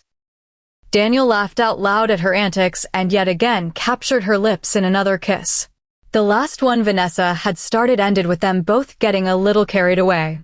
After he lifted his lips from hers, she didn't let him move. Keeping her forehead pressed to his, her arms remained around his neck, and his arms stayed wrapped around her waist, both breathless from the kiss. "I love you." Daniel froze. They had said it to each other before, but every time felt like the first. "I love you more," he husked out. Vanessa slowly blinked her eyes open to see her mate looking down at her with so much emotion that it made her tear up. She cupped his face in her small hands and gave him a trembling smile as tears started running down her cheeks. "I'm sorry I'm such a crybaby," she hiccuped. Daniel shook his head at her and pulled her close as she cried into his chest. "It's okay, you're my crybaby," he teased gently, but his own voice was thick with emotion. For years, he believed he wouldn't find anyone, that he was cursed. But here he was, holding his beautiful mate tucked safely in his arms. They were tears of happiness, they both knew. It was in the bliss of the moment that they felt their bond strengthen even more. Just 3 words, and they felt like their souls had touched all over again. They held each other for a long while, loving the feel of the other's presence. Daniel wiped her tears away and placed a tender kiss on her forehead. Picking her up off the tiled counter, he held her bridal style as Vanessa giggled at the smirk on his face. He placed her on the bed and climbed in after her, resting his head on her chest and wrapping his arms around her torso. Vanessa hugged him closer, playing with his dark locks. Feeling a wholesome warmth encompass her, she basked in it. Sighing in absolute contentment, she kissed the top of his head, listening to him breathe in deeply, taking in her scent. The moonlight glinted through the glass windows, falling on the two of them. The large alpha lay on his stomach, his head resting on his mate's chest as she gently ran her fingers through his hair. Who knew the most fearsome being would be all cuddled up to his little mate, him being double her size. He growled lowly in contentment when she started tracing her fingertips over his tanned, muscled shoulders. He turned his head to the right and playfully nipped at her fingers. She squealed and giggled when he gave her a bright smile. "You're such a big baby," Vanessa giggled, giving him a peck on the forehead. "I want to spoil you with all my love and attention," she whispered. The tall Leakin lifted his chiseled face. The green of his one eye looked light in the moonlight, while the blue of the other looked vibrant. He looked at her in wonder. "Sweetheart, I'm supposed to be spoiling you," he whispered, his voice deep, as he tucked his face into her neck and placed a soft kiss there. She sucked in a deep breath, knowing she would never get used to his touch. The sparks that flew upon their skin touching would never get old. "Nah, I'm not into the stereotypes that the guy always has to be the one doing things for the girl. It goes both ways," she said, smiling, loving their little banter. What did I ever do to deserve you? He whispered, almost as if asking himself. He was still questioning what good he had done to get a pure soul like her in his life, to be by his side forever. Vanessa kissed the tip of his nose and looked up at him. Her eyes shone with so much love for him that Daniel felt his heart start thumping fast. I love you, baby. I love you more, Daniel, she said, placing her lips on his softly. She moved her lips slowly, cherishing the feeling of being so close to him. He shifted closer to have better access, deepening the kiss. She sighed in delight, matching his gentle passion, and he hummed his approval. They spent the rest of the night in each other's arms, talking about their lives, their likes, and their dislikes. Playful teasing naturally flowed into long stretches of quiet, tender affection. Vanessa, no matter what is on your mind, I want you to always tell me. I don't want you to ever hesitate in telling me anything, okay, baby? I'll tell you everything, Daniel, I promise, Vanessa replied solemnly as she cuddled into his chest, and he wrapped his arm protectively around her waist. It was then that Vanessa realized it was with him that she truly felt complete. Chapter 26. Vanessa woke up to a pair of warm lips on her neck. She tilted her head to the side and scrunched her nose, but the sweet assault continued with gentle kisses. She peeked one eye open to see Daniel hovering above her, his dark locks messy. As if it were the most natural thing in the world, Vanessa ran her hands through his hair to set aside the stray locks that had fallen over his forehead. He closed his eyes and relished the feel of her soft touch. Good morning, love, Daniel said, his voice deep and husky from sleep. Good morning, Vanessa replied shyly, turning over as her face flushed under his heated gaze. He chuckled and kissed her nape before getting out of bed to freshen up. Vanessa lay in the sheets, cuddled up with a big smile on her face. After Daniel finished, Vanessa freshened up and changed into white shorts, a baby blue tee, and white Converse. She was heading to the Pack orphanage today. While making breakfast for Daniel, she dropped a spoon and bent down to retrieve it, only to receive a playful, firm swat to her backside. Vanessa jumped, ready to playfully scold the culprit, but Daniel had already retreated from the kitchen with a sly smirk. Later in the day, Sophronia and Vanessa headed to the orphanage. Jamarcus and Gabin had gone to another Pack for work. The caretaker greeted them politely. She was a lovely woman in her 40s. Hello, Luna. My name is Gregory. I'm the caretaker of the Pack's orphanage. Hello, Sophronia, she said, hugging Sophronia and giving Vanessa a warm smile. Please call me Vanessa. It's lovely to meet you, Gregory, Vanessa said. She wanted everyone to be at ease with her rather than focusing on titles. As you say, Vanessa. Come this way. The children are decorating the backyard fences and walls. We thought we'd let them be creative, Gregory said, picking up an adorable little girl and balancing her on her hip. How many kids are here? Vanessa asked, smiling at the toddler. About 33 actually, Gregory said. 2 pups were adopted yesterday. She smiled widely, and Sophronia shared her happy reaction. The little girl in Gregory's arms extended her chubby hands toward Vanessa, her big green eyes wide. Pretty, she said in a soft voice, pointing at Vanessa's hair. Thank you, baby. You're very pretty too, Vanessa said, taking little Popia into her arms. They went to the backyard to find children running around and playing. Giggles and laughter echoed across the area. There were 7 other caretakers working alongside Gregory. The oldest children were teenagers, while Popia was the youngest at 2 years old. Gregory called the children to assemble in a line to meet Vanessa. They obediently greeted her, and she smiled as they all sat in a circle to introduce themselves. The day passed quickly as Vanessa helped with the decorations, shared lunch, and read stories. Luna, is the alpha actually really big and scary? Asked John, a curious 8-year-old. Vanessa giggled and shook her head. He's a very brave and good man. He comes off as scary so people don't mess with him, but really he's only mean if you try to eat his food. Then he's like the Grinch, she joked. The children dissolved into gales of laughter at the thought of their alpha being grumpy over a snack. The afternoon continued with fun and teasing. Just as they were about to leave, Vanessa noticed a 6-year-old boy sitting in the corner alone. That's Evans.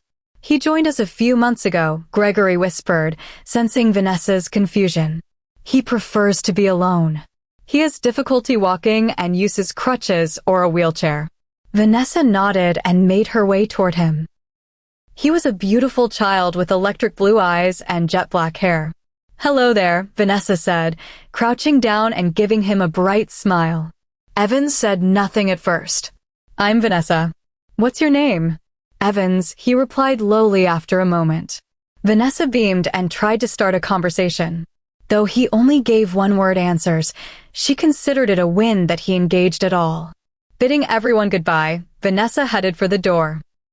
She was about to leave when she felt small arms wrap around her leg. She looked down to see Popia looking up with a sad pout. Picking her up, Vanessa kissed her nose. "I promise I'll be back soon, okay?" "No go," Popia said, her lower lip trembling. "Oh no, baby, don't cry." "I'll be back tomorrow, I promise," Vanessa said, ready to do anything to soothe her. "Promise?" "I promise, baby," Vanessa said softly. Popia rested her head on Vanessa's shoulder and cuddled close. Vanessa stood there gently patting her back, her own eyes watering. She didn't want to leave them. Daniel, standing across from the orphanage, saw the entire exchange. After he and Nolan heard their mates were there, they finished their work early to pick them up. Seeing how gently Vanessa handled the children, Daniel felt a deep desire to start a family of his own with her. He wanted to see her with their own children one day. Vanessa softly placed the sleeping Popia into Gregory's arms. She and Sophronia left the building and found their mates waiting. "What are you guys doing here?" Sophronia asked. Nolan immediately took her into his arms, resting a hand protectively over her small baby bump. Vanessa blushed and tucked a strand of hair behind her ear, looking down at her shoes. "You're shy already, baby?" "I can't wait for tonight," Daniel whispered huskily. "Tonight?" Vanessa wondered wildly as the realization sank in. She looked up to see the smirk Daniel was giving her. Putting two and two together, she knew exactly what he meant. Chapter 27. Vanessa groaned and fell sideways on the bed, covering her face with her hands. She had finally finished the entire series of The Office. She wanted to watch more, but she had quite literally binge-watched every season to the end. "What do I do now?" she thought. After Daniel dropped her back home, he had to run back to the office because of an emergency at the southern border. Now she was bored and had nothing to do. She went down to the kitchen, opened a video on her phone, took out a recipe for molten lava cake, and went to work. 15 minutes later, Vanessa screeched, frustrated that the batter was way gooier than she expected. "How is this possible?" "I followed the recipe." "I can't even follow a recipe," she mumbled to herself. "There's no way I'm being defeated by a chocolate lava cake," she said with renewed determination. She got off the kitchen floor and set off to make edible lava cakes. An hour and a half later, Daniel walked through the front door. The scent of chocolate led him to the kitchen, where he found her sitting on the counter with her legs folded under her and 3 plates in front of her. From the looks of it, she had finished 1 plate and was on her second. "Baby," Daniel called out. Vanessa froze, her cheeks full because she had taken a large bite of the cake. Sheepishly, she looked up at her mate. Chewing slowly, she gave him a wave. "I saved some for you," Vanessa mumbled, pointing at the 3rd untouched plate. "You sure you weren't planning on eating that had I not come home on time?" he teased. He walked toward the counter and took the plate and spoon. He took a bite of the cake and the ice cream on the side, while Vanessa watched him, assessing his every move. "Do you like it?" Vanessa asked after a few seconds. Daniel remained quiet, saying nothing. Vanessa felt her heart drop. Trying to conceal her hurt, she put a bright smile on her face and got off the counter to clean the dishes. Daniel came beside her to help. "Leave it alone, please." "I can clean up myself," Vanessa said calmly. "Vanessa." "I said I got it, Daniel," she interrupted. After a few seconds, she felt him leave the kitchen. Wiping a stray tear off her face, she cleaned the dishes. A minute later, she felt 2 arms wrap around her waist and a pair of warm lips on her neck. Vanessa froze. I can't even prank you for long. You're so sensitive, Daniel mumbled against her skin. Vanessa frowned and turned around in his arms. He chuckled at the confused look on her face and pecked her lips. Baby, I'm not much of a sweets person, but I loved what you made. Just add less cocoa next time and it's as good as what they serve at restaurants. Vanessa beamed and hugged him. What warmed her heart the most was his constructive criticism and the gentle manner in which he spoke. He was everything she ever wanted and more.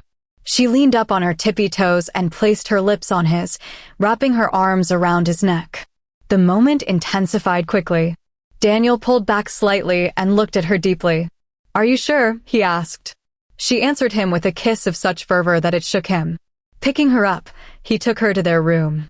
They shared a night of deep, passionate intimacy, exploring their connection and finally becoming one in both body and soul.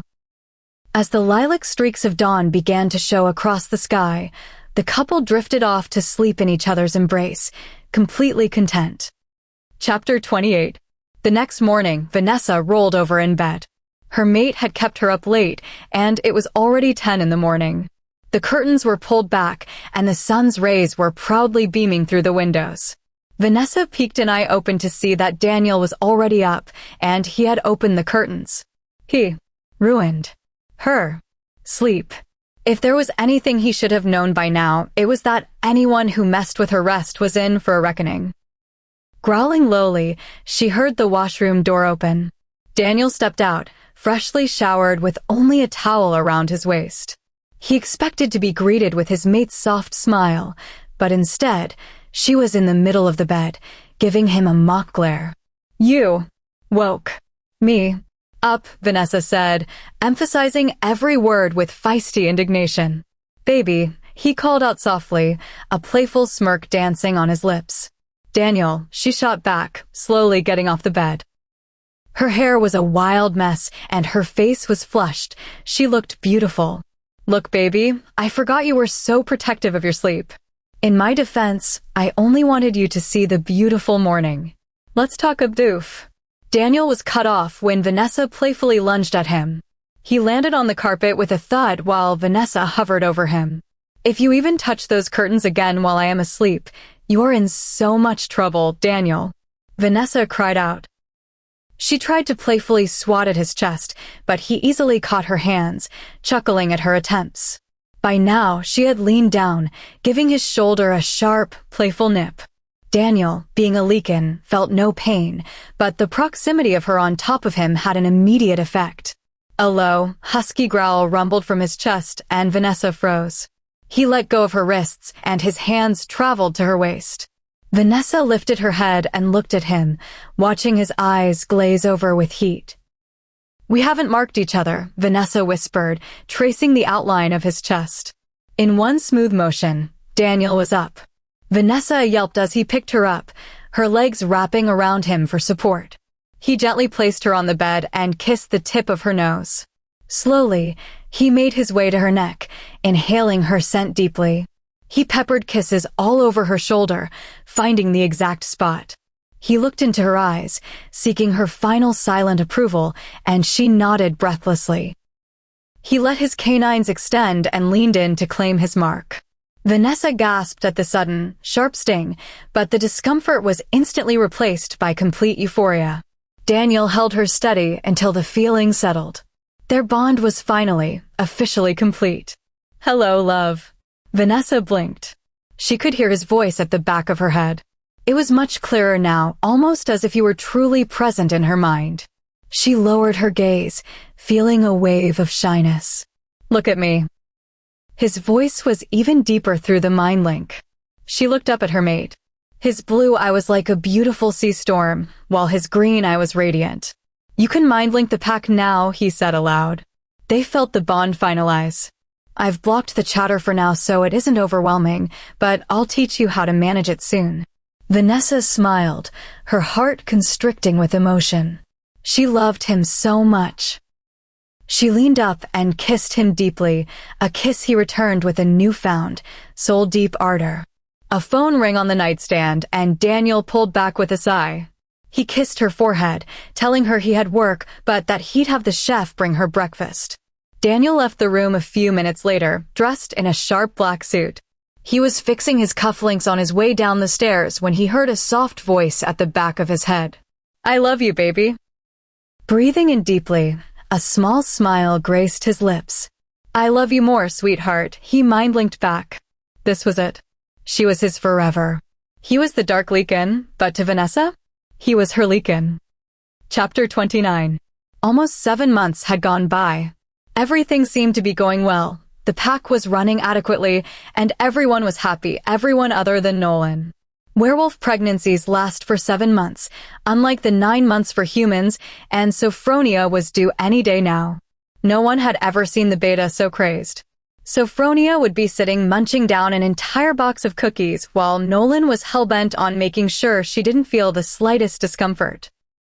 Even Sophronia letting out a small cough was a trigger for the huge beta, who would call the pack doctor over everything to the point the doctor feared the beta would lose his head before the arrival of the child. "Nolan, cut it out right now," a very pregnant Sophronia screeched. "Baby, no, sit down. Let me get the first aid." "It's starting to get red now, look," Nolan pointed out, determined to get his way. "Nolan, get away from me, or I swear I'm gonna kick you in the face," Sophronia threatened, trying to jerk away from her mate's hold as she sat on the couch with Nolan holding her ankle. "Oh, for the love of the moon goddess, Nolan, it is just a mosquito bite," Jammerkus said, frustrated. Gaben sat nearby with wide eyes. You could practically hear his thoughts from his expression. Babies were a clear no for Gaben. The man looked terrified. "Mosquito bites don't get this red," Nolan muttered, applying ointment to his mate's ankle. Sophronia seemed to be seething, and the concerned beta looked clueless regarding the anger directed at him. Daniel strolled into the living room to see the havoc. Putting his hands into the pockets of his slacks, he quietly assessed the situation. He was about to kick everyone out of the house when Vanessa walked through the front door with little Jacinto in her arms, his bright blue eyes wide with joy as he looked around the foyer. Jacinto was a little pup from the Pack House orphanage. He was only 3 and had newly moved there because his grandparents were getting too old to take care of him. Frowning, Daniel raised his brows in question at Vanessa regarding their little guest. Realizing this, Vanessa put Jacinto down and held his small hand. "Daniel, this is Jacinto. He's my new little friend." "Jacinto, this is Alpha Daniel," Vanessa introduced. Jacinto's curious blue eyes clashed with Daniel's blue and green ones. As Daniel held out his hand to the little pup, Jacinto tried to look as intimidating as the 6 feet 3 inches Alpha. He puffed his chest out and shook Daniel's large hand. Vanessa smiled widely at the sight and ruffled Jacinto's hair affectionately. "Nice to meet you, Alpha," Jacinto said. His cute baby voice was still learning how to form words. Daniel's lips twitched, and he gave the little pup a small, proud smile. Afterwards, Vanessa introduced Jacinto to everyone in the house, letting him get comfortable. To their surprise, Jacinto warmed up to Gaben the most. Vanessa looked at Jammerkus and gave him a teasing look. Sophronia also caught on, leaning towards Jammerkus to whisper. "I think our Gamma is ready to be a father," she said, wiggling her brows at Jammerkus. He looked at Jacinto with a tender look in his eyes. As it became late afternoon, Jacinto let out a yawn, indicating it was nap time. He had fallen asleep in Jammerkus's lap. Since Gaben and Jammerkus had a dinner to attend, Vanessa picked Jacinto up and headed to her room. Gently rocking him back and forth as he lulled further into sleep, she placed him on her bed. Giving him a soft kiss on the forehead, she was about to exit the room when she saw Daniel standing in the doorway, watching them with an indescribable expression. Not sure what was happening, Vanessa pulled him out of the room and into the hallway, gently closing the door so Jacinto wouldn't wake up. "What's wrong?" Vanessa asked, wrapping her arms around his waist. Daniel shook his head, removed her hands from his waist, and left without a word. Confused, Vanessa stared at him with her mouth slightly agape. What just happened? She followed him to his office in search of answers. Did I do something to upset him? She thought. There he stood, signing papers. The sun glinting through the large window surrounded him like a halo. He looked divine, his broad shoulders moving with elegance as he skimmed through the documents. "Daniel?" Vanessa called out hesitantly. Is everything okay?" "Yes, of course. Why wouldn't it be?" "You're acting terribly weird." "Vanessa, I'm not. Now drop it and go downstairs to join the others. I'll be there in a while." "No, I'm not leaving until you tell me what has gotten into you. Please don't shut me out, Daniel. Through the mark, I feel your unease and restlessness." "Talk to me, baby," Vanessa said, walking closer and holding his hand. His jaw clenched. Vanessa didn't realize the extent of his tension as she absently rubbed his hand with her thumb. "Talk to me." Silence. His head was bent as he refused to look up from the papers. Vanessa was getting worried as his breathing deepened. His chest was rising and falling with every labored breath. She rounded the table and neared him, gently placing a hand on his shoulder as she called out to him. Daniel looked up and raised glowing dark eyes to Vanessa. Enzo was out. Chapter 30. Enzo. Vanessa stuttered, confused and baffled. The only response she received was heavy breathing. He eyed her with a torn, desperate look. Vanessa knew he was on edge, his Lycan strength vibrating through the air. Kaya was whimpering at the back of her head, sensing the raw power he was emitting. "Enzo, what is it?" "Mate," he muttered through clenched teeth, his hands fisted so hard on the table that the wood creaked. Gently, Vanessa placed her small hand over his. As the sparks from the bond ignited, they acted like a bomb, calming the raging Lycan. Daniel closed his eyes, the tremors of his strain finally subsiding. When he looked up, his blue-green eyes were calm, but deeply haunted. Vanessa hugged him tightly, and though he was hesitant at first, he eventually wrapped his arms around her waist. "What happened?" she whispered. "Nothing," he muttered, his expression darkening. Vanessa didn't push. She knew being persistent wouldn't help now, but she resolved to get the truth before the night was over. Later that afternoon, Daniel entered the living room with a half-asleep Jacinto in his arms. The sight of his powerful frame softened by the small child made Vanessa's heart swell. A bright smile crept onto her face, but while Jammerkus cooed at the boy, Sophronia caught the shadowed, pained look in Daniel's eyes. "He woke up while I was in our room," Daniel said, his voice rough. Before Vanessa could say more, Gaben burst in. "Daniel, rogues at the southern border. We have to move." The men left in a blur of intensity. Vanessa mind-linked her mate. "Be safe." "I love you." "I will," was his only clipped response. By 11 p.m., Vanessa was pacing the kitchen alone. When the door finally opened, Daniel looked exhausted. "Is everything okay?" Vanessa asked after a long hug. "Yes. We handled the rogues. They won't be back." "Did you chase them off or?" "We had a discussion," he said with a faint, weary grin. "I think everyone knows your discussions usually involve a lot of growling," she teased, trying to lighten the mood. But as they prepared for bed, the weight in the room became unbearable. Daniel was silent, his movements rigid. "Baby?" Vanessa called out. He was standing by the window, bare-chested and staring into the dark. "Stop avoiding me." "Enzo coming out, the way you're looking at Jacinto. Talk to me." An unsettling silence followed. "Daniel, tell me right now." "The doctor's report came back," Daniel said, his voice terrifyingly calm. "Because of the wolfsbane, the damage it did to your system before I could heal you." "What are you saying?" she breathed. "He says the cost of your survival was too high, Vanessa. He says we won't be able to have pups." She felt as if the floor had disappeared beneath her. The blood roared in her ears as the words sank in. "You mean, never?" "The damage is too deep," he whispered, finally turning to look at her with eyes full of agony. "I'm so sorry." Chapter 31. What do you mean I won't be able to have pups? Vanessa whispered in disbelief. Her honey-brown eyes were wide with unshed tears, and the color in her cheeks deepened from the overwhelming tidal wave of emotion crashing through her. Daniel sighed and sat next to her on the bed. "Vanessa, even with alpha blood, you aren't strong enough to carry my pup. I am a Lycan, a full Lycan. A Lycan pregnancy is very different. It is physically taxing beyond measure." I refuse to put you in that kind of danger. I can't stand the thought of losing my mate. I won't do it. But Sophronia and Nolan, everything turned out okay for them, Vanessa said frantically, her voice trembling as if trying to convince herself. Daniel grabbed her arms, steadying her to break the thought. Vanessa, their situation was different. For us, it is a matter of safety.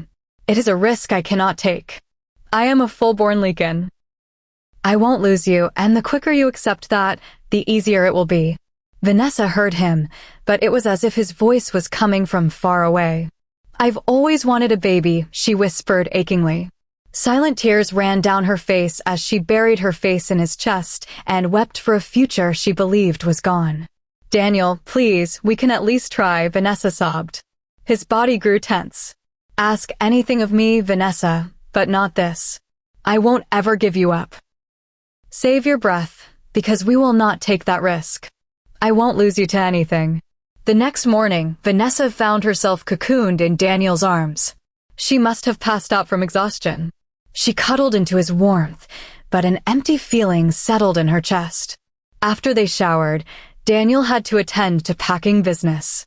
He left after a firm kiss, telling her to alert him instantly if something was wrong.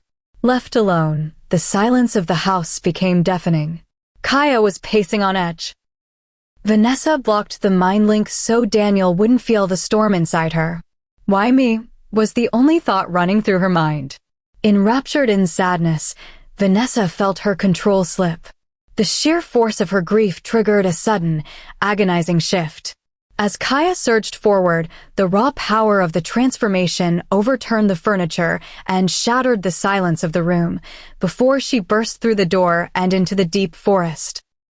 She ran until she reached the high cliffs overlooking the Packlands. Standing safely at the edge, she tilted her head back and let out a raw, guttural howl that echoed through the entire valley. It was the cry of a broken wolf calling out for help. The sound sent Daniel to his knees. He was in the middle of a meeting when he heard it. His breath caught, and he stumbled as a matching ache pierced his chest. Looking toward the source of the sound, Daniel stood up, his voice thick with pain. Vanessa. Chapter 32. He had to find her. Passing a look to Nolan to take over the meeting, he shifted and lunged across the room. He had to get to her. Vanessa, baby, where are you? He tried mind-linking her but received no response. Don't go anywhere. Stay where you are. Pushing his legs faster, he ran as his life depended on it, and it did. Reaching the middle of the dense forest, he scanned for paw prints, but found none. Angling his head up, he breathed in deeply. He found what he was looking for. Her scent. Running in the direction the scent led him, he came across a ledge after 2 minutes. His heart sank. This is where her scent ended. She wasn't here. She couldn't have he refused to think it. Trying to calm both himself and his Leakin, he became so lost in the inner battle of his mate's safety that he almost missed a twig snap to his right. Jerking his head toward the side, he stepped closer to the brush, high alert. He peered over the bushes and his heart sank. There she lay in her wolf form, her fur covered in mud and a little blood. Her eyes were open. She knew he was there, but she refused to look at him. Her eyes looked like swirling dark pits, completely lifeless. Gently coming to her side, he touched his snout against hers, yet she still didn't respond. Sighing, he took her scruff into his mouth and lifted her like a she-wolf picking up her pup. Compared to the size of his massive Leakin form, she was small. Lying her back down, he nuzzled his face into hers, licking her to get her attention, but she paid no heed. Frustrated and hurt, he growled. Knowing she wouldn't respond to gentleness alone, he settled over her in a way where his weight wouldn't hurt her, but he was as close as possible. Vanessa hadn't felt this numb in a long time. The terrors of her past had awakened. She feared she would lose everyone, including her mate, so she had numbed herself. She felt that if he did leave her, maybe she wouldn't be as hurt. But the sparks of the bond teased her. The way he gave her all his attention, even though she didn't acknowledge him, made her walls crumble. Whimpering as her willpower gave out, she turned and buried her head into his chest. His fur was warm and comforting. The way he nuzzled her was enough to make her defenses vanish. Daniel understood the silent comfort she wanted and gave her exactly that. He was bothered by the blood on her fur, wondering what had happened, but he focused on showing her love. They spent the night under the full moon. She slept in his embrace, their wolves content. At dawn, Vanessa woke and Daniel indicated they should return home. Nodding her wolf head, she silently followed him. Their fur brushed with every step. Vanessa needed him close. She needed his constant touch. He realized her anxiety had doubled by the time they reached the house. She kept looking back to ensure he was still there. "Love, go change. I'll shower too. I'll be right here, okay?" Daniel assured her after they shifted back. She still hadn't spoken a word, but she clutched his arm and shook her head in fright. "Baby, I'm not going anywhere. Look at me." He tilted her chin up and placed a soft kiss on her trembling lips. "No, please. Don't leave me," she whimpered softly. Had it not been for his sharp hearing, he would have barely heard her. Sighing and hugging her, he thought of ways to get them both cleaned up without triggering her panic. He took her to the bathroom, locked the door, and began undressing. Vanessa looked at him with wide eyes. Even though they had been intimate, her shyness remained, and he loved that about her. She hid her face in her hands as he chuckled. After a minute, Daniel pulled her hands from her face. His hands slid to the hem of her shirt while he maintained eye contact. Finding her consent in her gaze, he gently removed her clothing until they both stood bare. It wasn't sexual. It was a raw moment with nothing to hide. Daniel held her hand and led her toward the shower. He stood to the side while the water warmed, gently rubbing her arm. He got under the stream first, and she followed. Grabbing the shampoo, Daniel started gently massaging it into her hair. She moved closer and hummed, loving the feel of his fingers on her scalp. Once rinsed, she did the same for him, teasing him by putting a bit of soap on his face. "Your hair is so soft," Vanessa whispered. "You should shampoo my hair more often then," Daniel teased, squeezing her waist. That was when he noticed 2 irritated gashes across her hip. They weren't deep, but they were red with dried blood. "Vanessa, your hip," Daniel growled. Frowning, Vanessa looked down. "I ran into a thorny bush and cut myself. I'm okay, Daniel." They finished washing, their touches featherlight and careful. Once they were done, Daniel pulled her into a close embrace. The water ran down their bodies as her tears mixed with the stream. She sobbed into his chest quietly. He didn't ask why, he didn't have to. He just held her and rubbed her back. His touch, his warmth, and his comfort were all she needed. This Leakin had become her world, and she would never leave his side. Chapter 33. Are you kidding me, Nolan? Sophronia screeched. Sophronia and Nolan had invited everyone over for dinner: Vanessa, Daniel, Jamarcus, Gabin, and a few other friends. Right after dinner, Vanessa and Sophronia were in the kitchen getting dessert when Vanessa accidentally jump-scared Sophronia, causing her water to break. It was complete havoc, to say the least. Sophronia was a week overdue, so she wasn't surprised. The heavily pregnant blonde was as calm as the sea, but the same couldn't be said for her mate. Nolan was knocking over chairs and decorations in a rush to grab the baby bag and get Sophronia to the hospital. He was sweating and insistent on carrying her, swooping her into his arms without waiting for a reply as if she were dying. Sophronia had had enough. "Nolan," Sophronia seethed, trying to get through to him. The big man paid no heed. His gray eyes were wide with alarm as he unlocked the car and gently placed her in the back seat. "Nolan," Sophronia screamed. The poor man almost fainted, thinking something had happened to her or the baby. "The hospital is 2 blocks over. We can walk." "What is wrong with you?" "What? Why would I let you walk, Sophronia?" "Your water just broke," Nolan growled. "Don't growl at me, sir. Just because I'm about to pop out our pup doesn't mean I can't reach over and smack you," Sophronia threatened. Nolan looked so scared and confused that Sophronia felt bad. He had been incredibly patient, supportive, and loving throughout the entire pregnancy. He was going to be a great father, and like any parent, he was simply worried. Sophronia held his large hand and gently tugged him toward her as she sat on the edge of the back seat. He crouched in front of her. Tears gathered in her eyes and began to fall down her face. She gently cupped Nolan's face in her trembling hands and leaned forward, softly kissing him as sparks lit up wherever they touched. Nolan kissed her back with all the passion and love in his heart. When they finally pulled back, the sight in front of him made him fall in love all over again. Her lips were pink from his kisses, her blue eyes were bright with love, and her skin was glowing. Her blonde locks tumbled over her shoulder like a golden waterfall as she cradled her belly. He was blessed. The guests allowed the couple their moment until Daniel called out to Nolan, telling him it was better to head to the hospital now. After helping her slip her shoes on, Nolan and Sophronia walked hand in hand the 2 blocks to the hospital. The others promised to meet them there, wanting to give them space.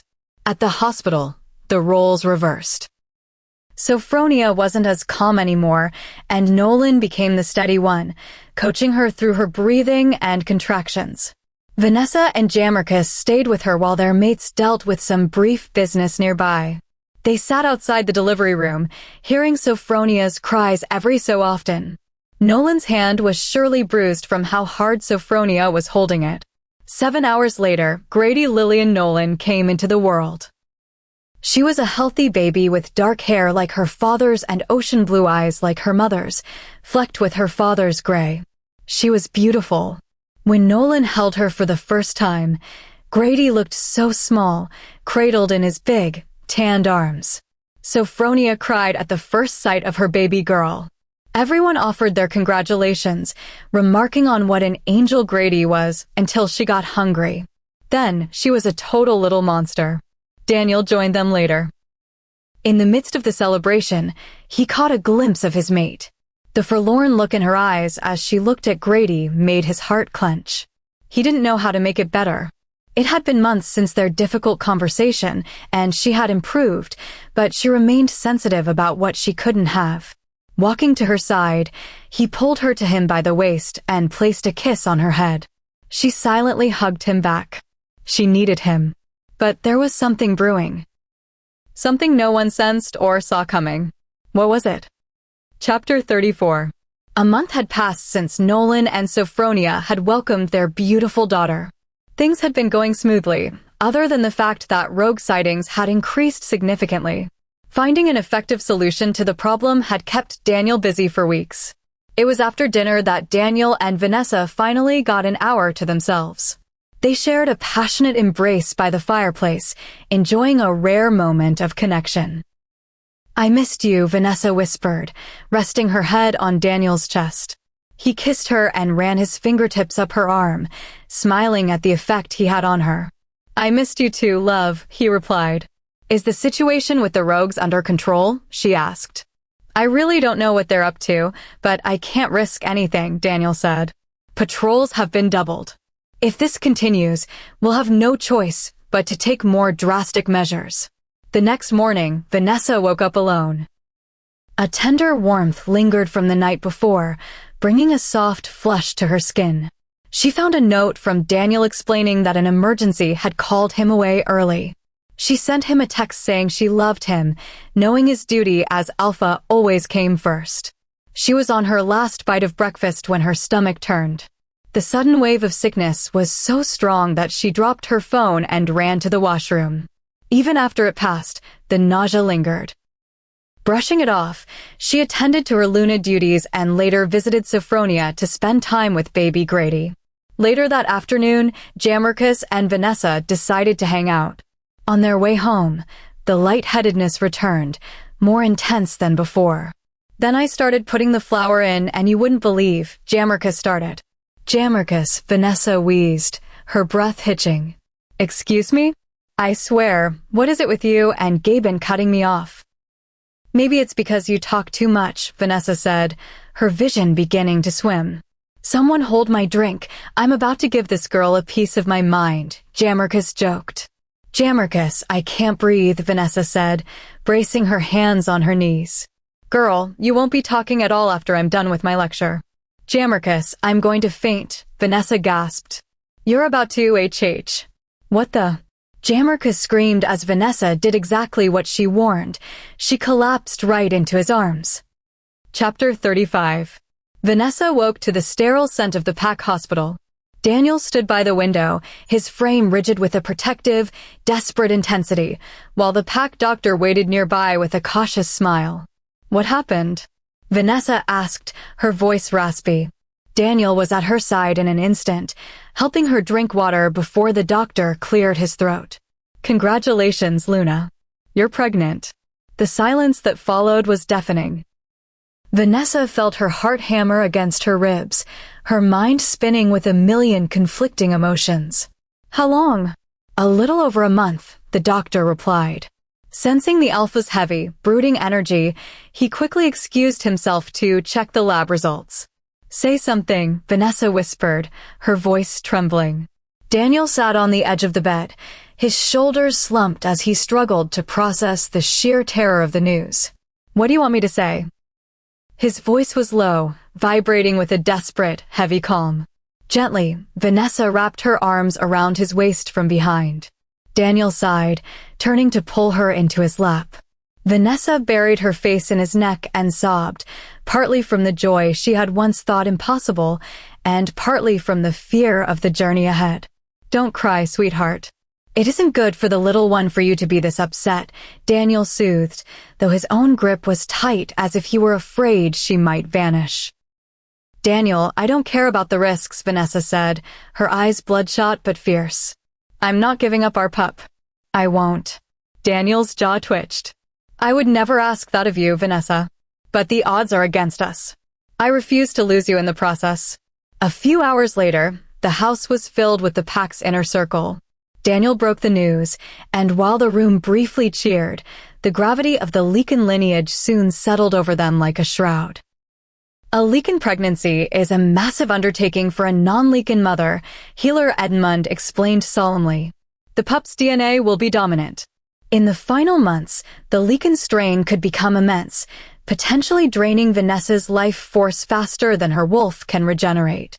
Daniel's grip on Vanessa's hand tightened until she squeezed back to ground him. Is there any way to sustain her? Vanessa asked, her voice steadying. There is an ancient path, Elder Brantley noted. During the final months, the alpha must provide his own Leakin essence, his blood to the mother. His pure power will act as a shield, helping her body withstand the pup's growth and strengthening her from within. Will it hurt Daniel? Vanessa asked immediately, her concern shifting to him. The healer smiled softly. No, Luna. Our alpha is strong. It will cause him only mild fatigue. Daniel looked at Vanessa. She gave him a weak, supportive smile, showing her readiness to fight for their family. We will move forward, Daniel declared, his voice echoing with undeniable alpha authority. But I will prioritize her life above all else. Every resource of this pack will be dedicated to her safety. With the plan in place, daily checkups, herbal tonics, and the elders' research, the journey had officially begun. Chapter 36. 1 month later. Stupid protective Leakin, Vanessa huffed angrily, stuffing her fourth pancake into her mouth and chewing on it like she had all the time in the world. It was as if the man didn't even know what personal space was. He was always after her. Heck, this morning he decided he wanted to carry her down the stairs. After Vanessa had grounded out a firm no, the stubborn Leakin picked her up and sauntered down the staircase anyway. Her angry outburst fell on deaf ears. She was going to be round and fat in a week if this kept up. She was only 2 months along, and he was acting like this. The thought of how he would be when she was a few months pregnant from now made her shudder. The first few weeks were hectic with the checkups and always being careful, but she had now learned to get used to it. Jammerkus and Sophronia would visit every other day, and they were also very protective of her. It wasn't only a friend thing. She was the Luna carrying the future heir, so the protectiveness therein doubled. Hey, Soph, Vanessa said, hearing the front door open. Even her senses had heightened.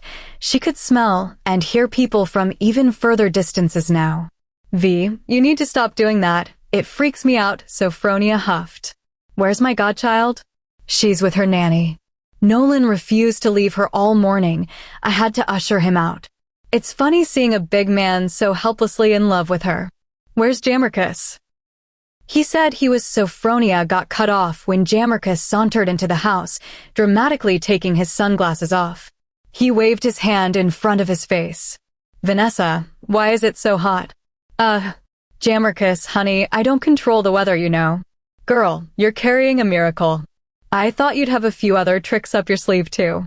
Sophronia giggled at this, and Vanessa rolled her eyes. She hadn't stopped hearing miracle jokes ever since the meeting they had a month ago. It was like he expected her to present him with unicorns and rainbows. The day before, they had decided to go to the orphanage, and that's exactly what they did. Finishing breakfast, they drove there and spent the day. Jammerkus would often visit Jacinto or take him out to ice cream with Gaben. Popia had grown up since the last time they met, and they all had a fun time. Vanessa was careful with the games they would play, participating in softer games like passing the parcel, heads up, and some board games. Daniel had called a few times to check in on her and told her to be careful. It was around 5 when they decided to return home. Exhausted, they decided to watch a movie, and halfway through, Vanessa fell asleep. Hours later, she felt herself being picked up and taken somewhere, then tucked into covers with a warm kiss on her forehead that made her smile sleepily before she fell into a deep slumber. 3 months later, it was the first time in her pregnancy that Vanessa felt the pains. Not the normal pregnancy cramps, but the serious pains that Elder Brantley had warned them about. Daniel was sitting beside the bed that Vanessa lay on, his jaw clenched so hard she feared he would grind his molars into oblivion. Waves of pain took over her, leaving her sweating and trembling. The pack doctor checked her vitals every few seconds. This was the first time in her pregnancy that Daniel was going to give his blood to her. A blood bag was ready. Preparing the needle, the doctor put it into her arm, and so it began. Daniel was beside her the whole time. After 2 to 3 hours, when the blood bag was emptied, her pains subsided as well. It was around 1 a.m. when the pack doctor left.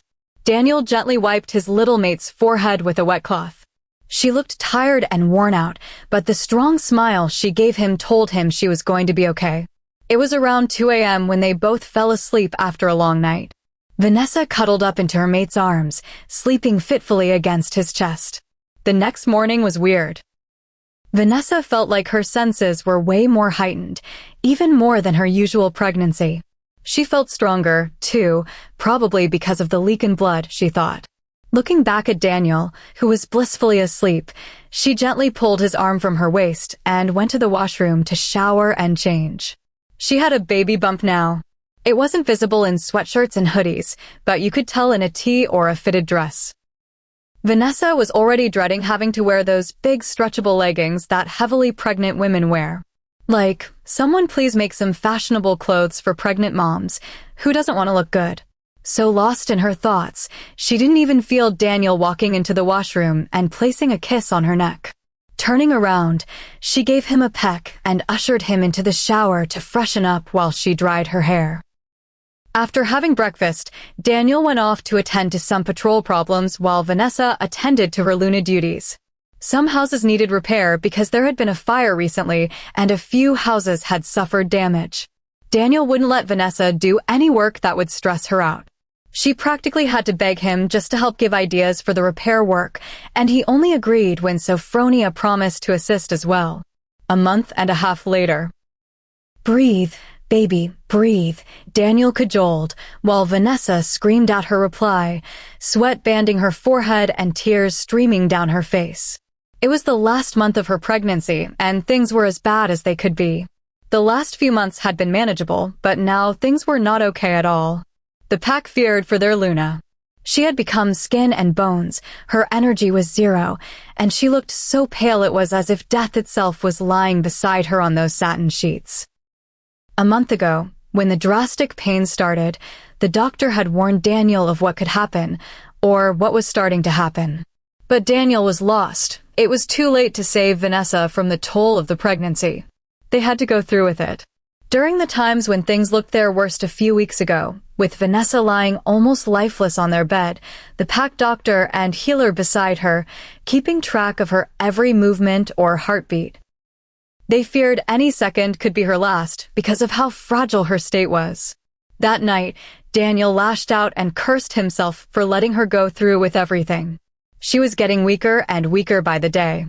Her lively brown eyes were now dull orbs. She barely had the energy to sit, let alone walk. Vanessa was restricted to the four walls of her room, and Daniel would have to carry her around mostly. Because of how things were, she would get Daniel's blood twice a day. The healer's strength potion, which was very potent and should have only been given once a month, had now become something she would have once a week. The more the child inside her grew, the more it was wearing her out. The unspoken fear loomed over everyone's heads every day. She could be gone at any moment. "It's going to be okay, my love," Daniel cooed, whispering sweet nothings to her softly as he held her hand. She had pains in her entire body, gut-wrenching pains that had her twisting in her mate's hold, the blood bag attached to her arm. Yet not once had she said she had had enough. She was fighting for the baby now. Jammerkus had completely shifted to their house since Vanessa always needed someone close by. A nurse was also assigned to daily duty to make sure she was getting all the nutrition she needed, along with the daily medications. After her pain subsided, the other occupants of the room left, leaving their Alpha and Luna alone. She was in his arms, the four attached to her, as Daniel gently placed kisses all over her face. "I love you so much," Vanessa said weakly, placing a trembling hand on his jaw, gently tracing it. "I love you so much more, baby," Daniel whispered achingly. His throat felt clogged, and tears stung his eyes, but he couldn't cry in front of her. She had been so strong, and he had to be strong for her to make her believe everything would be okay even if it wasn't.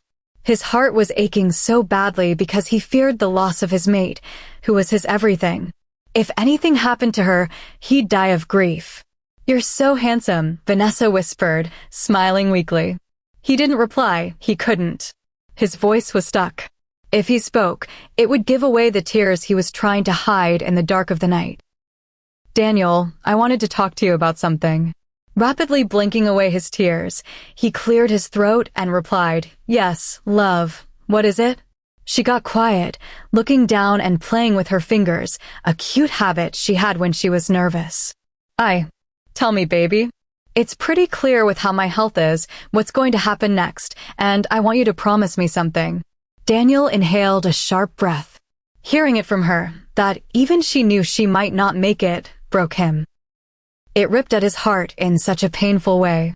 How cruel was fate to give them something so beautiful, but have it turn into a disaster. "If it comes to choosing who to save, promise me, Daniel. Promise me you'll save our baby," Vanessa begged, her voice cracking as the tears she had been holding back ran down her face heedlessly. A loud growl emitted from within the deepest parts of his chest.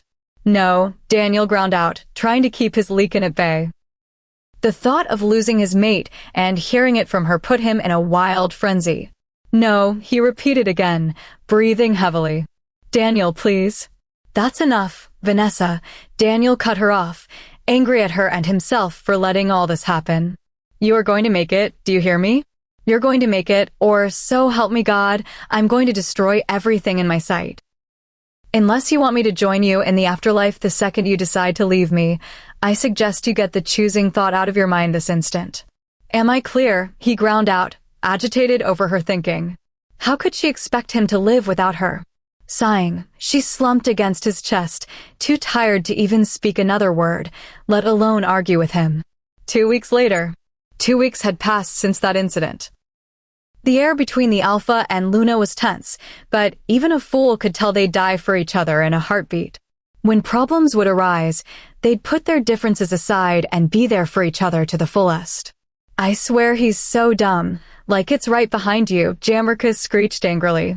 Vanessa giggled and continued to munch on her snacks, while Sophronia shook her head at them. They were watching a new show that Gabin had suggested. "I feel like the girl is the killer for some reason," Vanessa muttered. She was due in a week, and today, of all days, she felt better. She had the energy to sit up at least, and not feel like she was about to pass out every few minutes. They were waiting for the healer to arrive to give Vanessa her potion. Daniel, Nolan, and Gaben were in the room next to theirs, discussing some private matters. Sophronia sat with Grady in her arms, who was cooing at her mother's feather-like kisses. A while later, healer Edmund walked in, giving Vanessa her potion. Thanking her, she left, saying she had some urgent matters to attend to. Add the pinch of that dust she gave before you pour it into the cup, Jammerkus, Sophronia called out. Coming, Jammerkus hollered from the kitchen, bringing the drink in a glass cup. Took you long enough, Sophronia teased, and Vanessa laughed at the eye roll Jammerkus gave. Jammerkus placed the glass on the table, and Vanessa got up to find the TV remote that had somehow gotten lost between the cushions. She finally found it and picked it up to increase the volume when a searing pain hit her stomach. The remote slipped from between her fingers and crashed onto the floor. The silence that followed didn't last long as a blood-curdling scream left Vanessa, and she doubled over in pain. Daniel and the others came running from the other room. A crying Grady was given to the nurse as everyone rushed to Vanessa. She was clutching her stomach and screaming with so much intensity from her pain that they cowered back for a second. Daniel quickly lifted her up, roaring out orders to get the car pulled up front so he could take her to the doctor. Sophronia quickly ran up and got the baby bag, while a worried Jammerkus carried Vanessa's own bag and ran outside. Gaben got in the front with Sophronia. Jammerkus sat in the back with Vanessa and Daniel as he held her in his arms. Nolan followed suit in a car behind them. Soon they reached the hospital. The doctor was already informed of what had happened, and he was waiting with his team behind the emergency doors. Daniel placed her on the bed gently, never letting go of her hand as they rushed her into the delivery room. Her contractions were becoming more and more consistent. It was all happening so fast. The doctor shouted to the nurses to prepare. It was time. Daniel, we need to hurry. She needs to push now, the pack doctor ground out. Forgetting he was talking to his alpha, he looked at Vanessa like she was his own daughter. At this moment, he didn't care about anything other than saving her. Please, Vanessa sobbed, cut off by her own scream as another wave hit her. Push, baby, Daniel said, anchoring her as she cried out in pain. Hours passed. It was taking a severe physical toll. Her body was too weak and exhausted from the leak and strain. No matter how hard she fought, her energy was fading. Come on, baby, you can do this, Daniel encouraged, though he saw the deep concern written all over the doctor's face. Vanessa screamed, calling upon her wolf to share the burden. With one final, agonizing push fueled by her wolf's last reserves, the tension broke.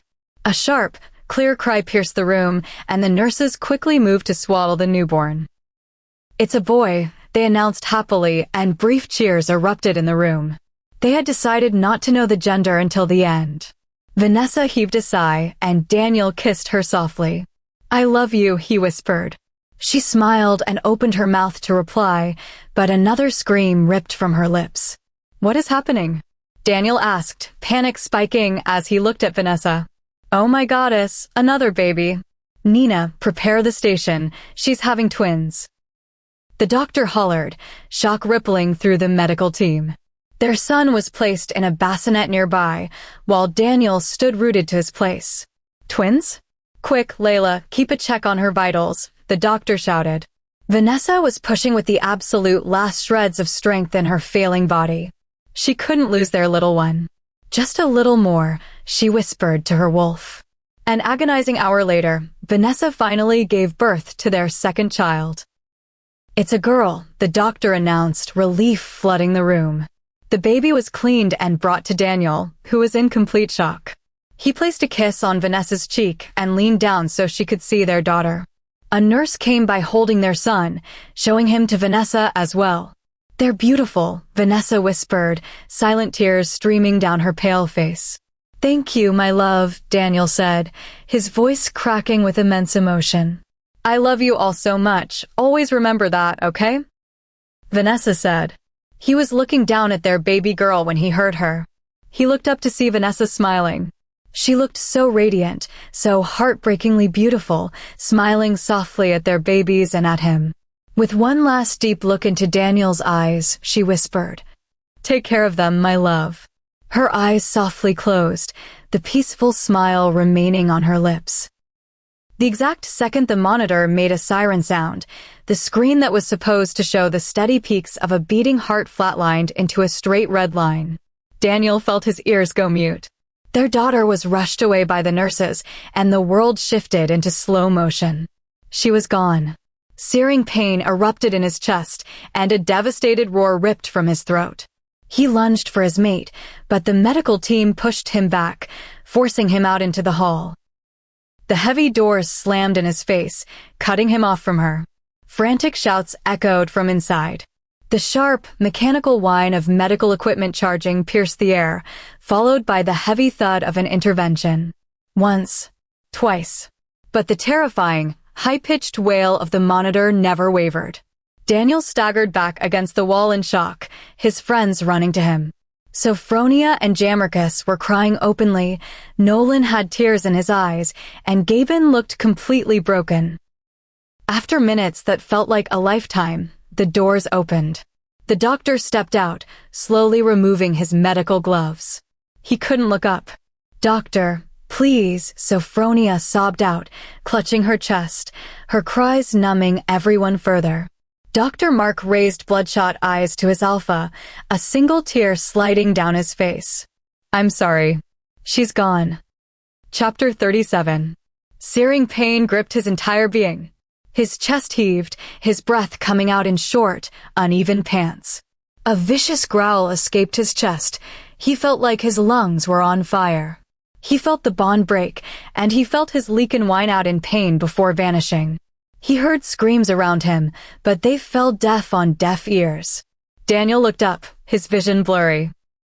All he saw was a nurse pulling the doctor back to the operating room, Nolan trying to get him to stand up, and Jammerkus slipping to the floor, unconscious.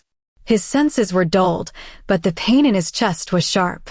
His head lolled back against the wall. Sophronia and Nolan tended to him while Gaben checked on Jammerkus. "Tell her to come back to me," Daniel rasped in pain. Sophronia gently cupped his cheek and cried. Nolan's shoulders dropped in defeat. His friend had just lost his everything. "Daniel, please, get it together." The babies, Sophronia sobbed, trying to get him to focus, gently shaking him. But his eyes were glazed over. They feared they would lose him, too. So lost in the grief, Sophronia didn't notice Daniel beginning to shift. His eyes zeroed in on the operating theater door and turned onyx. A deadly snarl escaped him. Nolan snapped his head up, just in time to lunge for his alpha and hold him down as he struggled and clawed. "Sophronia, get out of here. He's about to shift. Gaben, get the wolfsbane. Daniel, get a hold of yourself. Think about your kids." Nolan thundered, throwing all his weight onto Daniel, but he was too strong. Daniel's clothes began to rip. He was shifting, his attention fixated on the door where his mate lay. Just as he was about to fully shift, he felt 2 pricks in his neck. Startled, he looked back to see Gaben looking down at him sadly, holding 2 syringes of high-dosage wolfsbane. Because he was a strong Leakin, 1 dosage wasn't enough to knock him out, but it was enough to subdue a normal wolf. Just as he made a move to lunge for Gaben, his eyes drooped. His movement slowed, and just like that, he was pulled into darkness. He felt his heart beating faster. Soft sparks ignited within him, but his body wouldn't let him react. The sensation was gone as soon as it came, and once again he slipped into unconsciousness with one name on his mind, Vanessa. He should be up by now. I know. Dr. Mark said if we bring him to this room, it should wake him up soon. Nolan, baby, the restraints. Shush, Sophronia. I know, I hate it more than you do, but it's for everyone's safety. Being close to them should do the trick. I hope so. He could hear voices, but couldn't react. He concentrated on his fingers, trying to move them even a fraction. The pressure he applied caused the heartbeat monitor to beep rapidly, catching the attention of the medical staff.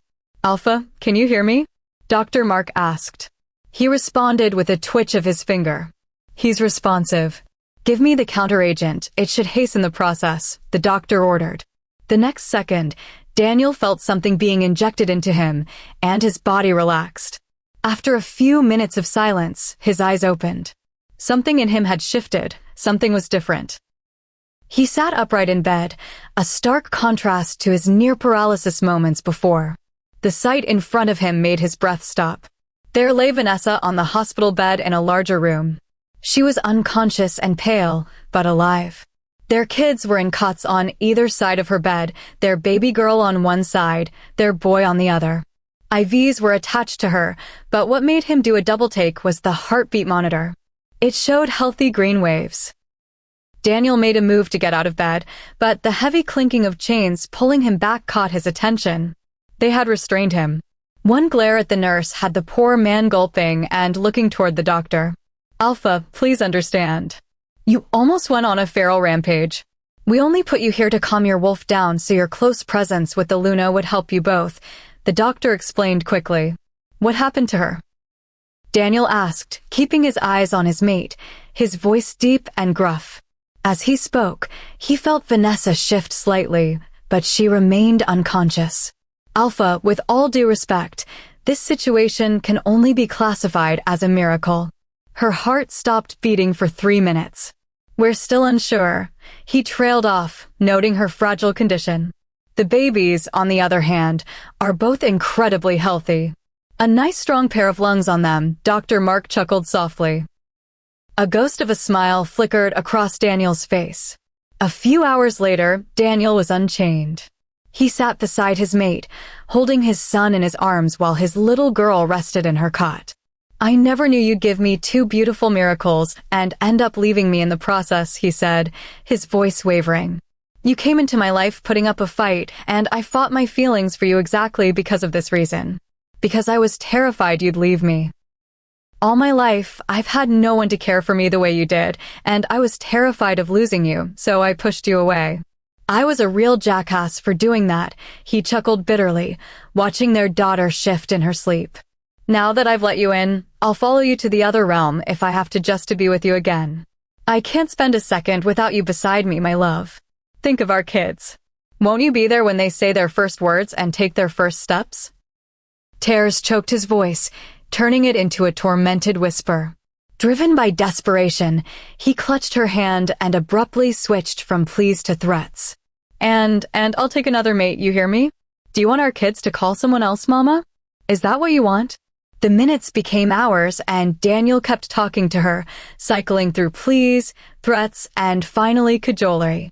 Think of my immortal soul, sweetheart. Without you to mend my ways, I'll undoubtedly switch back to my old habits, he waited, watching her lifeless hand gripped in his, trying to infuse his strength into her. Despair wrapped around his heart, suffocating him. He put their son back into his cot and gathered his mate into his arms, laying his cheek against hers as his massive shoulders racked with sobs. Baby, please, he wept, rocking her gently. How will I go on living without you? Please come back for me and our children. The pack needs their Luna and I want my love back. Then, he felt something against his cheek, a faint whisper. Daniel's breath caught in his throat. He jerked his head back, his eyes frantically searching her face as he lowered her onto the bed. Vanessa, baby, he implored, bending over her.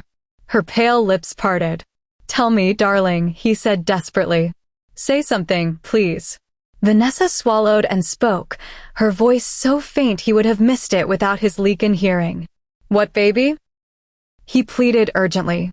She whispered again, and Daniel's eyes widened as he finally understood. He stared at her for a moment, and then his shoulders shook as he began to laugh.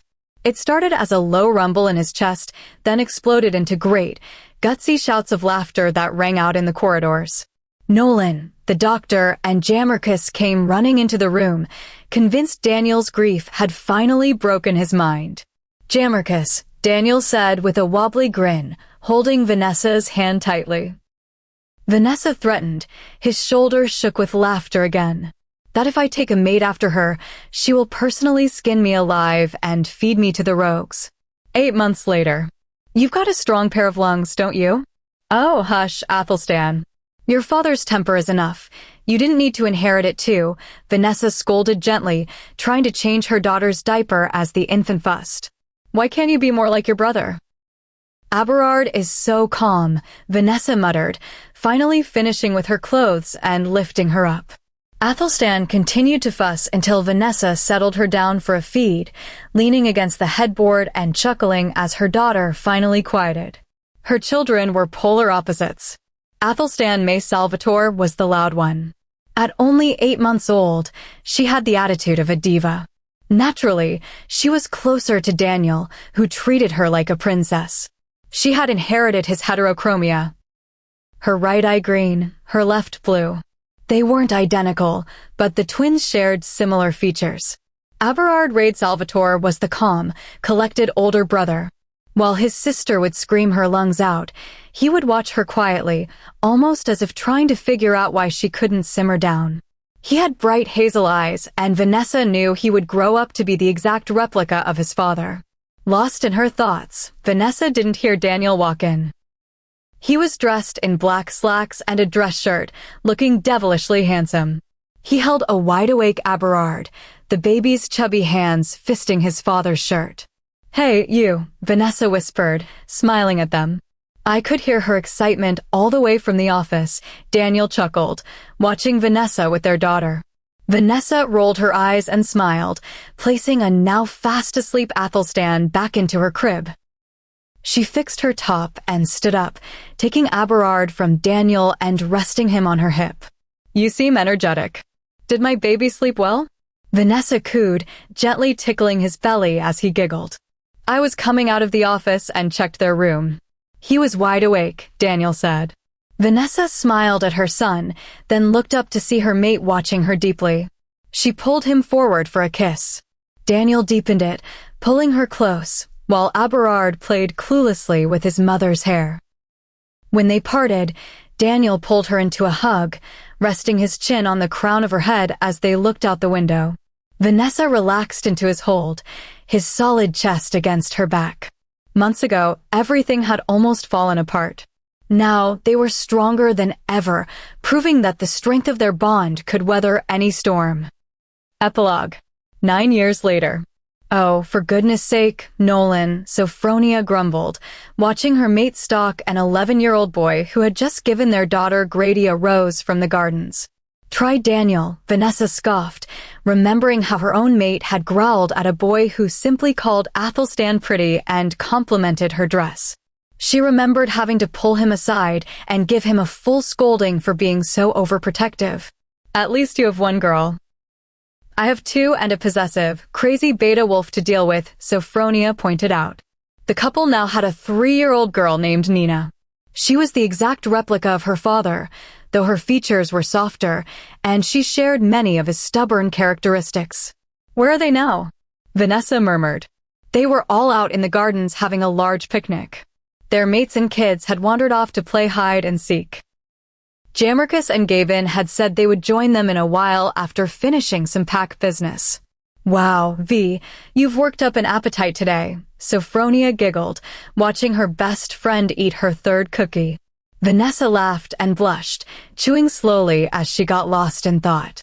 Should I tell her now? Clearing her throat, she faced Sophronia, who was happily sipping her orange juice, and took a deep breath. I'm pregnant, Vanessa blurted out.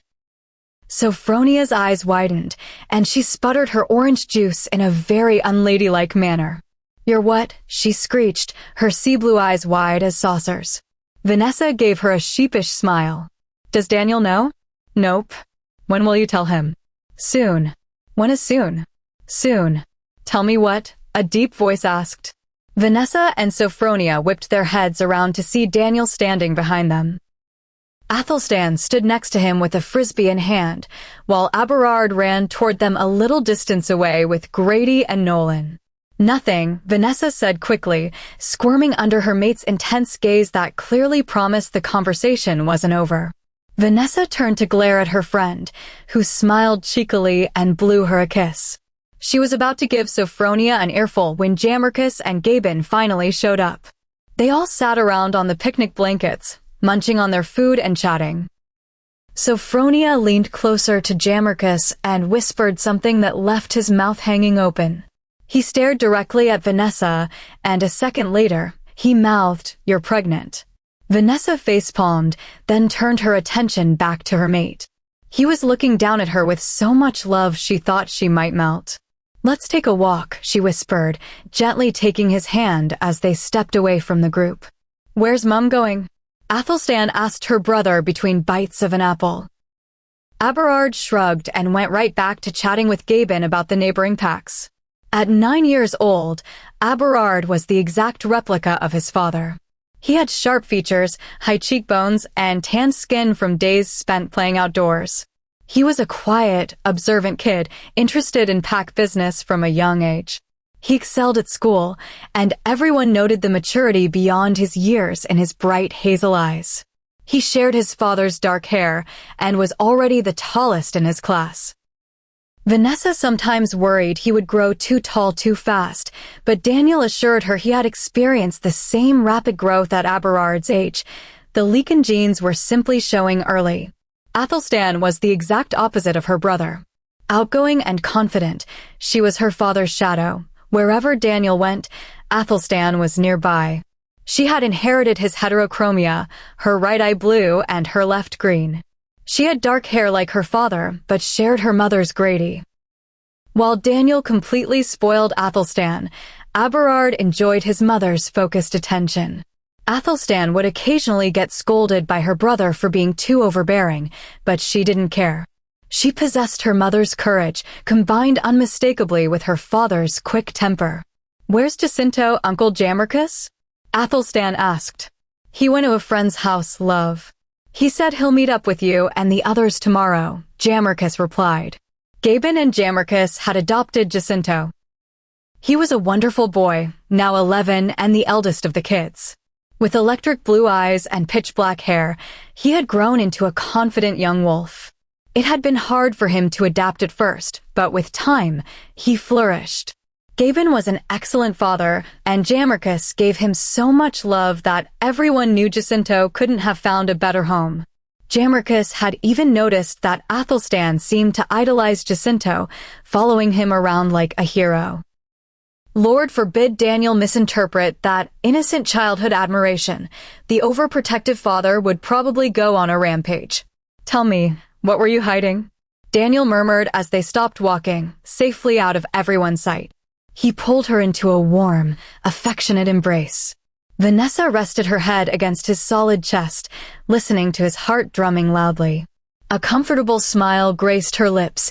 Years later, the profound peace they found in each other's arms was exactly the same.